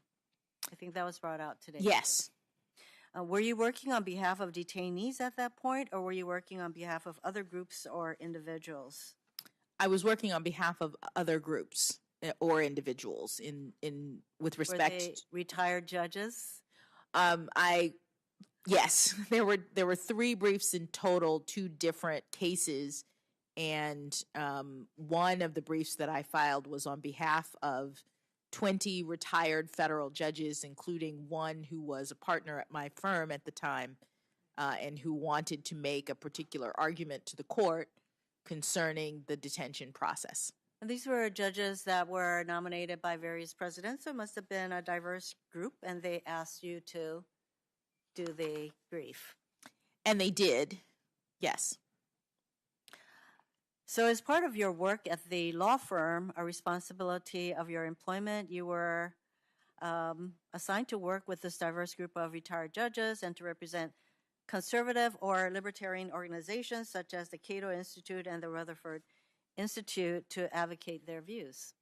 Yes, the other 2 briefs that I filed were at the cert stage and then at the merit stage of a case that was eventually mooted. But my clients in those cases were a diverse group of organizations, including the Cato Institute, the Rutherford Institute, and the Constitution Project. Members of this committee know full well that lawyers are, we have to follow the codes of professional conduct, which says that we have to zealously represent our clients, and that's what you were doing with regard to the detainees. And I would just want to note that some of the very senators who are openly questioning you for representing defendants or detainees have in the past made the argument that judicial nominees should not be opposed for the arguments they make in the course of representing clients. I'm going to quote one of my colleagues. I've been a military lawyer for almost 30 years. I represented people as a defense attorney in the military that were charged with some pretty horrific acts, and I gave them my all. The system of justice that we're so proud of in America requires the unpopular to have an adequate and an advocate. And every time a defense lawyer fights to make the government do their job, that defense lawyer has made us all safer. Do you agree with that? I do, Senator. In 2012, prominent conservative lawyers signed a letter defending attorneys who have represented Guantanamo detainees. In part, the letter said, quote, "The American tradition of zealous representation of unpopular clients is at least as old as John Adams's representation of the British soldiers charged in the Boston Massacre." Good defense counsel is key to ensuring that military commissions, federal juries, and federal judges have access to the best arguments and most rigorous factual presentation before making crucial decisions that affect both national security and paramount liberty interests, end quote. So the quote that I read isn't the first time that my colleagues on the other side of the aisle have tried to say that your representation and your work as a public defender somehow, I don't know, disqualifies you or makes you leaning one way or the other. So you've made it very clear that that is not what you are about. I just have one more question in the remaining time. Oh, I'm sorry. I'm over. Senator, I'm sorry, we're on a roll call. I'm on such a roll. You're on a roll and we're on a roll call. Yes, thank you. I apologize. Mr. Chairman, before we break, if I could ask one question of the chairman. Sure. Senator Hirono just made reference to the recommendations of the probation office in 5 of these cases. To the best of my knowledge, those probation recommendations are not in the record. I haven't seen them. My staff hasn't seen them. And that raises 2 questions. Number one, whether the White House is providing differential material on this nominee's background to Democratic members than Republican members, because I don't know where Senator Hirono would get access to them other than from the White House. But secondly, regardless of whether it's differential, would the chairman agree that there is considerable focus on these cases and the committee, both sides, should have access to the pre-sentence reports and to see the underlying facts? Judge Jackson has said she was following the facts and the factors in those cases. Senator, you know we've completed discovery before we started this hearing. Mr. Chairman, how did Senator Hirono get those information that Republicans have not been given? I'm not going to entertain this. We've been through discovery. Do you have access to them? I don't know that I do. I really don't. Can we ask Senator Hirono how she got access to them? I'm sorry to interrupt you, Senator, but I want to make an announcement. We're going to have a 10-minute break. Members are going to head to the floor. So you're going to keep differential access to this information? I'm not sure what differential access is. I'll look it up. We have a vote on the floor to take about 10 minutes, so 10 to 15 minutes, relax. And then we're going to come back, and we have 2 senators, Cotton and Booker, who will be recognized and then take a break for dinner. And then we're going to try to still finish tonight with 2 remaining senators, Senator Ossoff and Tillis, who are going to be first thing in the morning. So we stand in recess.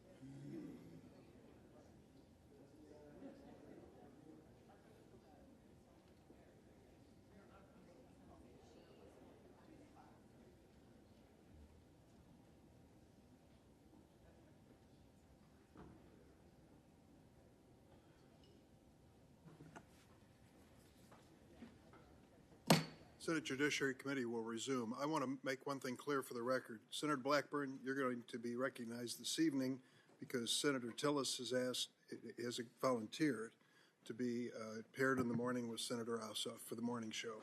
Yes, Mr. Chairman, I just felt like we should. It's on. My voice is just soft. I felt like we should finish tonight. We're trying to. I know. Senator, there are a lot of people involved in this discussion. I'm fully doing my best. appreciate that. And you asked to be on the program tonight, and we're going to put you on the And program. I appreciate How that. about Thank you. Okay, good.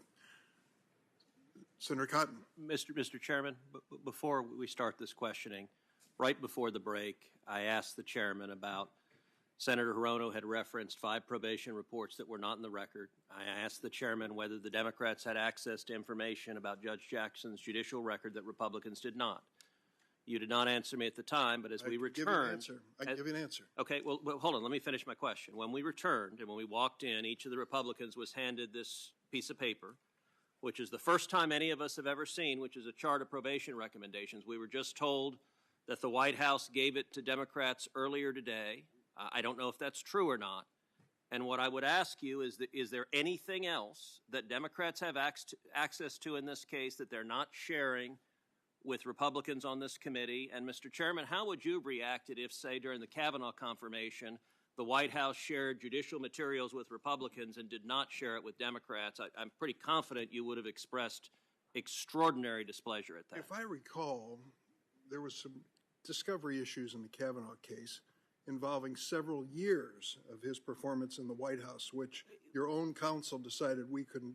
But sure, that's disclosure to the whole committee. Yes, and in this case, is there anything else that Democrats have access to of Judge Jackson's record that you have not shared with Republicans on this committee? And in particular, the pre-sentence reports. No, I suspect if they were helpful, you would have made them public. So the fact that you haven't raises an inference that they're not helpful to the case you're making. Senator, you will always draw your own inferences, and I know where most of them head. I will just tell you that the information that we received from the White House, I'm told everyone had access to if they wanted it. And now you have it just a matter of hours after we've received it. Exactly. So is there anything else Democrats have that Republicans do not from Judge Jackson's record? Mr. Chairman, can I ask a question about this? I want to be sure I understand. The handout that I just saw, the White House gave to some of us earlier today, but not all of us? It was available, I'm told. The information was available to anyone who requested it. The White House... So you had to be clairvoyant and know they had it? No, not clairvoyance. I think it's pretty obvious, Senator. How would you know to request it? You would know it after Senator Hawley launched his attack on the judge. At that point, all of this information became relevant to countering... So I would be expected to say, geez, after Senator Hawley asked questions, I better call the White House and see if they can help me research this? That's not realistic. No, that's not the point. The point I'm getting to is, and you know as a good lawyer, what you do during discovery. I wasn't aware of the fact that this was available. The White House requested it, received it. We asked for a copy, and within an hour or two, you received the same copy. When did y'all get, let me finish. When did y'all get your copy? Sometime today. Sometime today. That covers a lot of ground, Richard. I don't have any personal knowledge of this. I'll be honest with you. You don't have any personal what? Knowledge. Does your staff? Does your staff know? I haven't. They're standing behind you. I've talked to them earlier. And Mr. Chairman, I'm so sorry. I just don't want to make this a partisan issue if it doesn't have to be. My staff just says we just got it 10 minutes ago as well, so I'm very upset. I joined Ted Cruz. Good. Mr. Chairman. That's an alliance that's well known. Yes, yes. Mr. Chairman, I do think it's significant. We've had now referenced some pre-sentence reports, and we've got this material that references recommendations made by the Office of Adult Probation and Parole. Reports. Well, okay, but we've got critical information that is contained within them. The recommendation made by the Office of Adult Probation and Parole in these cases is something that's drawn from the pre-sentence report. It seems to me that if we're going to have a jot-for-jot selective incorporation of information in there, we ought to have access to the whole report. So I respectfully request that we be given access to these reports. They've been made now by a member of the committee in reliance on information that we haven't had access to, and I think we need to be given those. You can't. Senator, I'd like to draw this to a conclusion. I can tell you what I know. And well, so would I. And here's the point. Most of this information was published in the Washington Post 5 days ago, all right? This is not confidential information. When the Hawley attack on the judge started, we requested more information, the White House did, and then shared it with us within the day, and you now have the same copy that we have. End of story. Is it fair for you to characterize Senator Hawley's questions or the questions raised by any of us as an attack? It's not a personal attack. This is we've raised a legitimate question regarding sentencing, regarding the most heinous crimes imaginable. Oh, come on. So these are legitimate questions, Mr. Chairman. Don't call them attacks. Well, I can just tell you, I have characterized them as attacks and other things as well. I think it's pretty clear what's going on here, and now you have all the information we have. So Mr. Chairman, for example, in the questioning about the Hawkins case, Judge Jackson said she relied on the factors, relied on probation's recommendation. We just found out in what you just handed us that in the Hawkins case, the probation office recommended 18 months, and Judge Jackson only sentenced him to 3 months. That's you can get more than that almost for a speeding ticket.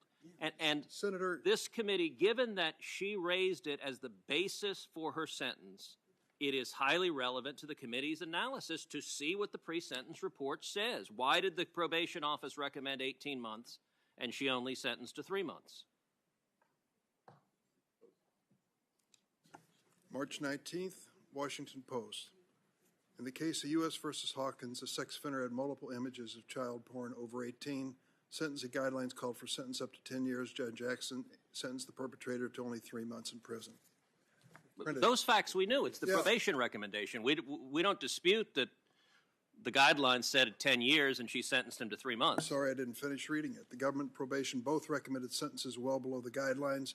The government recommended 24 months, probation recommended 18 months, and defense recommended 1 day. I'm telling you, it was published in a newspaper.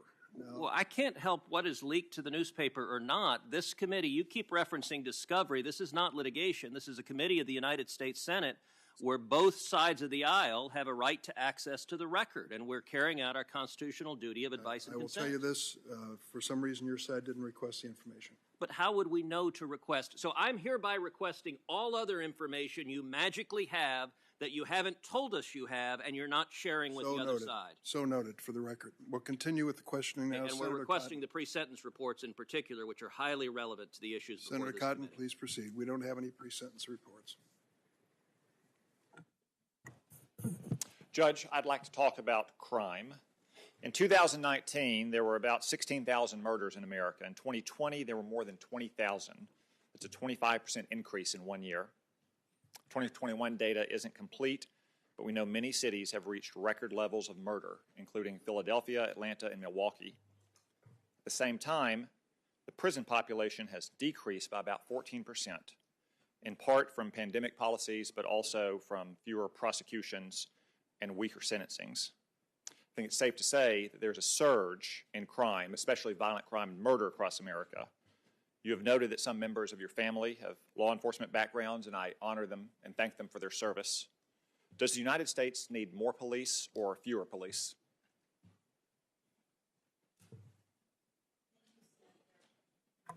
Thank you, Senator. As you just noted, I have law enforcement in my background, and I am very familiar with the problems that crime cause in the communities where we live. Okay, Judge, I'm sorry. We have a few minutes here. You have a lifetime appointment if you're confirmed. I asked a simple either-or question. Does the United States need more or fewer police? Senator, the determination about whether there should be more or fewer police is a policy decision by another branch of government. It is not something that judges have control over, and I will stay in my lane in terms of the kinds of things that are properly in the judicial branch. Okay, if you don't want to address whether the United States needs more or fewer police, we'll move on to sentencing, which is certainly in your lane. There's been a lot of talk about criminal justice and sentencing approaches and theories today. In general, is someone more likely or less likely to commit a crime if they know that they will be caught, convicted, and sentenced? Senator, what is in my lane is the consideration of particular cases of Judge, prosecutions. You've spoken a lot today about criminal sentencing, about the theory of sentencing. You've written a lot about it in your record. It is a very simple question. Is someone more likely or less likely to commit crime if they're more certain that they're going to be caught, convicted, and sentenced? Senator, I am aware from my work on the Sentencing Commission and not as a judge that there is research into recidivism rates, into rehabilitation, into the factors that go into a determination about whether someone is more or less likely to commit crime. Part of what Congress has taken into account when it determined that one of the purposes of punishment is deterrence is the idea that if someone is convicted and punished, they will be deterred from committing other crimes. And you've mentioned that, and you've written about that in your writings. There's 4 purposes of punishment. One of those is deterrence. Isn't it inherent in the concept of deterrence that people are less likely to commit crime if they're more likely to get caught, convicted, and sentenced? Why can't you just say that's the case? Senator, it's not that I'm avoiding saying that's the case. No, Judge, that's exactly what you're doing. I'm asking a very simple question. In general, is someone more likely or less likely to commit a crime if they know they're going to be caught, convicted, and sentenced? It's the heart of deterrence theory. It's very difficult to answer questions in general when you're asking about things like phenomena related to crime. It's the theory behind deterrence that by punishing someone, they will be less likely to commit the crime in the future. That is a theory that undergirds. Do you think that theory is correct? Senator, there is research that supports that deterrence is something that can occur. Does it occur in every case? I can't say that. Okay, let's turn to something more concrete then. Do you know how long the average inmate convicted for a murder serves in prison in America? No, I don't. The answer is 17 years on average. Is 17 years too long or not long enough for a criminal to spend in prison for murder? Senator, these are policy questions, whether they're in the province of the Sentencing Commission in terms of recommendations, whether they are in Congress. They're not the kinds of things that I can opine about. So you don't want to opine on whether 17 years is too long or too short a sentence for murder? Senator Cotton, the Congress has prescribed a number of factors that judges look at when they sentence. It may, in many cases, not be. I can't answer in the abstract in the way that you. These are very concrete. Let's turn to rape. Do you know how long the average inmate convicted of rape serves in prison in America? Well, Senator, rape is not a crime in the federal system that I'm familiar with working with, so I don't know. It's 7.2 months. Do you think 7.2 months is too long or too short for someone convicted of rape to be sentenced to prison? Senator, that's a policy question about the egregious crime of rape, and Congress has said that the court is supposed to take into account a number of factors when it sentences. Okay. I can't answer in the abstract. Well, Judge, these are not abstract. These are very concrete. And remember, these are just the length of sentence if you're caught, convicted, and sentenced. Let's look at cases in which people are never caught. As I said, in 2020, murders increased by the fastest rate ever in the United States. Do you know what percentage of murders are solved in America? Majority of cases. I do not, Senator. The answer is about half, 54% in 2020. Do you think we should catch and imprison more murderers or fewer murderers? Well, Senator, it's very important that people be held accountable for their crimes. So that is a fundamental tenet of the rule of law. So is that a yes, we should catch more murderers, specifically the 46% of murderers who get away with it? Senator, I'm not, to the extent you're asking about enforcement or law enforcement, those... Judge, it's a very simple and common sense question. 46% of all murders go unsolved. Should we catch more of those murderers or should we catch fewer of them? Senator, we should hold people accountable for their crimes. And so if people are not being held accountable, then that is a problem. Let's turn to assaults. Do you know how many assaults were solved in this country in 2020? No, Senator. 44%. So 56% of all assault victims did not receive justice. Do you think we should catch and imprison more criminals who commit assault against innocent people or fewer? Senator, it's very important that people be held accountable for their crimes. So if they're not, then it would be a problem for the rule of law. Let's look at sexual assault and rape. Do you know what percentage of sexual assaults and rapes go unsolved in this country? I do not, Senator. 77%, more than 3/4 of all sexual assaults and rapes go unsolved. Do you think we should catch and imprison more rapists and sex criminals or fewer? Senator, one of my two uncles was a detective in a sexual crimes and battery unit. So I'm very familiar with that type of crime. It's a horrible type of crime, as are all of these that you are articulating. And it is important for people to be held accountable for criminal behavior. It's fundamental to the rule of law. Okay. So in 2020 alone, well over 1 million violent crimes went unsolved in America. Do you think we imprison too many violent criminals or not enough? Senator, it's important for our rule of law to ensure that people are held accountable who are breaking the law in the ways that you mentioned and otherwise. What do you think the families of all those victims think? Do you think they think that we should arrest and convict and sentence all these criminals who get away with it? Senator, I know what the families of law enforcement officers think because I'm one of them. I know what crime does to our society.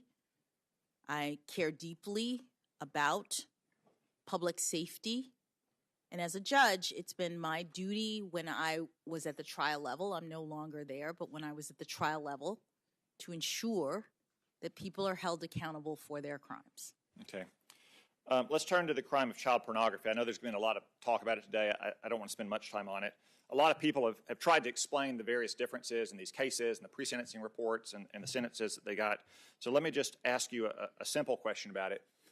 Should the United States strengthen or weaken sentences for child pornographers? Senator, that's not a simple question, and the reason is because what this country does in terms of penalties is in Congress's province. You all decide. You all decide what the penalties are. You decide what the factors are that judges use to sentence. If you determine that any set of penalties is insufficient, then it is in your purview to make that determination. There are many crimes that Congress has determined warrant mandatory minimum penalties, warrant other kinds of penalties, and that is in your purview to determine. I say, Judge, I think whether or not we should strengthen or weaken sentences for child pornographers is a pretty simple question, but I'll move on. I think the difference we've heard today gets to this simple fact that a bunch of elite lawyers, whether they're judges or federal prosecutors or public defenders or law professors, think that sentences for child pornography are too harsh. I don't, and I bet a lot of normal Americans don't either. You've said repeatedly that sentencing is a discretionary act, and I understand that and I agree with it. But you always seem to use your discretion in these child pornography cases to reduce the sentences. I have to say, if I had that discretion, I'd probably throw the book at child pornographers. Maybe that's just me. But let's turn to drug crime. Last year, more than 100,000 Americans died from drug overdose. Drug overdose deaths and gang crime have both skyrocketed in recent years. At the same time that a lot of soft-on-crime laws and lower sentences have been advocated, including, on occasions, Judge, by yourself. In general, do you think the United States should weaken or strengthen sentences for fentanyl traffickers? Traffickers, not users. Senator, whether or not Congress chooses to strengthen or weaken penalties for any crime is a determination of this body, which is ordinarily made after study and review, determination. That is in the province of Congress. Well, Judge, you've said before that sentencing is a discretionary act, so that is literally the job of the judge in many of these cases to determine whether to have a shorter or a longer sentence. Respectfully, Senator, the judge makes that determination not based on one data point in general, which is what you asked me. In general, should we lower or heighten sentences? A judge is making a determination in a particular case, looking at all of the factors. It's discretionary for sure, but we do so within the bounds of a sentencing range that Congress prescribes. And at times in which Congress decides that a penalty needs to be heightened, they impose a mandatory minimum. Then our range is shorter. And when we're looking at the crime, we're not looking as a policy matter across all fentanyl crimes and determining whether the penalty should be increased. As a judge, we are asked in the context of a single prosecution regarding a particular person who has committed a horrible crime, but also, says Congress, is a person who has a life, who has a job, who has all of the other factors that Congress has told judges they have to look at when they decide what penalty to impose in that particular case between the range that Congress sets. So it's not a situation in which I can, in my role as a judge, tell you as a general matter whether penalties should be increased or decreased. I have to say, I think that not many Americans, especially not the 100,000 Americans who's lost someone to drug overdose, think these are tough questions. But let's move on. Let's talk about retroactivity. When you were on the Sentencing Commission, you repeatedly advocated for retroactively reducing drug trafficking sentences. So this is a case where a drug kingpin who's dealing fentanyl gets sentenced, and then a few years later, he gets lucky. He gets in front of some new judge who's maybe more sympathetic and thinks he got a raw deal, or maybe he just gets in front of the same judge a few years removed from seeing the faces of the victims of his crime. Do you believe that resentencing years after a conviction tends to reduce sentence lengths? Senator, respectfully, I just wanted to remark on your previous question and your statement that these are not difficult questions. It's not that they're difficult questions, it's that they're not questions for me. I am not the Congress. I am not making policy around sentencing. My job is to look in a particular case and decide what the penalty should be within the range that Congress prescribes. I understand. You were making policy, though, at the Sentencing Commission, and you were implementing changes to sentencing guidelines. So my question again is, do you believe that resentencing years after a conviction tends to reduce sentence lengths? I'm not sure I understand your question. Obviously, if you resentence, you're giving the judge another opportunity to look at the circumstances in light of the changed penalties. Sometimes the judge in that new situation will keep the same penalty. A resentencing is just an opportunity for the judge to reevaluate in light of the changed circumstances. Okay. Almost without exception, retroactively weakening sentencing laws and guidelines lets harden criminals out early. I always hear the argument. I hear it from some of the senators on this panel. I heard a version of it from you earlier, that each case is going to go before a judge, and it won't be an automatic release because each judge is going to assess the facts and hear the arguments. In 2014, you said that judges would not likely reduce the sentences in the vast majority of cases if sentencing guidelines for drug trafficking were reduced. I think you missed that one, Judge.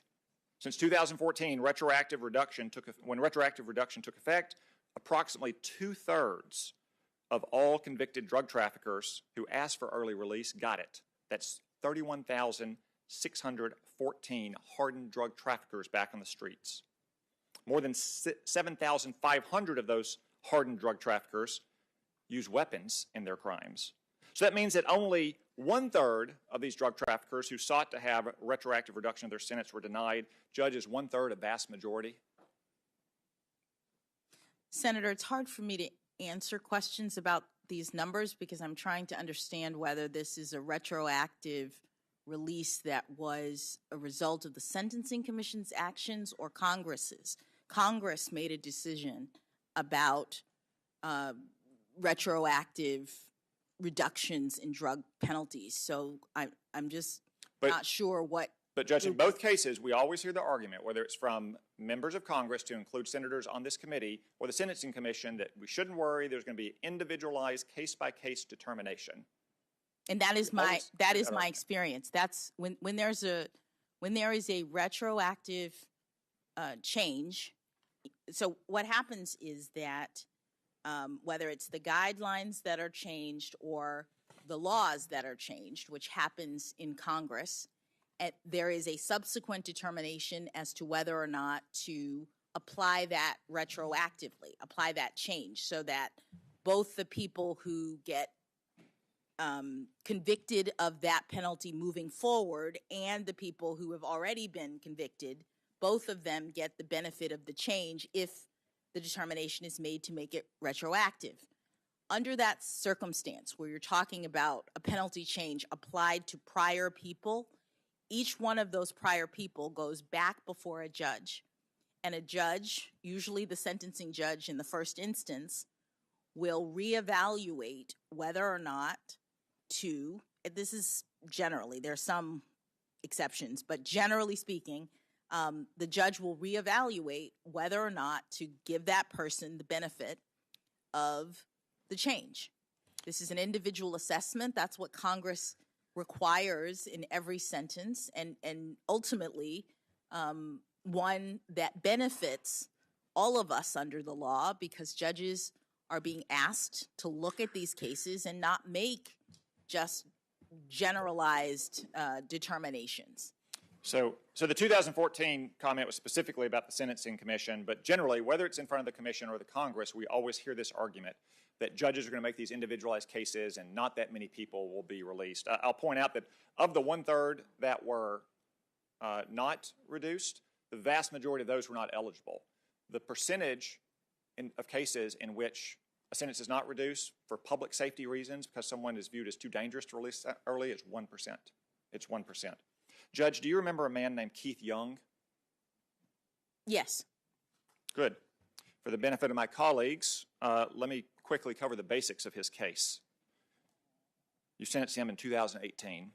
Keith Young was a career criminal who had previously been convicted of trafficking cocaine. In 2017, he was running a drug business in his house where his children lived and was found with 2 1-kilogram bricks of heroin worth hundreds of thousands of dollars, along with a gun, ammunition, thousands of dollars in cash, and equipment to cut and package heroin for retail sale. The drug lab also confirmed that there was fentanyl in both bricks of heroin. And in one of the 2 bricks, there was actually more fentanyl than there was heroin. While at the D.C. jail awaiting trial, Young bragged about his arrest and about how he was a kingpin.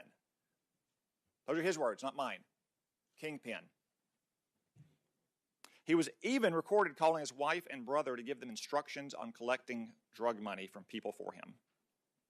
The prosecutors filed a notice of Young's criminal history, which meant he faced a mandatory minimum of 20 years. You did not seem to like that, Judge. In fact, at his sentencing, you said, this is a quote, that you shared his frustration, that you couldn't give him a lighter sentence. I was shocked to see this in the transcript. I was also shocked that you apologized to this drug kingpin for having to follow the law. You literally said that you didn't think 20 years was fair. This is the quote, "And for this, I am sorry, mostly because I believe in second chances."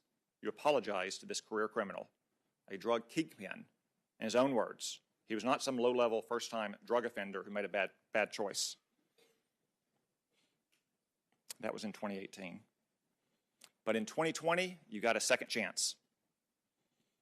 After Young's sentence, Congress passed something called the First Step Act, which reduced sentences for serious drug traffickers with lengthy criminal records. During the pandemic, lots of criminals like Keith Young tried to twist the First Step Act's compassionate release provision, which was intended for terminally ill elderly inmates, to get early release and blame it on COVID. You had none of that, and that's good. You rightly said at his resentencing hearing, quote, COVID-19 is not only present in prisons, and you said that Young's past as a smoker and his claim of various other health issues did not entitle him to early release. If you had stopped there, I would have cited that as a great example of how you follow the law and made a well-reasoned decision. Unfortunately, you didn't stop there. You said in the resentencing that, quote, Congress did not make their changes under the First Step Act retroactive, but that if they had, then you could have given him a reduced sentence.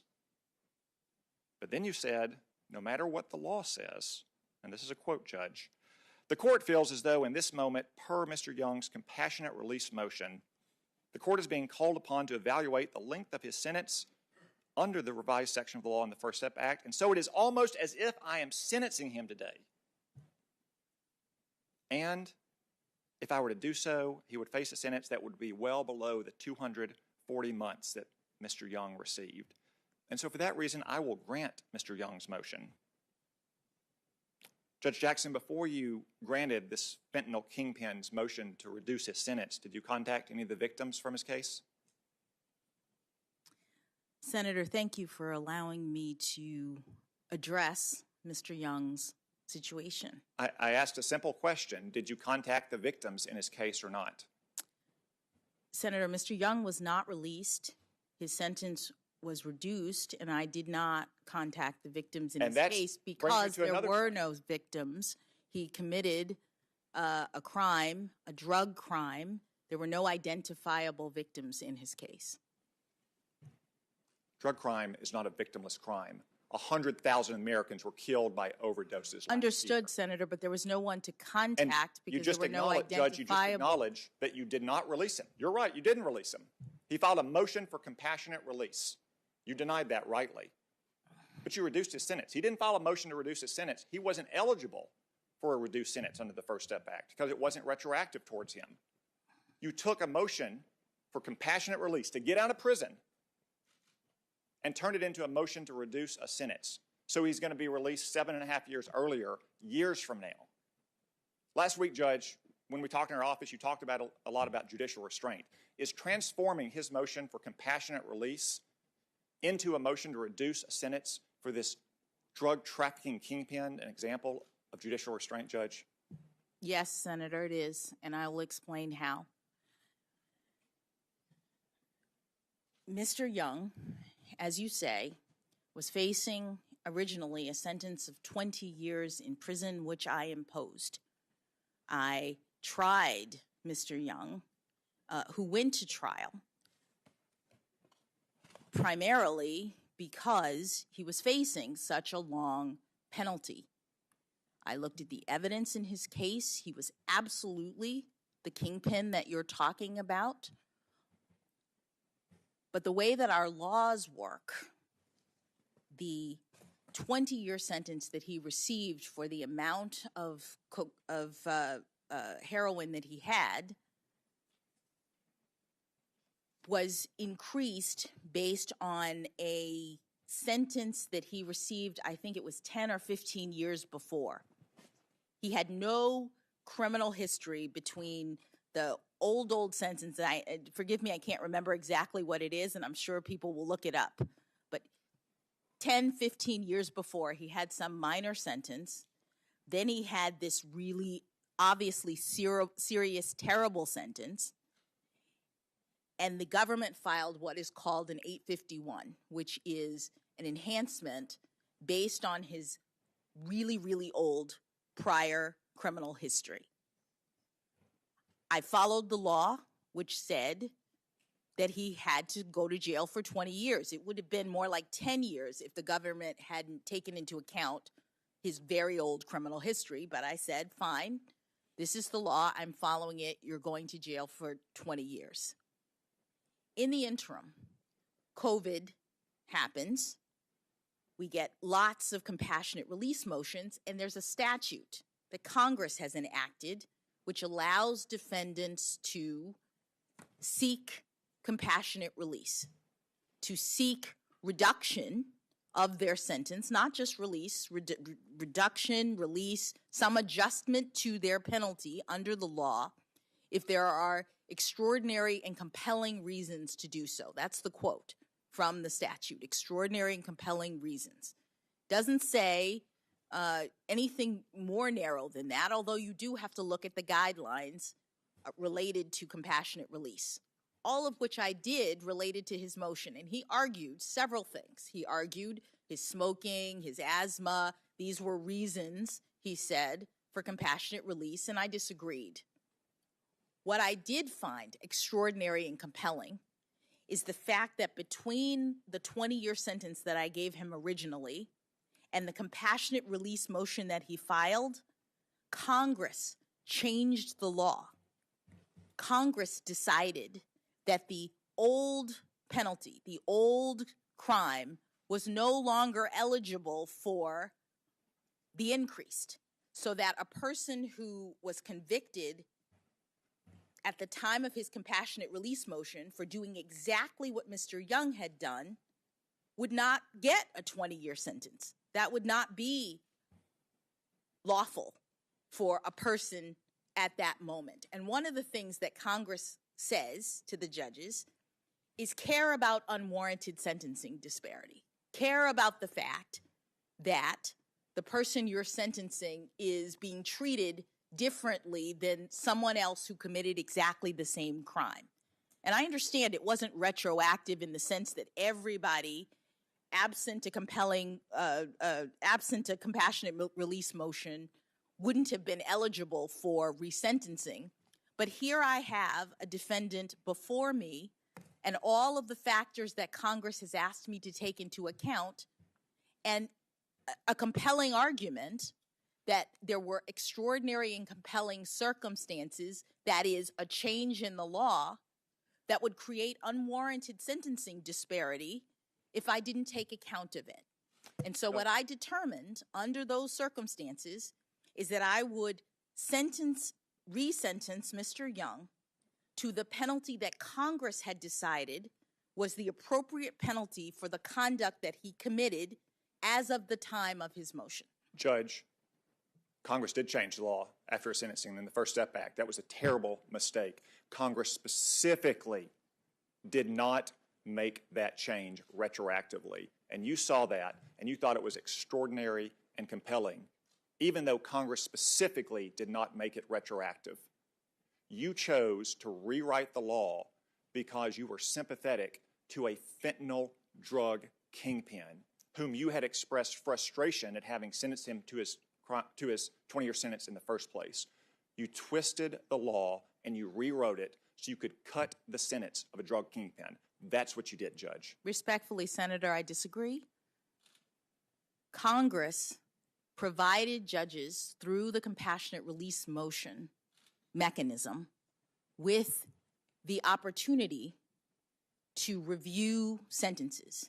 Congress, prior to the compassionate release mechanism being enacted, a judge who imposed a sentence would have no opportunity to revisit. In Mr. Young's case, the question was, with this compassionate release motion, under a circumstance in which Congress had changed the law, was that an extraordinary and compelling circumstance to revisit his sentence? And I made a determination that it was. So I suppose then, if you're confirmed, we can just count on you to always rule in favor of retroactivity, no matter what the facts of the case are, because it was a blatant rewrite of the law here, so you could reduce the sentence of a drug kingpin if you didn't like sentencing to 20 years in the first place. No, Senator, it was not. Senator Booker.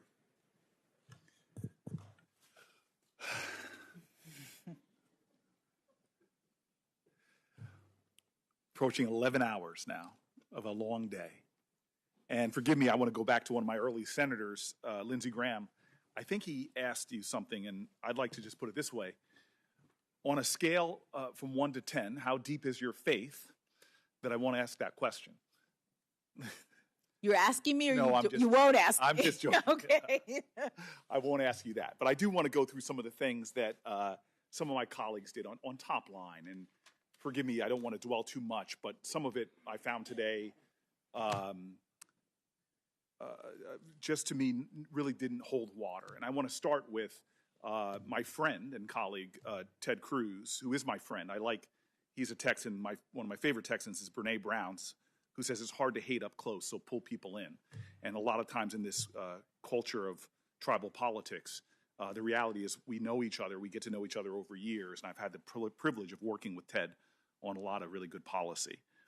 So I went back to my office and re-listened to his questioning of you about critical race theory, and he referenced your speech, which I hadn't read. You Harvard folks are so well focused on these things, but I read your speech. And I was very surprised. Ted had a very big chart. I think he needs to give Senator Whitehouse some advice on charts. Senator Whitehouse, this was very small. It was almost as if they were proportionate to their state sizes. But easy there, New Jersey. Mr. Chairman, I would request that my colleagues in the Democratic Party would stop interrupting me.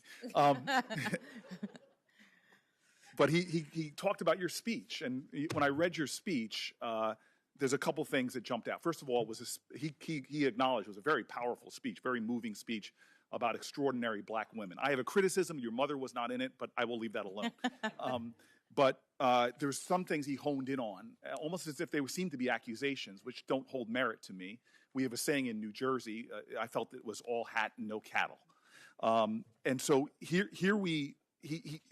said that you called the woman who wrote the 1619 Project, that you called her provocative. That's not a compliment necessarily if you call someone provocative, is it? No. No, I mean, I think Ted Cruz is very provocative. And that doesn't mean I agree with what he's saying, his philosophy. It doesn't mean I agree with his statements. But he pointed out you also called the author acclaimed. She won a Pulitzer Prize, correct? She did. In journalism. So she is acclaimed. She is. But in nowhere are you heralding her as this is reflective of your philosophy. That's true, right? Correct. Yeah, so I don't understand that at all.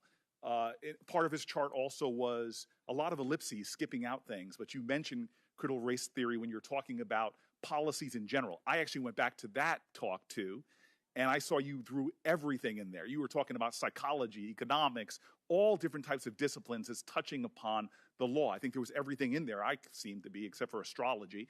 But you understand that you were just listing a list of things that people could say touch the law. They weren't your philosophies at all.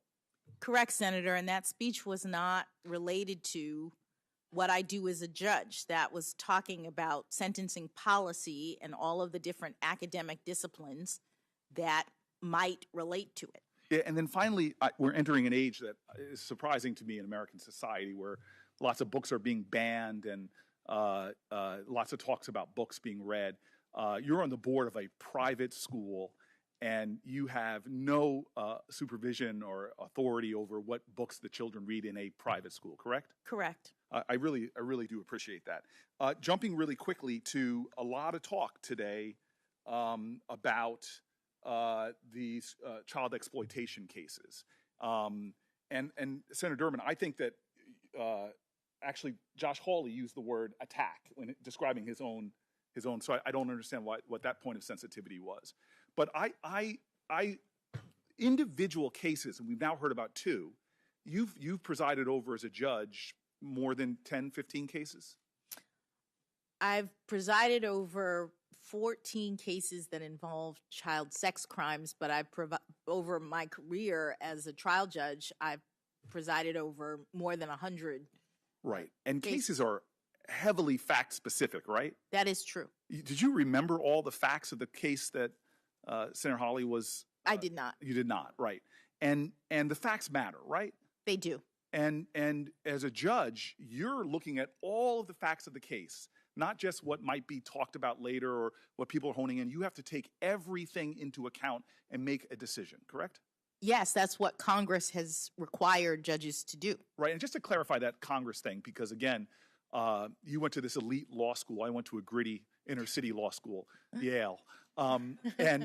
So you know this better than me, but it was actually 1984 that the sentencing laws, the sentencing standards were passed down, correct? I believe so, yes. Yeah, it was 1984. And then later in 2002 or 3, things were updated. But that 1984 was before the internet completely. And I just want to clarify also the Booker decision. Yes. Could you just clarify for the record, because my mom might be watching, no relation to me whatsoever, correct?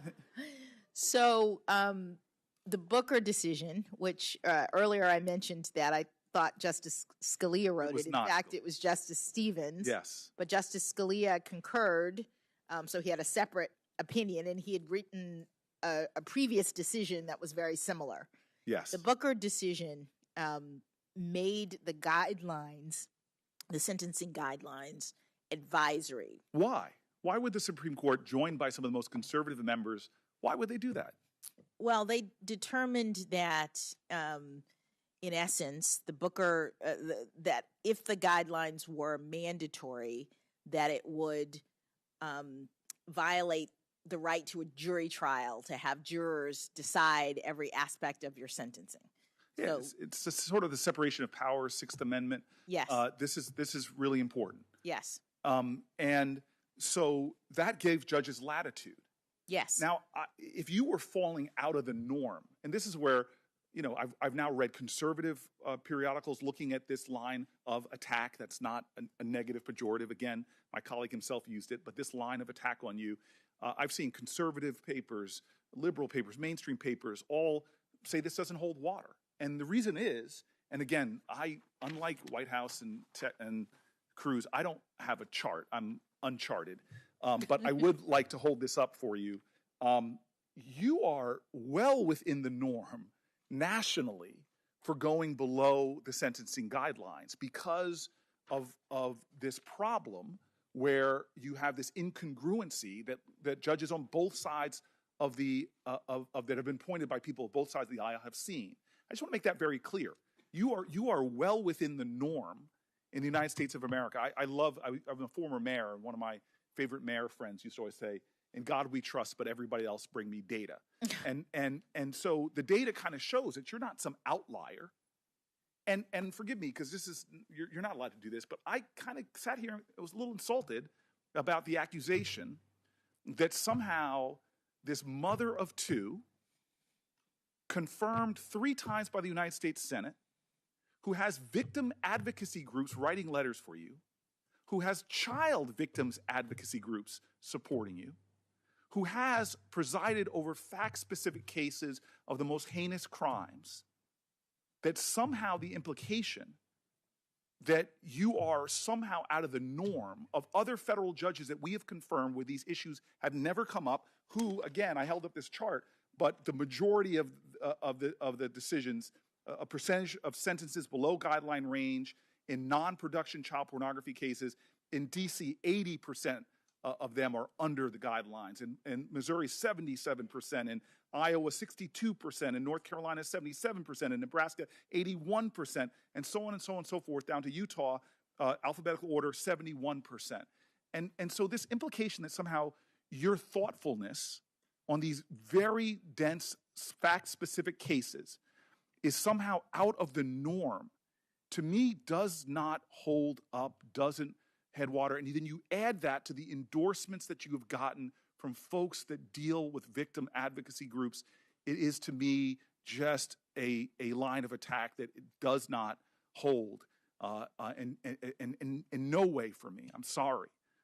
In the totality of your career, what you've accomplished and what you've done. I just think it's unfortunate that, unlike the sort of fair arbiters of this on both sides of the aisle who've dismissed it, I appreciate the way you've sat there and addressed all of that stuff. And that really brings me to the larger implication.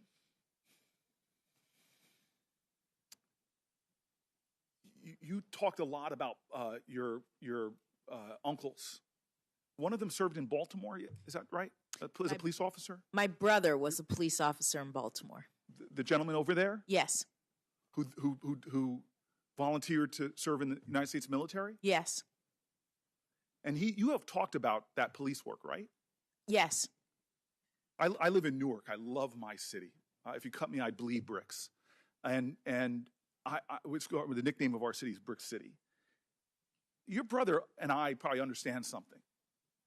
The majority of murder victims in the United States of America, do you know who the majority of murder victims are?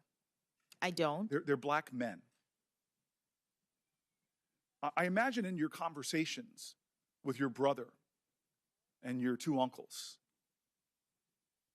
you who patrolled some of these streets, I imagine you feel in a different way about the anguish of what many communities of color struggle with when it comes to crime. Am I right there? You are right, Senator. It is very anguishing, and it is something that I know all too well. And you are a person that has that same fear that many mothers have for their daughters who do go out in this world. My mom used to say, when you have a child, it's like your heart going around outside of your body all of a sudden. And I just find it hard to believe, given your law enforcement background, you're a mom, that you take any of this urgency to keep America safe. And then I see that, like, folks I know well. I've worked with the FOP. I began negotiating with them. I have to say, I thought Jim Pascoe, before I knew him, it's a whole thing, Brene Brown, bring people close. At first, I thought he was an ogre, biggest police union in the country. I had some tough negotiations with my police union. He and I sat down and we shared our stories. And I think we realized we were coming from the same place when we were working on police reform. FOP endorsed you, and they wrote a powerful letter. I won't read it again. The IACP, they represent the largest, that's the rank and file, the FOP. The IACP represents the bosses, the managers. They endorse you. There's another group that maybe my colleagues don't know as well as I do. It's called Noble. Do you know them? I do. They're the black law enforcement organization nationally. People like your brother. Yes. Who love their communities. Yes. Who have seen, like I have, too many young men lying with bullet holes, bleeding into our pavements. These are folks who come from communities like your brother knows, where you too often see sidewalk shrines to murdered youth. I've talked to the women and men of Noble so many times. Anybody ever accuse them of being soft on crime? But they understand the complicated factors of crime in our country. And what they have to say to you about you, I won't read it, is just beautiful. Law enforcement family, mother of two, law enforcement organization after law enforcement organization, victims advocacy organizations after victims advocacy organizations, Republican appointed judges, Democratic appointed judges. That's who's in your corner. We're politicians. We have a sworn oath right now. I've just watched you with dignity and grace field what I can only imagine is behind those questions, is this doubt that is being sown. I just want America to know that when it comes to my family's safety, when it comes to Newark, New Jersey, or my state, God, I trust you. I trust you. Now, I brought in your mother, and I have to go back there. My mom has a saying that is awfully embarrassing when she talks about me. She says, she'll introduce me, and she'll say, behind every successful child is an astonished parent. But there's something about your mother, looking at her, is that she doesn't seem all too astonished. She seems like almost just very slyly she knew that a day like this might come. And so I just want to share with you that I have done a lot of hiring. Before I was in a legislative body, I ran New Jersey's largest city. And I could write a book about all the management mistakes I made in my first year and how it made me a really good manager. And the first mistake I made was I was just looking for the most talented, credentialed, skillful, smart people to help me run things. And I soon learned it wasn't enough. I made some mistakes in hiring. And I began to see that those skills, which you have a tremendous amount of, it's been said so many times, if stacking you up against other Supreme Court justices, you have more qualifications, more credentials than many of them. But I learned that you should hire first, that's necessary credentials, but not sufficient, that you should hire for character. That's what made me hire a great team in Newark eventually, and we operated so well. And so I believe I've gotten to know your character over these weeks, but I want America to know a little bit more about your character right now. And so I know my values. Booker T. Washington said it. James Baldwin said it. Children are never good at listening to their elders, but they never fail to imitate them. If I want to know your character, you haven't let me do this yet, but I want to hang out with your parents a little bit. And so let's draw them into this conversation. We won't swear them under oath, but just could you share with me what are their bedrock values that are most a part of your values now that you hope and pray are your grandchildren's, unborn grandchildren's values? What are those most important values you inherited from those two folk over there? Thank you, Senator. I inherited a number of bedrock values, as you say, from my extraordinary parents. As I mentioned, my parents grew up in a time in this country in which Black children and white children were not allowed to go to school together. They persevered. They were the first in their families to go to college, to have that chance. They each went to historically Black universities, and they taught me hard work. They taught me perseverance.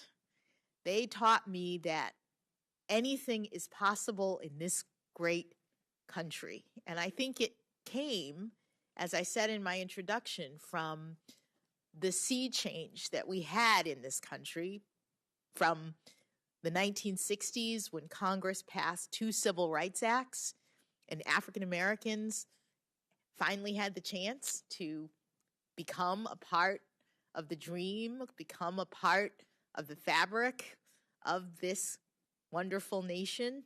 My parents moved to Washington, D.C. because this is where it all started for them in terms of having new freedoms. And I was born here on that hope and dream. I was born here with an African name that my parents gave me to demonstrate their pride in who they were and their pride and hope in what I could be.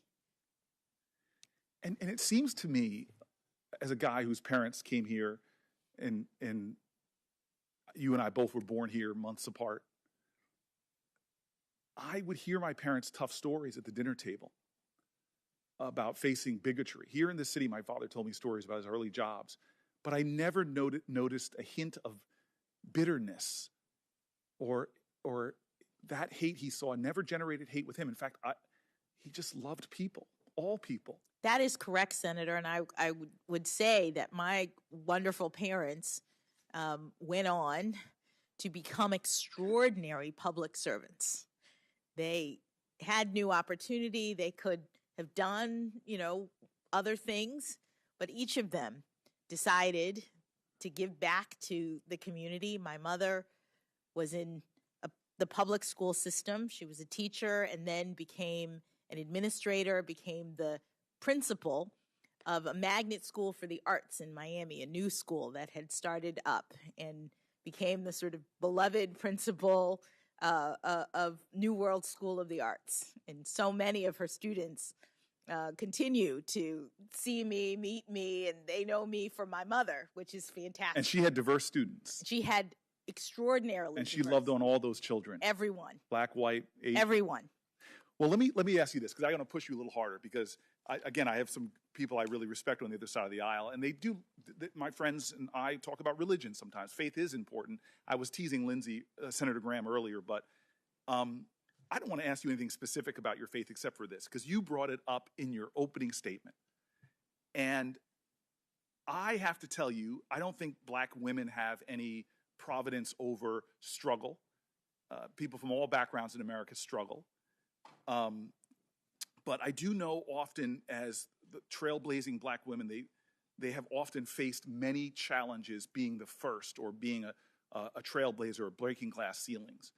But I know on your journey to this moment right now, you have faced very tough moments. Probably you've been knocked down by life. I always say if America hasn't broken your heart, you don't love her enough. You've been heartbroken by something, circumstance. You've been like Zora Neale Hurston, who says, I've been through sorrow's kitchen and I licked out all the pots. You've been like Langston Hughes to that poem, Mother to Son, life for me ain't been no crystal stair. Could you talk to me maybe about one moment or what you do when you get knocked down like that? Where do you get the grit and the guts to get back up and keep on going? Well, Senator, I think that too is something that I learned from my grandparents, who, as I said, didn't have it easy. My grandparents, who didn't have a lot of formal education, but who were the hardest working people I've ever known, and who just got up every day and put one foot after the other and provided for their families and made sure that their children went to college, even though they never had those opportunities. I reflect on them in the context of this historic moment. I stand on the shoulders of people from that generation, and I focus at times on my faith when I'm going through hard times. Those are the kinds of things that I learned from my grandmother, who used to have those family dinners and bring us all together. And I think that's a common experience of Americans, that when you go through difficult times, you lean into family and you turn to faith. And that's part of my experience as well. It's, I think, the experience of my colleagues and I on both sides of the aisle, leaning on that faith and that family. I want to give you, there's one thing about your opening statement, and I have to say, I haven't actually shaken your husband's hand yet, but yesterday I was mad at him because when he started tearing up at your remarks about him, it triggered, I don't really have it, but it triggered a sympathetic cry in me as well. So I'm a little upset at him, but I will deal with him individually. But you said something that I found provocative, to use that word one more time. And I felt afterwards, I reflected, I even talked to my staff about it, because I thought that statement, it didn't seem congruent to me. And it was, I don't know if it was a profession of humility or overly critical of yourself. But I want to end in my last 5 minutes giving you space to explain yourself to me, because much to my mom's chagrin, I am not a parent yet. And I'm looking at somebody that I admire. But you said something that struck me, because look, my mom was a working mom. And God, it was tough. My colleagues will not believe this, but there was a time I was very melodramatic, and I was in a bathtub of oatmeal bathtub, and my mom was getting ready to go on a business trip, and I look at her with these sad eyes, and I say, "Mom, if you leave me, I'll die." And she looked at me, knowing that you don't die from the chicken pox, but I still remember her going to the phone, having a long conversation, taking off her business suit and changing into her sweatpants. She would tell me later that was not a sign of love. She loved me, but a lot of women who love their kids can't stay home because we don't have paid family leave in this country. So you said in your opening remarks that you haven't been as good of a parent, I think if I'm paraphrasing right, as good as a mom as you'd like to be. And I looked at your two girls, and I look at you, and I don't understand that statement. Could you maybe explain for me what you meant, and maybe take one more beat and explain to me what it means to you to be a mom of two young women growing up in America today? Thank you, Senator. What I said in my statement was that that I had struggled, like so many working moms, to juggle motherhood and career. And it takes a lot of hard work to become a judge, to do the work of a judge, which I've done now for almost 10 years. You have a lot of cases. You don't have all that many resources, comparatively speaking, and it's a lot of early mornings and late nights. And what that means is there will be hearings during your daughter's recitals. There'll be emergencies on birthdays that you have to handle. And I know so many young women in this country, especially who have small kids, who have these momentous events and have to make a choice. You talked about your mom making the choice to make sure that she cared for you in that moment. And there are times when obviously you have to care for your family members. There are other times when there are events that you wish you could be a part of, but here's the emergency case that you have to deal with. And so I said in my opening that girls, you've had to deal with me juggling motherhood and job responsibilities, and I didn't always get the balance right. And so I would hope for them seeing me, hopefully you all will confirm me, seeing me moved to the Supreme Court, that they can know that you don't have to be perfect in your career trajectory and you can still end up doing what you want to do, that you just have to understand that there are lots of responsibilities in the world and that you don't have to be a perfect mom, but if you do your best and you love your children, that things will turn out okay. Well, I'm sure your mom probably feels she wasn't perfect, but things have turned out okay. And I will tell you this.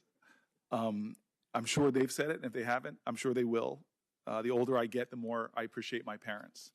I know they're proud of you, but as a guy who does have faith, and I sit at home in a room of my ancestors where I have generations of my ancestors' pictures up, and they're black folk and white folk.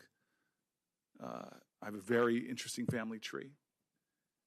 I sit there to feel my ancestors sometimes and think about them.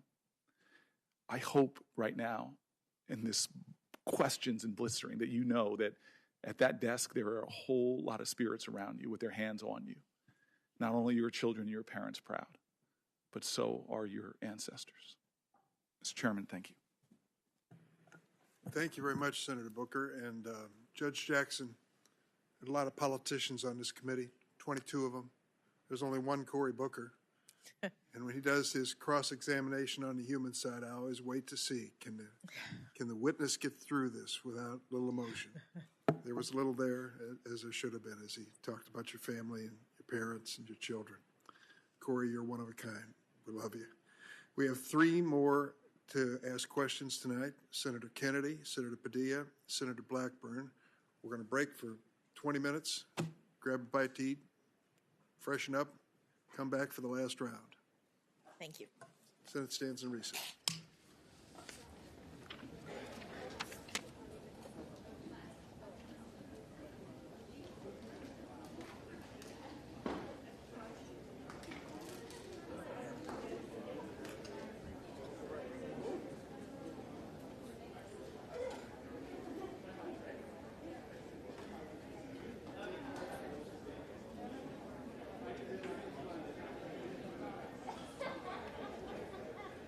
Yeah.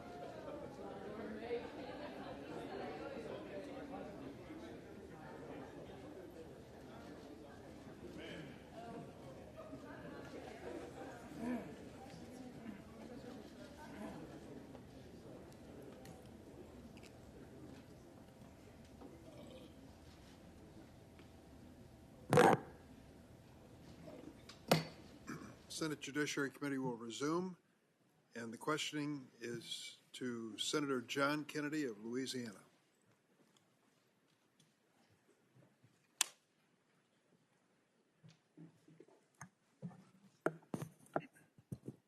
Thank you, Mr. Chairman. Judge,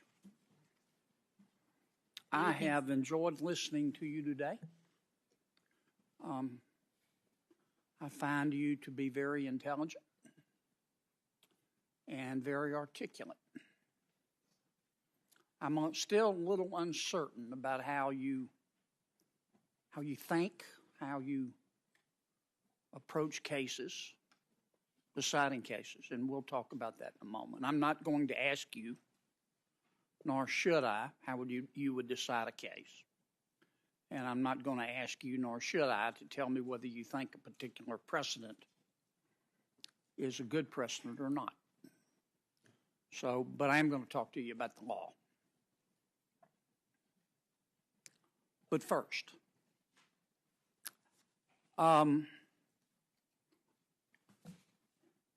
you don't support efforts to delegitimize the United States Supreme Court, do you?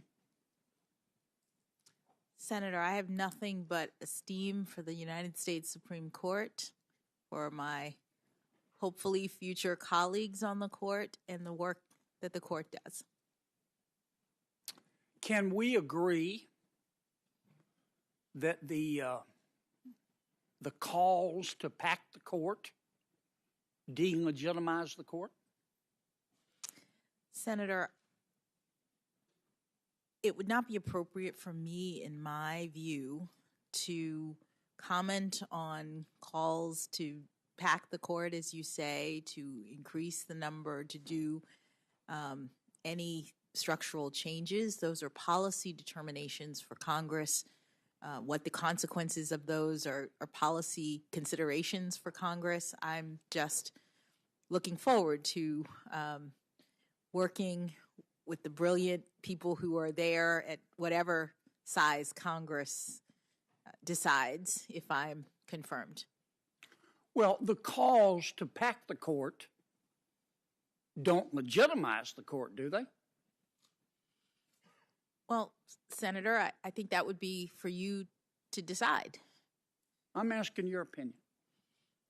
Respectfully, Senator, I'm not in a position to give my opinion on issues that are policy issues concerning the court, and not something that a judge would have to consider or should consider, in my view.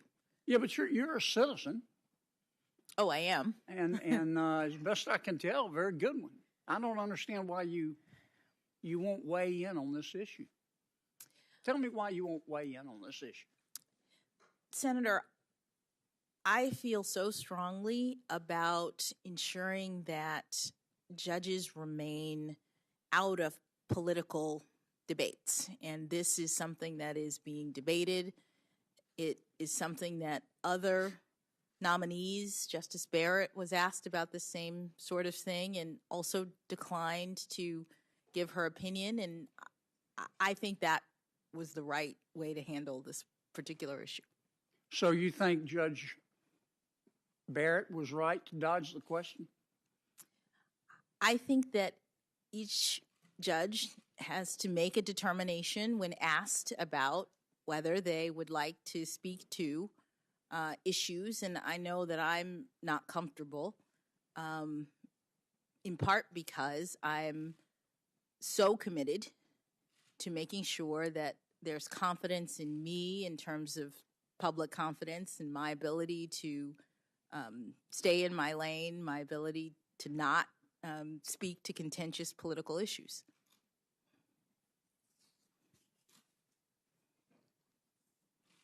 You have an opinion, though, don't you?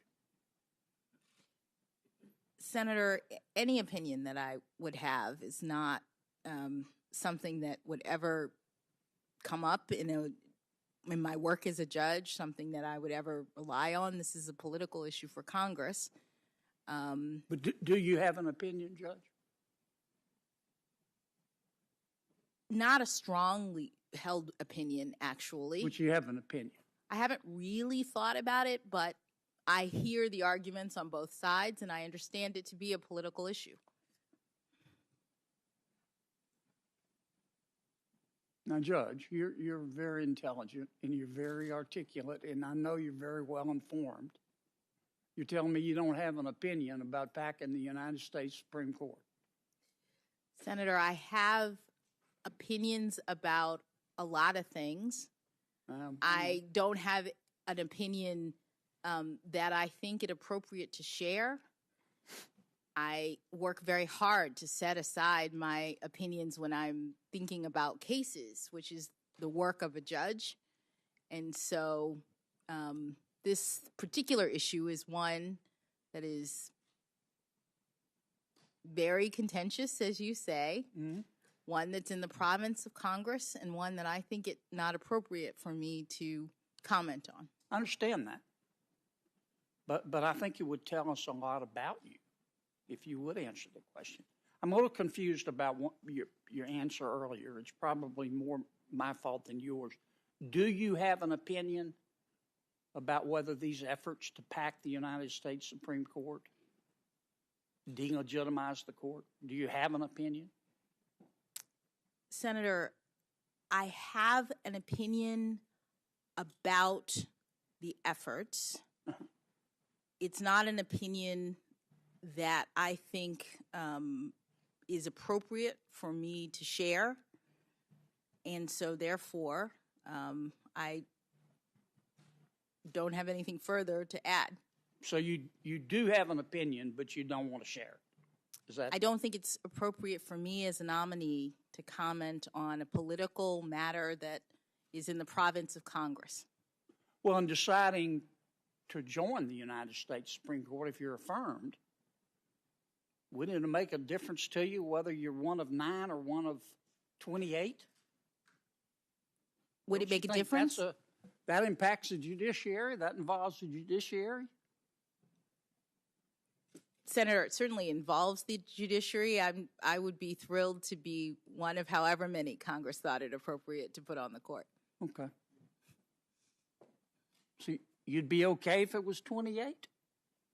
If that's Congress's determination, yes. The Congress makes political decisions like that. Okay.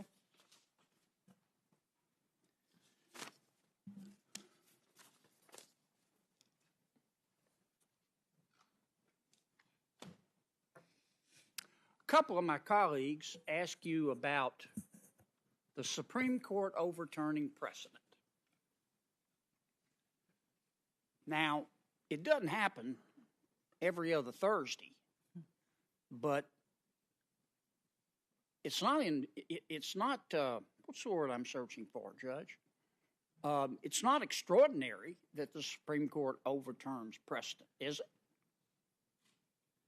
I mean, it happens. I won't say a lot, but it's not once every 50 years. Am I correct? You're correct that it's more frequent than once every 50 years, for sure. Yes. And so it happens. Yes. And you talked earlier briefly about the different factors that the court considers. Yes. In deciding. Give me a couple of those. Hit that another lick for me and just give me a couple. Whether the decision is egregiously wrong, whether there's been reliance on the decision that is being revisited, whether the decision is workable or unworkable, the one that they're looking at, whether the facts are new facts have come to light, or the facts have the circumstances are such that there's now a new understanding of the prior facts, and whether the case law in the area has shifted. And in fact, those are the factors that the Supreme Court listed 3 years ago in Janus, are they not? Those are the factors. I don't have the Janus opinion in front of me, but those are the factors that the court uses when it determines. Janus overruled, I think Senator Hirono talked about it. Janus overruled Abood. Yes. Dealing with whether labor unions can require non-members to pay dues. You remember that case? Yes. Is the age of the case, a factor in whether the Supreme Court will overrule a precedent? I think age relates to the reliance factor. I think the longer an opinion has been in effect, the court has considered that to be relevant to its determination of reliance. But sometimes the court looks at it not just in terms of reliance, they look at it from the other side of the age issue, and that is that maybe facts and circumstances and science have changed. Do they not? I believe that is part of the change circumstances factor. So the Supreme Court is more likely to overturn a case, which would not be that extraordinary, if the precedent were 49 years old as opposed to 4.9 years old. I'm sorry. Can you repeat the question? I'm just well. You said that the older the case is, one could make an argument that the reliance interest would be great. But you also said, I think, I don't mean to put words in your mouth, but the older the case is, the more facts and circumstances and science could have changed. So that would argue in favor of overruling it because of a change of circumstances. Did I get that? It might. These are all different circumstances that the court could consider under this multi-factor test. Okay. But all things being equal, let's say a decision 49 years old versus 3 years old, like Janice. The older decision is more likely to be overturned, you think, based on your experience? Oh, I don't know that I could make that prediction. I'm just saying that one of the factors, the reliance factor, the age of the opinion and how long people have been relying on it. Yes, ma'am. Can be relevant to, it is one of the factors that the court considers. Right. Okay. Let me jump gears here. I took some notes. You talked earlier about how you decide cases. I'm going to kind of summarize this. You said you clear your mind of any bias. You read everything. You read the briefs and the record, and then you apply the law. That's your methodology. You said you're not an activist judge. You said, am I right? Yes. You said judges are not politicians. That is true. And judges should stay in their lane. Yes, sir. Tell me again what you mean by stay in your lane. What I mean is that in our system of government, under the Constitution, we have a separation of powers, and each branch has their own sphere of responsibility. To say stay in your lane is the shorthand that I'm using for indicating that judges should not be policymakers, that those responsibilities are left to the elected branches, and that judges are to interpret the law, not make the law. And I use it to refer to the part of my methodology that is mindful of the constraints on judicial authority. Okay. Well put. So let me ask you. We can go to the Constitution, let's say the Bill of Rights, to narrow the discussion, and read about our explicit rights. Religious freedom, our right not to be unreasonably searched or seized, freedom of speech, they're right there. That's why they call them explicit. But the court has ruled we have a bunch of unenumerated rights. Am I correct? The court has determined there are certain personal rights related to individual autonomy that are implicit in the concept of ordered liberty or deeply rooted in our nation's history or tradition. But they're unenumerated? Yes. Okay.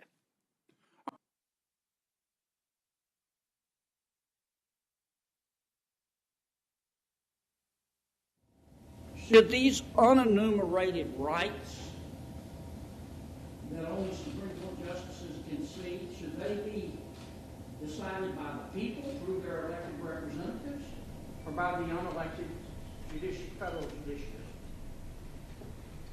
Well, Senator, the Supreme Court has interpreted the 14th Amendment to have a substantive component, and I'm not in a position to critique the court in terms of its precedents. That is the precedent of the Supreme Court. Right, right.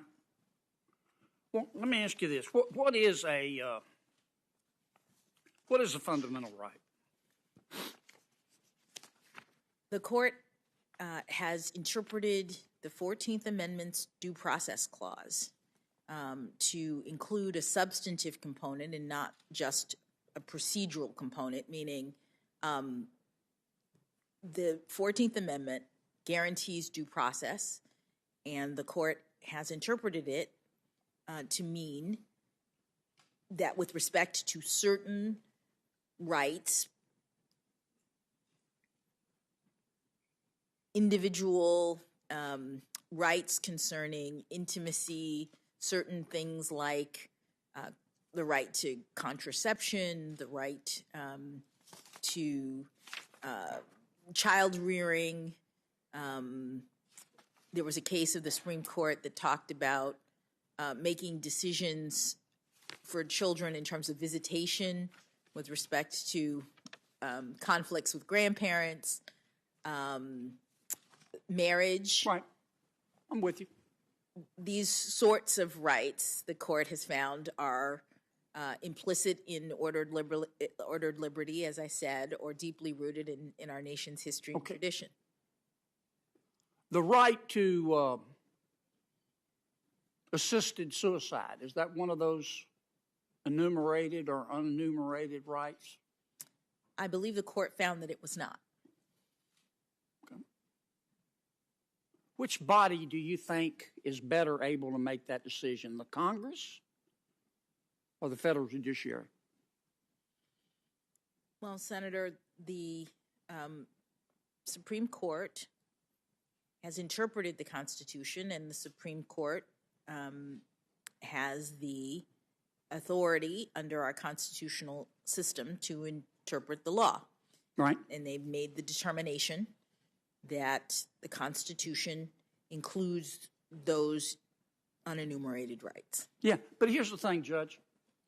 Maybe a better example, it's a very hot topic today, the right of a transgender woman to compete in women's sports. Do you think Congress, the people ought to get to decide that through Congress, or the judge can just find it as an unenumerated right, a penumbra of the Constitution? Well, Senator, that the topic that you raised is something that is, as you say, a hot topic today, and could certainly be litigated. So I'm not in a position to say more about whether or not it's actually one of the unenumerated rights. Well, I don't want to ask you how you'd rule, but would you have any problem saying, okay, if that case that is litigated, saying this is a political question? Whoa, stop. I'm staying in my lane. Congress needs to decide this case. The people need to decide that through their elected representatives. Would that be appropriate? Well, respectfully, Senator, that is a decision. In other words, you say, I'm not asking you to decide it, but in every case, the determination about whether or not something is a political question or whether or not the court has or has not jurisdiction is an issue for judges, and so I'm not able to speak to it. Okay. All right. Well, here's the thing about the fundamental rights. That's why I ask you about the definition of them. These are unenumerated rights now. I'm not talking about right to free speech and freedom of religion. The court has said repeatedly that there is no test for a unenumerated fundamental right, that the determination has not been reduced to a formula. Am I right? Well, they've given those standards in the cases in which they have been evaluated. In some cases. Sometimes the court talks about these unenumerated fundamental rights have to be deeply rooted in the nation's history and traditions. Sometimes the court says, they change the language, these unenumerated rights, like the right to assisted suicide we talked about, it's a potential unenumerated right. The right has to be implicit in the concept of ordered liberty. But you've read Obergefell. In Obergefell, I think Justice Kennedy wrote that opinion. He didn't bite. In fact, he cited with approval Justice Harlan's dissent in Poe v. Ullman. And Justice Harlan said, look, there's no formula here. Justice Harlan always said, you have to go case by case. Can you understand why some Americans go, wait a minute, are justices, these are unenumerated rights, are justices interpreting the Constitution, or are they just deciding a right when they get 5 votes and it's just a moral conviction? Yes, Senator, I do understand. Okay. Well, when you talk about judicial restraint, where does the restraint start with fundamental right? Let's take the 9th Amendment. Okay? What's it say? I know you know because you talked about it earlier. Well, it says that it indicates that there are rights that the fact that there are some enumerated rights in the Constitution doesn't mean that there aren't others. And how are we supposed to determine what others there are? I think the Supreme Court has not found any others coming from that particular constitutional provision. Could they? I can't speak to that, Senator. I mean, it's possible, right? If they get 5 votes, right? Well, anytime the Supreme Court has 5 votes, then they have a majority for whatever opinion they determine. Yeah. But do you think that would be a prudent course of action to start creating fundamental rights through the 9th Amendment, unenumerated now, without consulting Congress? Senator, I can't speak to a hypothetical about whether or not it would be a prudent course of action for the Supreme Court to hold that there were other rights in the 9th Amendment. That's well, the reason I'm asking, Judge, is you've talked a lot today about judicial restraint. And that's kind of like being for children and prosperity. We're all for children and prosperity and judicial restraint. But the rubber meets the road when you get down to, well, what does that mean? What does that mean? what it's meant for me, Senator, is what you've seen in my opinions in the way that I've approached issues that have been before me, in my fidelity to the restraints that exist in the law in terms of the exercise of judicial authority. That adherence to precedent, for example, is something that I do, and even in cases, as you heard me discuss earlier, in which they're not binding precedents, I find that the court needs to take into consideration what has previously been determined and not be a policymaker in my decisions. Okay. Well, here's what's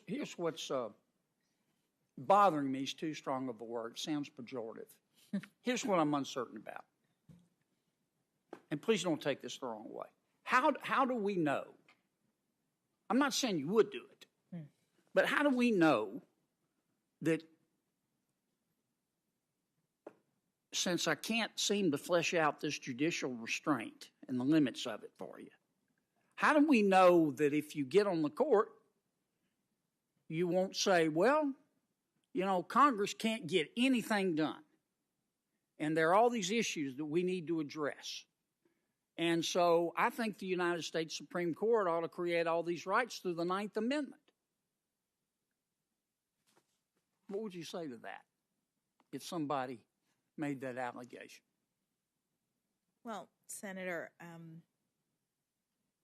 I think that I have a record as a judge in terms of having been given responsibility, having looked at cases, having decided issues, and that my record demonstrates how I handle cases. I'm not in a position to hypothesize a circumstance in which a case appeared that raised a question about the recognition of an unenumerated right and whether I would say under those circumstances that I couldn't find such a right because that's a hypothetical, because I decide cases and controversies that come before me, because I'm a nominee and I can't speak to hypothetical scenarios about how I might rule in the future with respect to cases.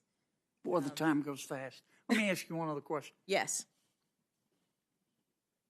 This business of having unenumerated rights through substantive due process, there's no textual basis for that. The court just started doing it, okay? I'm not asking you whether you think it was good or bad, because it's clear to me you don't want to share your thoughts on that, and I get it. I'd feel better if you would, but I get it. But don't you think the fact that our founders included a way to amend the Constitution is a testament to the fact that they were saying, here are your rights. We're writing them down. You can all go to the Bill of Rights and read them. And if you want more, we put in a way to amend the Constitution. I do understand that argument, and there are people who argue that. The Supreme Court has determined that the Due Process Clause yes, ma'am, includes a substantive component. Okay. And I understand the critiques of that view. I'm going to try to get in two more. Boy, the time flies. When does life begin, in your opinion? Senator, I don't know. Ma'am? I don't know. Do you have a belief? I have personal, religious, and otherwise beliefs that have nothing to do with the law in terms of when life begins. Do you have a personal belief, though, about when life begins? I have a religious view. Religious belief? That I set aside when I am ruling on cases. Okay. When does equal protection of the laws attach to a human being? Well, Senator, I believe that the Supreme Court, actually, I actually don't know the answer to that question. I'm sorry. I don't. Okay. All right. You're familiar with the warrant requirement, I know. Yes. Okay.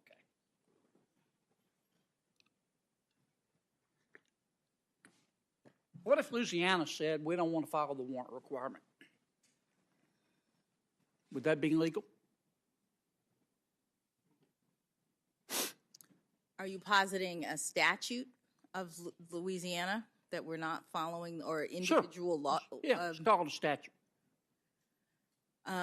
Well, Senator, I'm thinking about all of the potential legal arguments that could be made.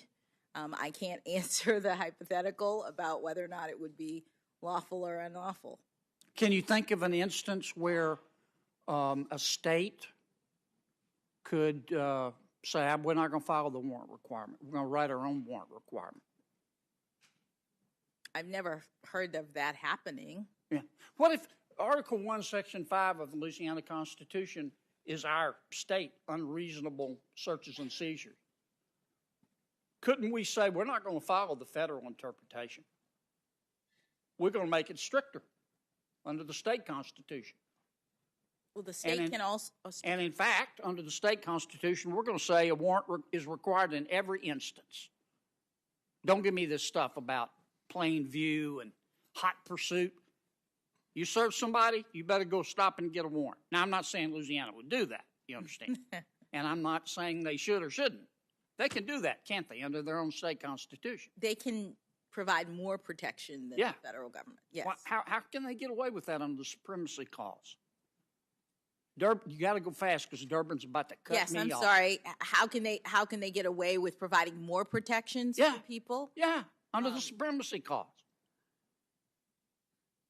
Because it would depend on whether or not it conflicted with federal law. It doesn't conflict, I think, if the state provides more protection. We call that the adequate and independent state ground doctrine, right? Yes. Okay. All right, I'm over, but only about 22 seconds. So I'm going to land this plane, and we'll take off again tomorrow. Thank you. Thank you. Thanks, Senator Kennedy. Senator Padilla. Thank you, Mr. Chairman. Judge Jackson. Good evening, How you Senator. doing? I'm good. It's been a long day. It has. Thank you for spending it with me. I understand it's your birthday. Yes, so I'll cut to the chase on my first question. Now, and look, I've been reading up a lot about you since the nomination. I've studied your record. We've had an opportunity to meet in my office, spent some time there, and I've been listening pretty closely to today's hearings. And my first question may be the highest stakes. What would you say to a member of this committee who is sitting here like you for about 12 hours now on his or her birthday? I would say happy birthday and great thank answer. you. We're off to a great start here. I actually only asked that question half jokingly because I was moved by your opening statement yesterday as well, especially moved by my colleague, Reverend Booker here, a little while ago when he uplifted your commentary about the struggle you clearly feel and that I share about being a working parent. And I couldn't help but think to myself how I've had to grow, and Angela and I remind each other of this pretty regularly, try to give good advice to our children. We're trying to raise 3 gentlemen, not trying to raise 3 boys, we're trying to raise 3 gentlemen. And it's not always perfect, but we give them the advice of just, try your best to be your best, right? We're not expecting perfection. And sometimes parents need to remind themselves of that too. Can't expect perfection. We just got to try our best to be our best. It's also, dawned on me that we've been here for more than 12 hours, and there's a very fundamental question that hasn't been asked. You've given thoughtful answers throughout the day, but fundamentally what this hearing is today, it's a job interview. It's a very public and very thorough job interview, as it should be. If you're confirmed, you could potentially serve on the Supreme Court for decades, helping shape the direction of American law and American life in profound and lasting ways. So it's appropriate that over the course of this interview, you should be asked some in-depth questions about your background, about your experiences, and your approach to the law. But before I get to some of those questions that I have, the first question I have for you is, so why would you want this job? And now with the added flavor of, why would you want this job? You have a great one now while we're thinking on a daily basis how we try to find that right balance that is often elusive between work and family and other obligations. Thank you, Senator. I've spoken many times about the fact that I came to love the law starting as early as 4 years old, watching my dad study when he went back to law school when I was a child. And I honestly never thought that there was anything else that one could really do because I was so enamored of my father and so proud of his decision to follow his dream after I was born. And so if you're a lawyer and if you believe in public service, which was a core family value for my family, then becoming a judge is certainly an option that one pursues. And then, of course, being on the Supreme Court is the capstone of a life in public service. And I would just be so honored to have the opportunity to use my time and talents in this way. So, thank you for that. And now to some of the more specific questions. Now, as I mentioned, I've been listening closely throughout the day. Your knowledge of the law, your even temperament, your charm, and clearly your endurance is impressive. They all shine through. But I acknowledge that at times this hearing has been a little frustrating. Not because of your answers, but I actually point to the process itself. You know, there's probably a whole lot of questions that everybody watching would really love to hear answers to, but they're questions that you can't directly answer. Questions like a woman's right to choose, questions like the Second Amendment, questions like expanding the Supreme Court. Now, to be clear, this is not a criticism of you. Let me explain. When you're asked a question that comes close to asking your views on a pending case or on an issue that may come before you, you've declined to answer as to not prejudge the issue. And I'll remind the committee, I believe that's been the approach taken by every Supreme Court nominee for the last 3 decades. So for the benefit of the people watching at home, can you explain why you and other judicial nominees have followed this approach? Why is it important? Yes, thank you, Senator.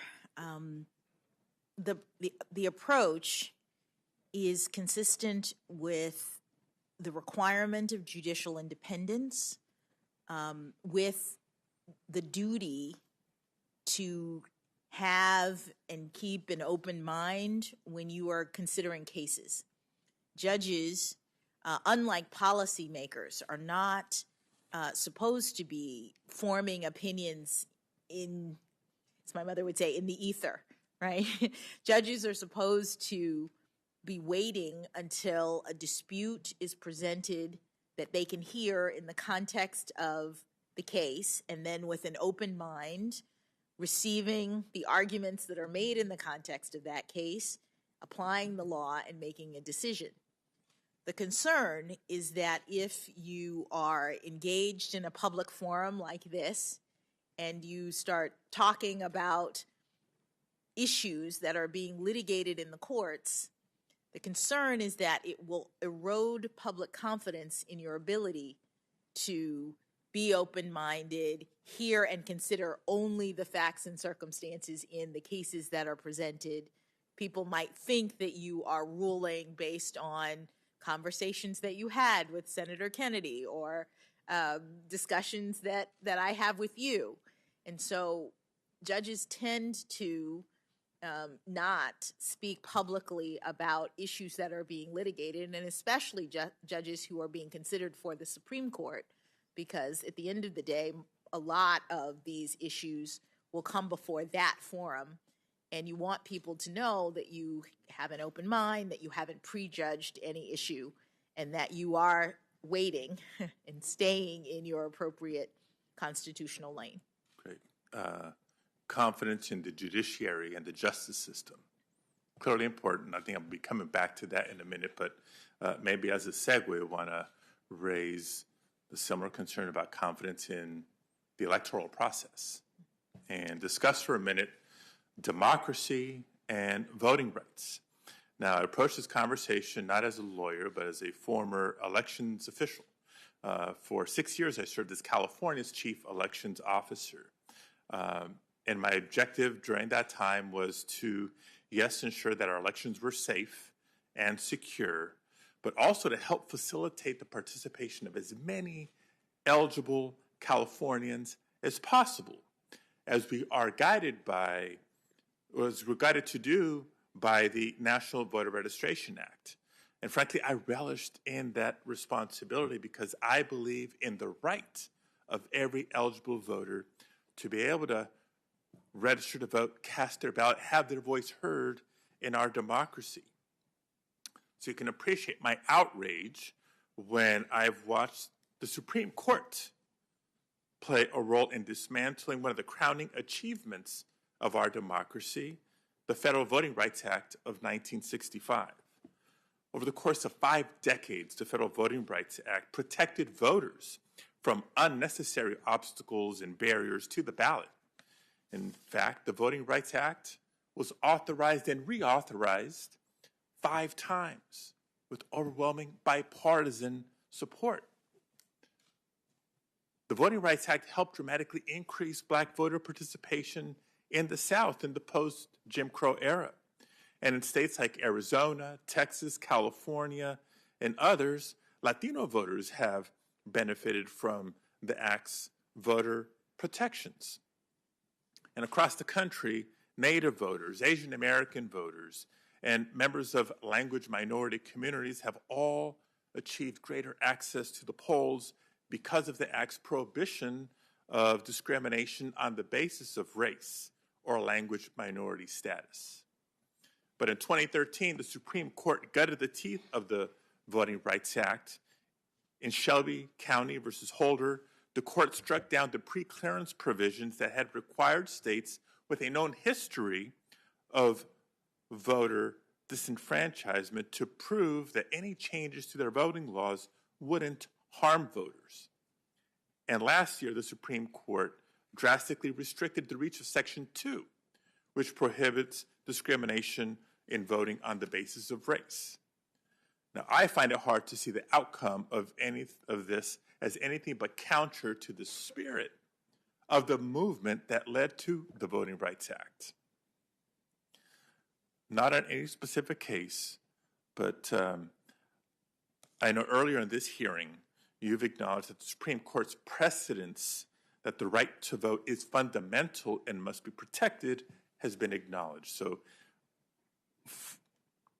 can you just share for a couple of minutes what you believe the role or responsibility of the Supreme Court might be in protecting this fundamental right to vote and, by extension, our democracy? Thank you, Senator. The right to vote is protected by our Constitution. The Constitution makes clear that no one is to be discriminated against in terms of their exercise of voting. And the Congress has used its constitutional authority to enact many statutes that are aimed at voting protection. There are also laws that relate to ensuring that there is not only voting access, but ensuring that there isn't fraud in terms of voting. These concerns are embodied by various laws and provisions, and there are disputes at times over the concerns and the balances that are being made across the country relating to the exercise of voting. And those disputes come to court and then eventually to the Supreme Court that interprets the laws that pertain to the fundamental right to vote, which, as you say, the Supreme Court has acknowledged is a fundamental right. So, thank you. On a different topic, not unique to California, but proud that California is home to the largest Native American population in the country. More than 1 in 10 Native Americans call California home, and California is home to 109 federally recognized tribes who have a nation-to-nation relationship with the United States of America. As a senator from California, I believe that respect for tribal sovereignty is paramount. That's why after your nomination, as part of the homework that I was doing, I carefully considered your record on tribal issues. And for the most part, it seems that you haven't had to deal with too many cases involving the rights of Native peoples or tribes. The cases you've had so far, such as McKinnock versus Jewell, ultimately dealt more with questions of administrative procedure rather than fundamental issues of Native and tribal rights. If you're confirmed, though, I have no doubt that you'll eventually have to weigh in on major questions related to tribal sovereignty, treaty rights, tribal resource preservation, and the federal government's trust responsibility. Now, there's already at least one major case related to Indian law on the Supreme Court's docket for the next term, and it deals with the constitutionality of the Indian Child Welfare Act of 1976. Now, I'm not going to ask you to comment on that case specifically, or any case that may come before you, but as a general matter, can you just share what your understanding is of the federal government's legal and moral trust responsibility and relationship with tribal governments? Yes, Senator. It is established in the law, the Supreme Court has established that there is a special trust relationship between Indian tribes and the federal government. Indian tribes are, as a general matter, considered to be sovereigns, and the relationship is a sovereign-to-sovereign relationship, but it's one in which the federal government has some responsibilities related to the Indian nation, and it's very, very important care and trust responsibility that the federal government has in terms of making sure that the tribes are recognized and cared for in the context of our system. All right. Look forward to our ongoing conversation on that area of the law as well. Want to now revisit something that's been a theme throughout yesterday's opening statements and a lot of today's questions from members, and that's the general appreciation for diversity.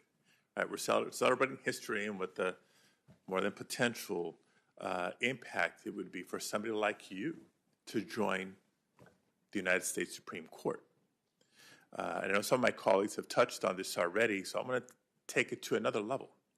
While judges are certainly the face of the judicial branch, their work, as you can appreciate, is significantly supported by the work of law clerks. Now, typically, these clerks are well-credentialed, talented young lawyers who spend a year or two working closely with a judge who hires them, who helps them conduct research the law, and write legal opinions. Now, clerkships at the district court, the Court of Appeals, and even especially the Supreme Court are often a launching pad for a successful legal career. Many former clerks are leaders in the profession. They serve as law firm partners, public interest lawyers, public sector attorneys, and yes, federal judges. In fact, 7 of the 9 current Supreme Court justices were federal clerks once upon a time. And 6 of the 9 justices clerked at the Supreme Court itself.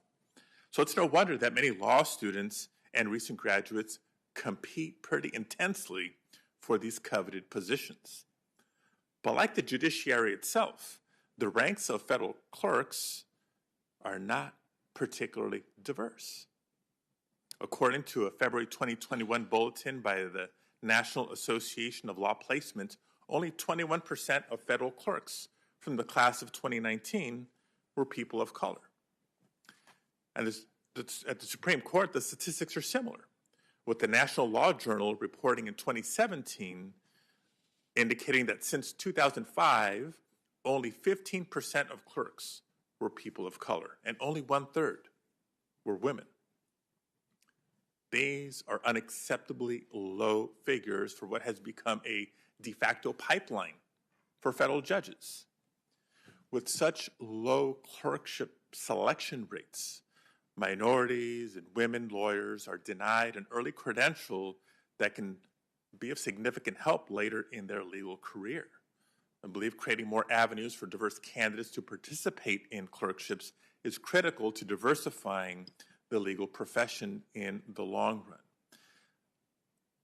Judge Jackson, I'd just like you to maybe share with the committee your clerkship experience and maybe how that affected the trajectory of your career, and if you believe the judiciary would be better served by a more diverse pool of law clerks. Thank you, Senator. I think there's very little question that my law clerks changed the trajectory, my law clerkships, changed the trajectory of my career. Through that opportunity, I was able to work for 3 extraordinary jurists. I got to see what it was like to be a judge. I got to understand how judges think as they evaluate cases, which for a young lawyer is an extraordinary training opportunity. And you're correct that it is something that is career changing in a lot of ways. I have tried in my time on the bench to do a significant amount of outreach to young people.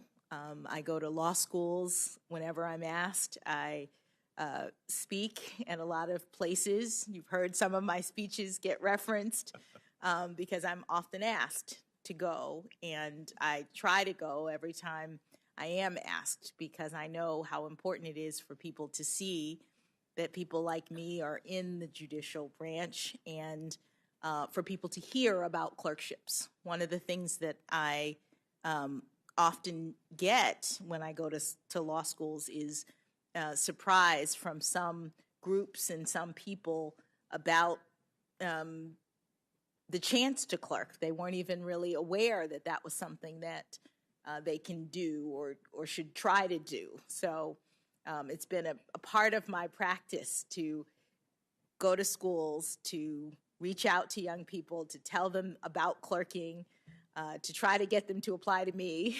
if I can, and to show them that this is something that's possible. If I could do it, they can do it, and I think it's to the benefit of us all to have as many different law students seeking clerkships as possible. I think you can expect some more invitations from California law schools, colleges, and maybe even some high schools in the near future. And I'm happy to go with you. Now, another theme that's been pretty consistent throughout the day has touched on the right to counsel. You've been asked questions about your work as a public defender. Some have criticized you for providing a defense to certain clients who could not afford an attorney. I want to talk to you about this issue, but I also don't want to assume that everybody watching at home is a criminal law scholar. And so as a senator from California, which is home to Hollywood and the entertainment industry, I'll make the reference that whether it's a TV show or a movie, most people have heard a law enforcement officer on a screen while making an arrest recite what we know as the Miranda rights. You have the right to remain silent. Anything you say can and will be used against you in a court of law. You have the right to an attorney. If you cannot afford an attorney, one will be appointed for you. Now, the Miranda rights are not a Hollywood invention. These and other rights afforded to all individuals, including those accused of a crime, come from the 4th, 5th, and 6th Amendments to the Constitution. They come from over half a century's worth of Supreme Court precedents. Judge Jackson, while many Americans know how critical these rights are to our systems of liberty and justice, not everyone does. So for those who may not fully understand, can you reiterate why the Constitution protects these fundamental rights? Yes, Senator. The Constitution protects these rights because the Constitution is designed to protect liberty. That's one of the values that the framers were focused on when they set up our system of government.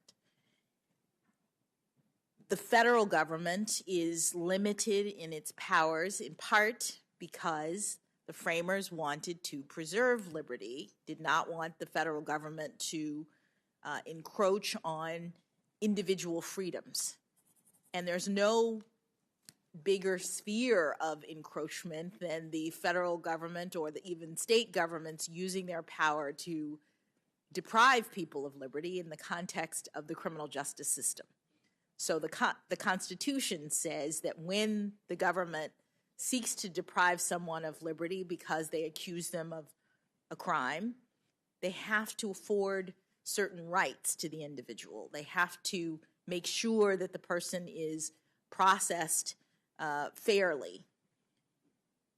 Criminal defense lawyers protect those constitutional rights by ensuring that the government is doing what the Constitution says the government has to do when they seek to deprive someone of liberty.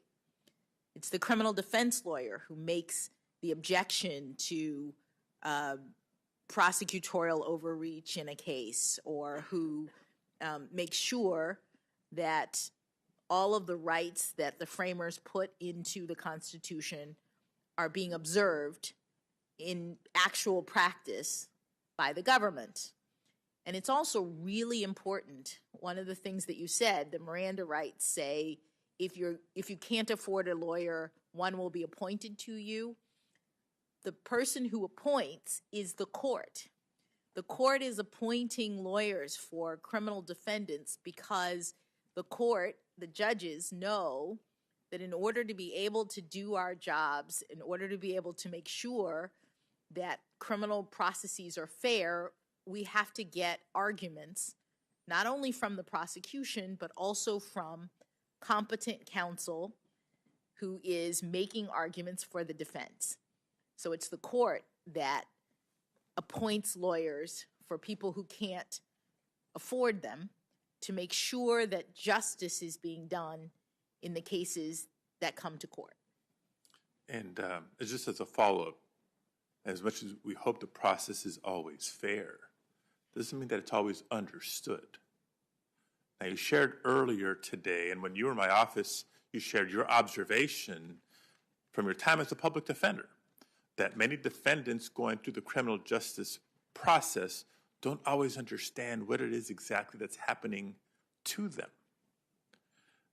Can you explain what the impact of this is on our criminal justice system, and how your experience, through your experience, it affirms the need for a constitutional right to counsel through the eyes of a defendant? Yes, Senator. In my experience, one of the things that is important for our entire system of government is that people are being held accountable if they commit crimes. That's the point of the criminal justice system. And what I noticed as a federal public defender is that the process of ensuring that there's accountability, there's responsibility, there's rehabilitation is impeded if the people who are in the system aren't actually understanding the process. That one of the purposes of punishment, one of the goals of our system is to ensure that consequences are handed down for criminal behavior, and then as a result, that people stop committing crimes. And so the obligation to make sure that people understand what's happening, I've seen, aids in that goal, that the person who is receiving the punishment is more likely to be able to reflect on their own contribution, to be able to realize that they made a mistake, that they committed a crime, that here are the consequences, this is a horrible thing, and I'm not going to do it again, if they understand the process, that this is justice in our system. If they go through and they don't understand, if people aren't explaining, if they feel they haven't been heard in the process, it's my experience that instead they feel bitter, they feel victimized, and are less likely to be rehabilitated in the long run. And so as a judge, I took that observation and tried to ensure that not only that criminal defendants understood what was happening, but that they understood the harms that they had caused, with an eye toward making sure that rehabilitation was happening in the long run as a result of my sentences. Thank you. And I'd share that I think it's part of the comprehensive work we need to do to buttress the confidence in the justice system as a result. Now, our criminal justice system is imperfect and too often unfair. But when we talk about the virtues and the promises of our criminal justice system, we include the constitutional right to an attorney. Just in closing, Mr. Chair, we include the constitutional right to an attorney, talk about Miranda rights, and the right to an impartial jury of one's peers. We talk about the 4th, 5th, and 6th Amendments. And through the lens not of a particular case or defendant, but the system as a whole, the work of public defenders is not just the work of defending the accused. It's the work of upholding the fundamental legal principles that make up our Bill of Rights. So anybody who may criticize Judge Jackson for providing a constitutionally required defense to any individual accused of a crime, I suggest that the criticism is not of Judge Jackson, but of the Constitution itself. And just in closing, not an additional question, but Judge Jackson, I've listened to you respond to questions now for the last 12 hours, and I've watched some of my colleagues take some of your work and some of your views out of context to try unsuccessfully to paint you as someone that you are not. I've been struck by your thoughtfulness, your temperament, and your integrity in responding to these questions. And I really hope that America is watching today, because if they are, they've seen the perfect example of what the temperament of a judge should be: thoughtful, balanced, and very, very patient. Thank you, Mr. Chair. Thanks, Senator Padilla. Senator Blackburn. Thank you, Mr. Chairman. And Judge, thank you again for your time.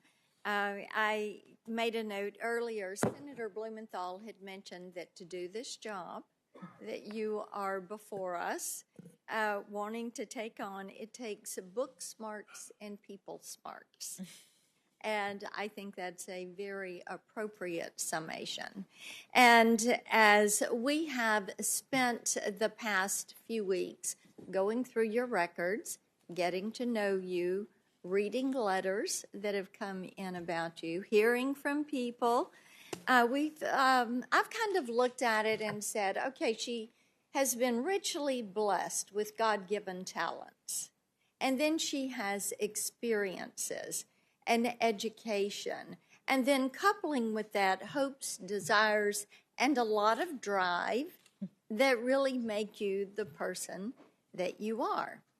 And we have heard from your friends about how you are a friend and you've been a mentor. And as one of my friends would say, and I bet you kind of feel this void, you're the answer lady for a lot of issues that friends would bring to you. You love your family, and they obviously love you. And I wish you could see your dad's face. It is wonderful. He beams when you talk about the things that he has taught you. But All of that has been repeated time and again in letters for you.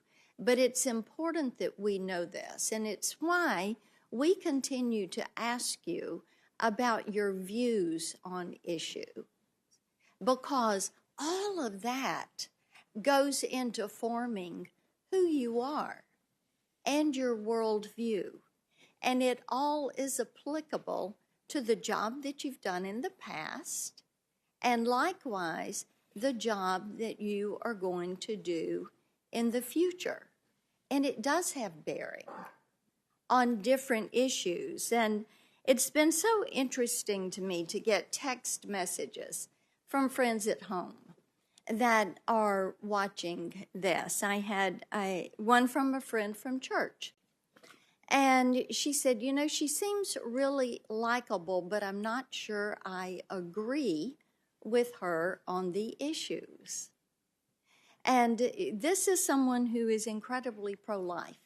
And she's about my age, so she's a mom and a grandmom. And this is a question that is important to her, to look at life. And Senator Feinstein talked about that issue with you a little earlier today. You've also said today that it would be inappropriate for you to share your views on political issues or issues that might come before the court, like abortion. But I want to go to you on something you said when you were in private practice. You made your views on pro-life and the pro-life movement very clear. And in fact, you attacked pro-life women. And this was in a brief that you wrote. You described them, and I'm quoting, hostile, noisy crowd of in-your-face protesters, end quote. And you advocated against these women's First Amendment right to express their sincerely held views regarding the sanctity of each individual life. And I'm a pro-life woman. 79% of the American women support restrictions of some type on abortion.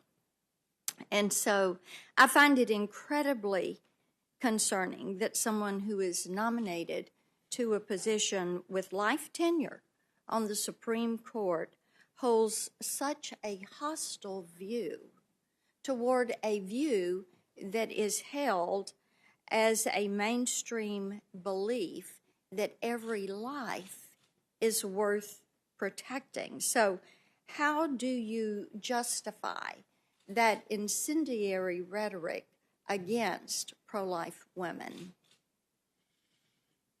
Thank you, Senator. The brief that you're referring to was a brief that I filed on behalf of clients who were clients of my law firm. This is in, I believe, 1999 or 2000, maybe 2000 or 2001. Yeah. I was an associate at a law firm, and I had appellate experience because I had just finished my Supreme Court law clerk position. And in the context of my law firm, I was asked to work on a brief concerning a buffer zone issue. In Massachusetts at the time, there were laws protecting women who wanted to enter clinics, and there was a First Amendment question about the degree to which there had to be room around them to enter the clinic. Right. And I understand all of that. I'm asking about the rhetoric. Senator, I drafted a brief along with the partners in my law firm who reviewed it, and we filed it on behalf of our client. Okay. To advance our clients' arguments that they wanted to make in the case. Let me ask you this. When you go to church and knowing there are pro-life women there, do you look at them, thinking of them in that way, that they're noisy, hostile, in your face? Do you think of them? Do you think of pro-life women like me that way? Senator, that was a statement and a brief made Okay. an argument for my client. It's not the way that I think of or characterize people. All right. Thank you for the clarification on that, because I think even zealous advocacy doesn't allow that type of rhetoric on a free speech issue. You know, Roe v. Wade, let's talk a little bit about that. It's come up touched today. In my opinion, that was an awful act of judicial activism and has cost the lives of over 63 million unborn children. And nearly 50 years later, this shameful ruling remains binding precedent, but the battle is being fought in the courts. And as you know, and as we discussed when we visited, the Supreme Court is reconsidering whether the Constitution protects the right to an abortion in Dobbs. And if you're confirmed, you will be in a position to apply the court's decision in Dobbs, whatever that decision is going to be. And you've talked about following precedent and what the court decides. So do you commit to respecting the court's decision if it rules that Roe was wrongly decided and that the issue of abortion should be sent back to the states?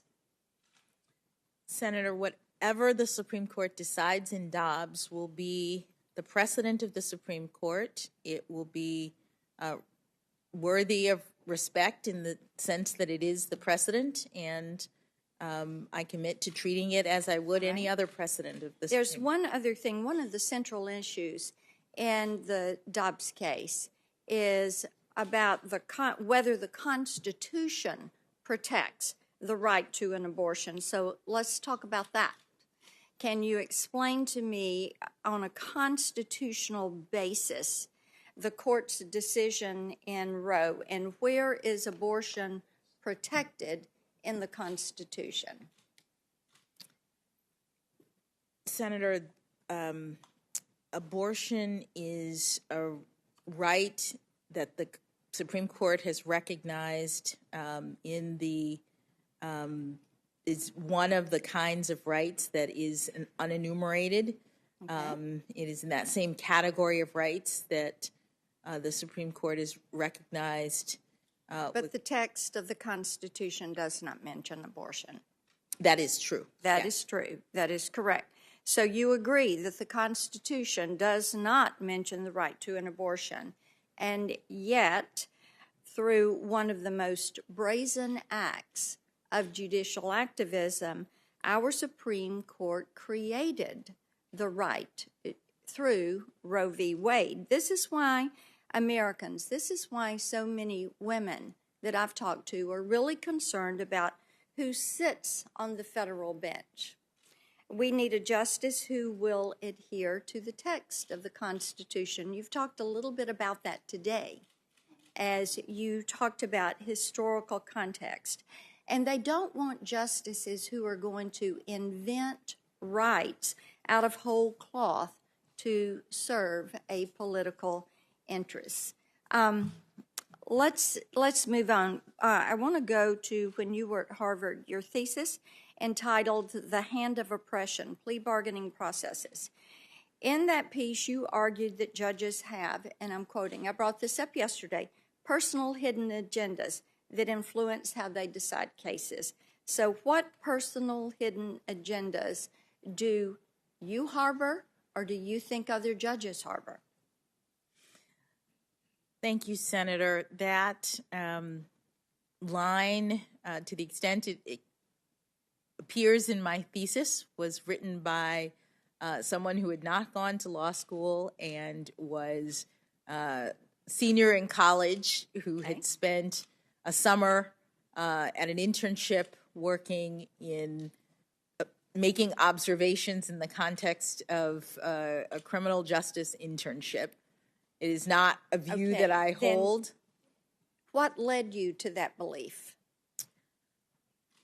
I'm thinking back, it's been 30 years, but I the summer before my senior year, I interned at a public defender's office in New York.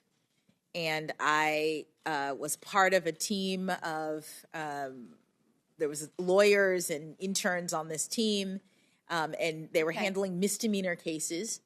And So it was from an internship experience? Yes, before I became a lawyer. All right. Let's go to something else.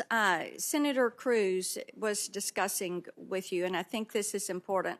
It's something that parents all across the country are worried about, and that is the progressive indoctrination of their children and the pushing of critical race theory in the schools.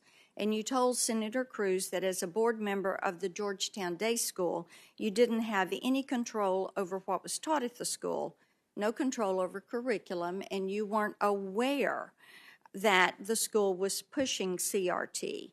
But I would think that there would have been parents that came to you and said, have you seen these books? Are you aware that this is being taught, being on that school board? No, Senator. No one ever mentioned it. Georgetown Day School is a private school. It's Right. It's not a public school. I'm fully aware. And you mentioned that you said that you meant, you thought he meant that critical race theory isn't being taught in public schools, correct? Yes. Okay. But we know that's not the case. We know that CRT is being pushed in our K through 12 schools. And I've got a letter here, Mr. Chairman, that Senator Tuberville and I wrote last year to the National Education Association on this issue. I'd like to submit that to the record because it's relevant to our discussion. Without objection. And we had admonished the NEA for adopting pro-CRT materials during their annual organizing meeting and proposing to spend $127,000 in teachers' dues to combat opponents of CRT.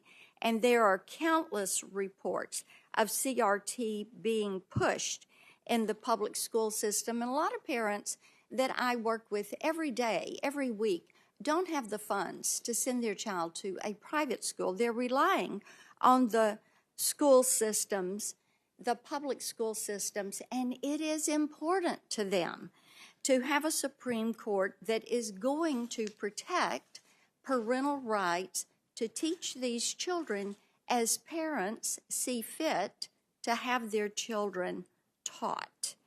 And I will tell you too, with Georgetown Day School, I found it astounding that it teaches kindergartners, 5-year-old children. And I've got grandchildren. And they teach them that they can choose their gender. So is this what you were praising when you applauded the, and I'm quoting you, transformative power of Georgetown Day School's progressive education? Do you agree that our schools should teach children that they can choose their gender? Senator, I'm not remembering exactly what quote you're referencing, but Georgetown Day School is... It was in a book, and you gave the quote. Okay. Georgetown Day School is a private school. Yes. Yeah, I'm asking, do you agree that schools should teach children that they can choose their gender? Senator, I'm not making comments about what schools can teach. Let me ask you this then. United States versus Virginia, the Supreme Court struck down VMI's male-only admission policy. Writing for the majority, Justice Ginsburg stated, supposed inherent differences are no longer accepted as a ground for race or national origin classifications. Physical differences between men and women, however, are enduring. The two sexes are not fungible. A community made up exclusively of one sex is different from a community composed of both. Do you agree with Justice Ginsburg that there are physical differences between men and women that are enduring? Senator, respectfully, I am not familiar with that particular quote or case, so it's hard for me to comment as to whether all or right. not. I'd love to get your opinion on that, and you can submit that. Do you interpret Justice Ginsburg's meaning of men and women as male and female? Again, because I don't know the case, I don't know how I interpret it. I need to read the whole thing. Can you provide a definition for the word woman? Can I provide a definition? No. Yeah. I can't. You can't? Not in this context. So I'm not a biologist. The meaning of the word woman is so unclear and controversial that you can't give me a definition? Senator, in my work as a judge, what I do is I address disputes. If there's a dispute about a definition, people make arguments, and I look at the law and I decide. Well, so I'm not. The fact that you can't give me a straight answer about something as fundamental as what a woman is underscores the dangers of the kind of progressive education that we are hearing about. Just last week, an entire generation of young girls watched as our taxpayer-funded institutions permitted a biological man to compete and beat a biological woman in the NCAA swimming championships. What message do you think this sends to girls who aspire to compete and win in sports at the highest levels? Senator, I'm not sure what message that sends. If you're asking me about the legal issues related to it, those are topics that are being hotly discussed, as you say, and could come to the court. So I'm not able to. I think it tells our girls that their voices don't matter. I think it tells them that they're second-class citizens, and parents want to have a Supreme Court justice who is committed to preserving parental autonomy and protecting our nation's children. So let's move on. I want to go to the child porn issue, and I know that we've discussed this today on several different times. What's troublesome to me is your consistent pattern of sentencing these predators below the sentences recommended by the government and the sentencing guidelines. And Senator Cruz, Senator Hawley have laid out some of these disparities. I know Senator Blumenthal mentioned the Kids Online Safety Act that he and I are working on. You have talked about how horrifying it was to get some of that information. As we have held these hearings, that too has been horrifying. We've had moms from all over the country call us and tell us their story of how these pedophiles, these child abusers, these pornographers are using technology. And that technology has really advanced. And unfortunately, we know that online right now, it is more dangerous for kids than ever. Here's a couple of stats for you. In 21, NCMEC's cyber tip line received nearly 30 million reports of online child sexual abuse material, which is a 35% increase over 2020. Those 30 million tips contained 44.8 million videos and 39.9 million images. And as a mom and a grandmom, this is an issue of tremendous concern. I have grandsons that are 12 and 13 years old. And these are things that concern me, how these people work. I find the discussion that you made, the distinction you made between pedophiles who produce child pornography and those who are only collectors to be one without a difference. You said, and I'm quoting you, that it was a mistake to assume that child pornography offenders are pedophiles. Do you believe that it matters to the children and their parents who suffer abuse what motivation those abusers had? Thank you, Senator. As you said, and as I've said, these cases are among the most difficult. They are. For judges who have to deal with the evidence, judges who, like me, are My parents. question, Judge, do you think it matters to the kids and their parents, the motives of the abuser, of the pornographer? Senator, it does not matter to the victims in these cases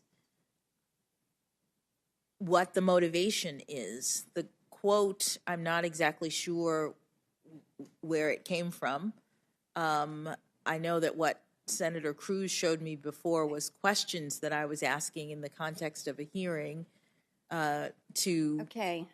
Well, I've got some serious concerns about that. I do want to go to your judicial philosophy and back to the 9th Amendment.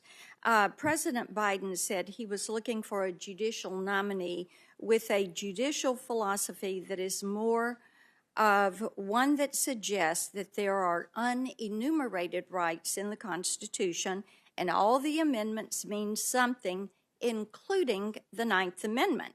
You told Senator Lee that you didn't discuss this statement with President Biden, but I want to know whether you agree with it. Do you share the judicial philosophy that President Biden is looking for? And Senator Kennedy tried to walk through some of this with you. Do you believe that the 9th Amendment is a source of unenumerated rights? Senator, the Supreme Court has not found any unenumerated rights that derive from the 9th Amendment.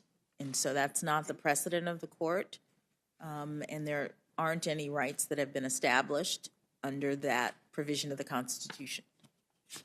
Okay. White House Chief of Staff Ron Klain has written that the Supreme Court should intervene whenever the nation's conscience and laws need a jolt in a progressive direction.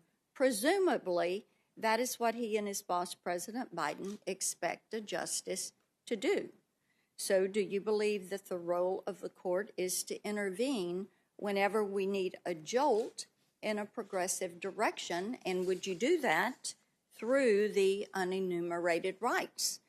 Would you do it on issues like abortion or any other issue? Senator, the role of a judge is to decide cases and controversies based on the facts and the law, mindful of their obligation to rule impartially and to remain in consideration of only the law and their constraints under the Constitution. Okay. A lot of special interest groups have come out in support of your nomination. One of those is Demand Justice, and they are a progressive dark money group that has launched a $1 million ad buy to push for your confirmation. Demand Justice is also pushing for radical changes to the structure of our country and our Constitution, including a demand that Democrats pack the Supreme Court. One of Demand Justice's board members has urged Senate Democrats to add 10 more justices to the court. It's clear that Demand Justice believes that if the issue of court packing were to come before you on the Supreme Court, you would rule in their favor. Are they wrong to believe that you would rule in their favor? Senator, it's very unlikely that the issue of court packing would come before the Supreme Court. That question is in the province of Congress. It's a political question. Okay. Let's see. I want to follow up on this Make the Road New York issue that has come up a couple of times today. Congress granted DHS sole and unreviewable discretion to determine which illegal immigrants should be deported. This means DHS's decision was unreviewable by a federal judge, and any attempt to challenge DHS's decision should have been dismissed by the court. And yet, you did the very opposite. You didn't dismiss it. You inexplicably construed the law to permit a judicial challenge to DHS's immigration decision, despite the plain language of the statute. The D.C. Circuit, where you sit, reversed you. It noted that it could hardly imagine a more definitive expression of congressional intent than the one in the law at issue. And it questioned how you could have come to any other conclusion based on the text of the statute. So I'd like to know what was ambiguous about the immigration law that we enacted. And we explicitly stated that DHS's decision was unreviewable. What more could we possibly have said or have made clear that you were not authorized to review DHS's decision? Thank you, Senator. When Congress strips the court of jurisdiction, Congress in many cases does so explicitly. It says something other than sole and unreviewable. It says things like, no court shall hear, there's no jurisdiction to consider. There are ways that Congress clarifies that judges have no authority or no jurisdiction to hear a particular case. The D.C. Circuit considered jurisdiction with respect to this statute and this dispute and determined that the court did have jurisdiction, and the question was whether there was a cause of action to proceed. What I determined in looking at the statutes at issue in this particular case is that sole and unreviewable meant that DHS had the sole power to make a decision about... Not to interrupt you, my time is going to run out, and I want to be respectful of getting you out of here tonight. But we were clear in what we said on that, and I heard your explanation on that earlier today. That's why I wanted to come back to it tonight, because this is the kind of judicial activism that really concerns Tennesseans. These issues that I've been through with you today, the statements that I gave back to you last night in my opening, things that you had said, decisions that you had made, these cause concern. So we'll take up a little bit more of it tomorrow. Thank you for your graciousness, Mr. Chairman. Thank you for the time. Thank you very much, Senator Blackburn. I want to thank Judge Jackson for this long day and part of it under tough circumstances. You were a model of grace under pressure. At times, things were said about you which turned out to be inaccurate.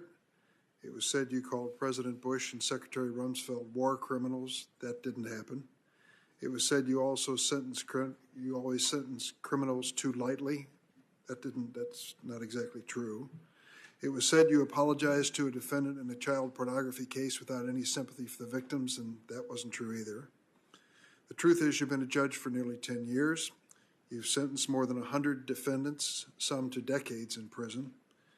And even the child pornography cases my colleagues continue to raise over and over with you, your sentences were in line with the recommendations of the government or probation office in the vast majority of the cases that you heard.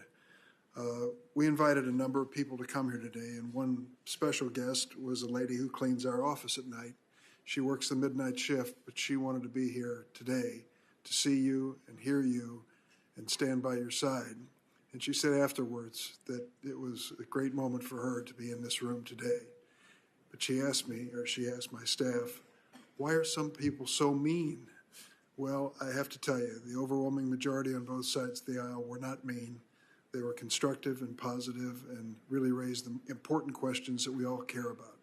Some are always going to be a little disappointing. That's the nature of human life. Tomorrow morning, we're going to gather at 9 a.m. for John Ossoff and Tom Tillis. I don't know if America is ready. I know this committee will be ready, and thank you very much. And this meeting of the Senate Judiciary Committee will stand in recess.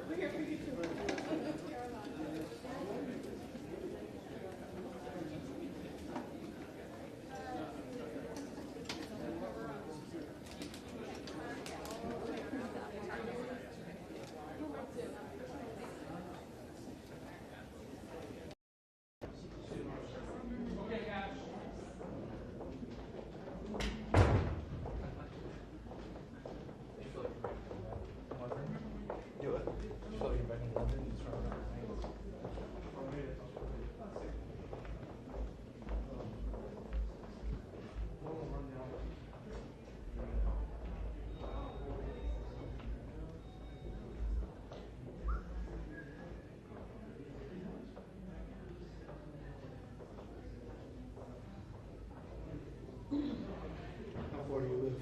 Oh, we're 20-minute walk. Oh, okay. Yeah, so I'll Uber since it's late. Yeah. But no, not bad. Thank goodness.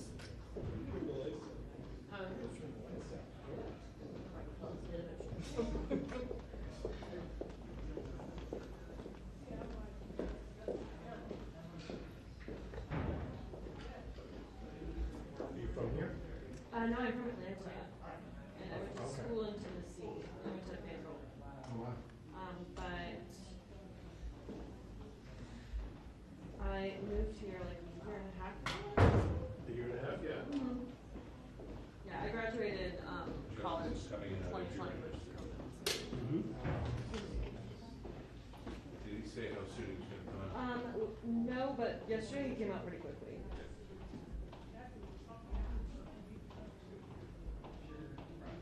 Would you like to work to see in Atlanta? No, I like covering politics. Yeah.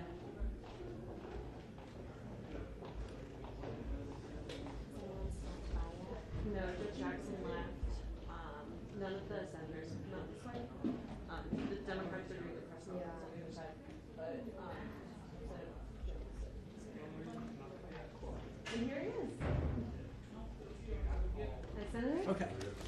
Hi, so I wanted to get your take on how things went today. I know there was some pretty tough questioning coming from some of your former Republican colleagues. Yeah, I mean, look, it was a long day. I think she did wonderful. I think she held up really well.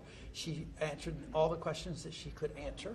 And, you know, we were expecting tough questions, but, you know, we're not quite expecting questions that mischaracterize her record and those kind of things. Her record speaks for itself. So we felt very good about where she landed today. She's doing, you know, she's got a record that she's proud of, that we're proud of, and we'll go from there. Do you worry at all that some of Holly's comments today could jeopardize any Republican swing votes that could swing her way? I wouldn't think so. Those most everything that Senator Hawley said has been debunked by media outlets, by law professors, by any number of folks. And what you know, you cherry pick one case. I mean, think about that. He spent all his time focusing on one case. And if you look at the chart that Senator Cruz put up,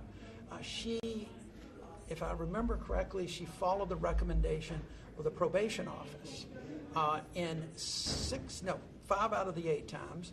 Twice she went above the recommendation of the probation office. And the only one time she didn't was the one that he spent 25 minutes on. So, look, she did, answered those questions. I think you're picking that out for whatever reason. And she's got a good record on this and is consistent with judges from both sides of the political aisle across America, including judges from Missouri. Senator, some of the Republican senators wanted to see the actual pre-sentencing reports from the probation office. Do you have an objection to providing those? Those are confidential court records. We don't have those. Okay. We don't have those. The White House provided the sentencing recommendation. We only got the sentencing recommendation. Most of that is public, ends up being public anyway, because they're usually placed somehow in, it's either said in the proceedings or somehow, but the pre-sentencing report. Remember, the probation office is an arm of the court. They work for the court. They do their independent investigation. They're the ones that go into the background and the details. The judge is going to sentence based on any number of factors that the Congress of the United States set forth in 18 U.S.C. 35. So you're saying the White House got the recommendations from the public record? They did not have access to No, I didn't say reports. that. They got that from the court, but the pre-sentence reports are confidential. We don't have those sentencing memorandum, pre-sentence reports. We don't have those. So the White House or whoever asked the court just for that numbers? No, I think that came through a different way that came to us, but I'm not. I'm walking around the halls of the Senate with that, so I'm not sure. Okay. But everybody's got that now, and you can see that the probation office's recommendations in 5 of those cases that Senator Cruz put up on the chart, probation office, 5 of those cases were the same as she sentenced. 2 of them she sentenced above the probation. You know what's really interesting about this, though, is that it was clear after Senator Hawley's tweets last week that sentencing below the guidelines was not going to be the big issue, because most of those cases the government recommended to go below the guidelines. So then today we heard the criticism, well, she sentenced below the government's recommendation. But again, it was consistent with the probation office recommendation. Is there anything left out there? Sometimes she doesn't get as much of a chance to talk as she would like. Was there anything out there that you felt she did not get a chance to effectively rebut? She might want some time tomorrow. Look, I'm an old trial lawyer. I would love to be able to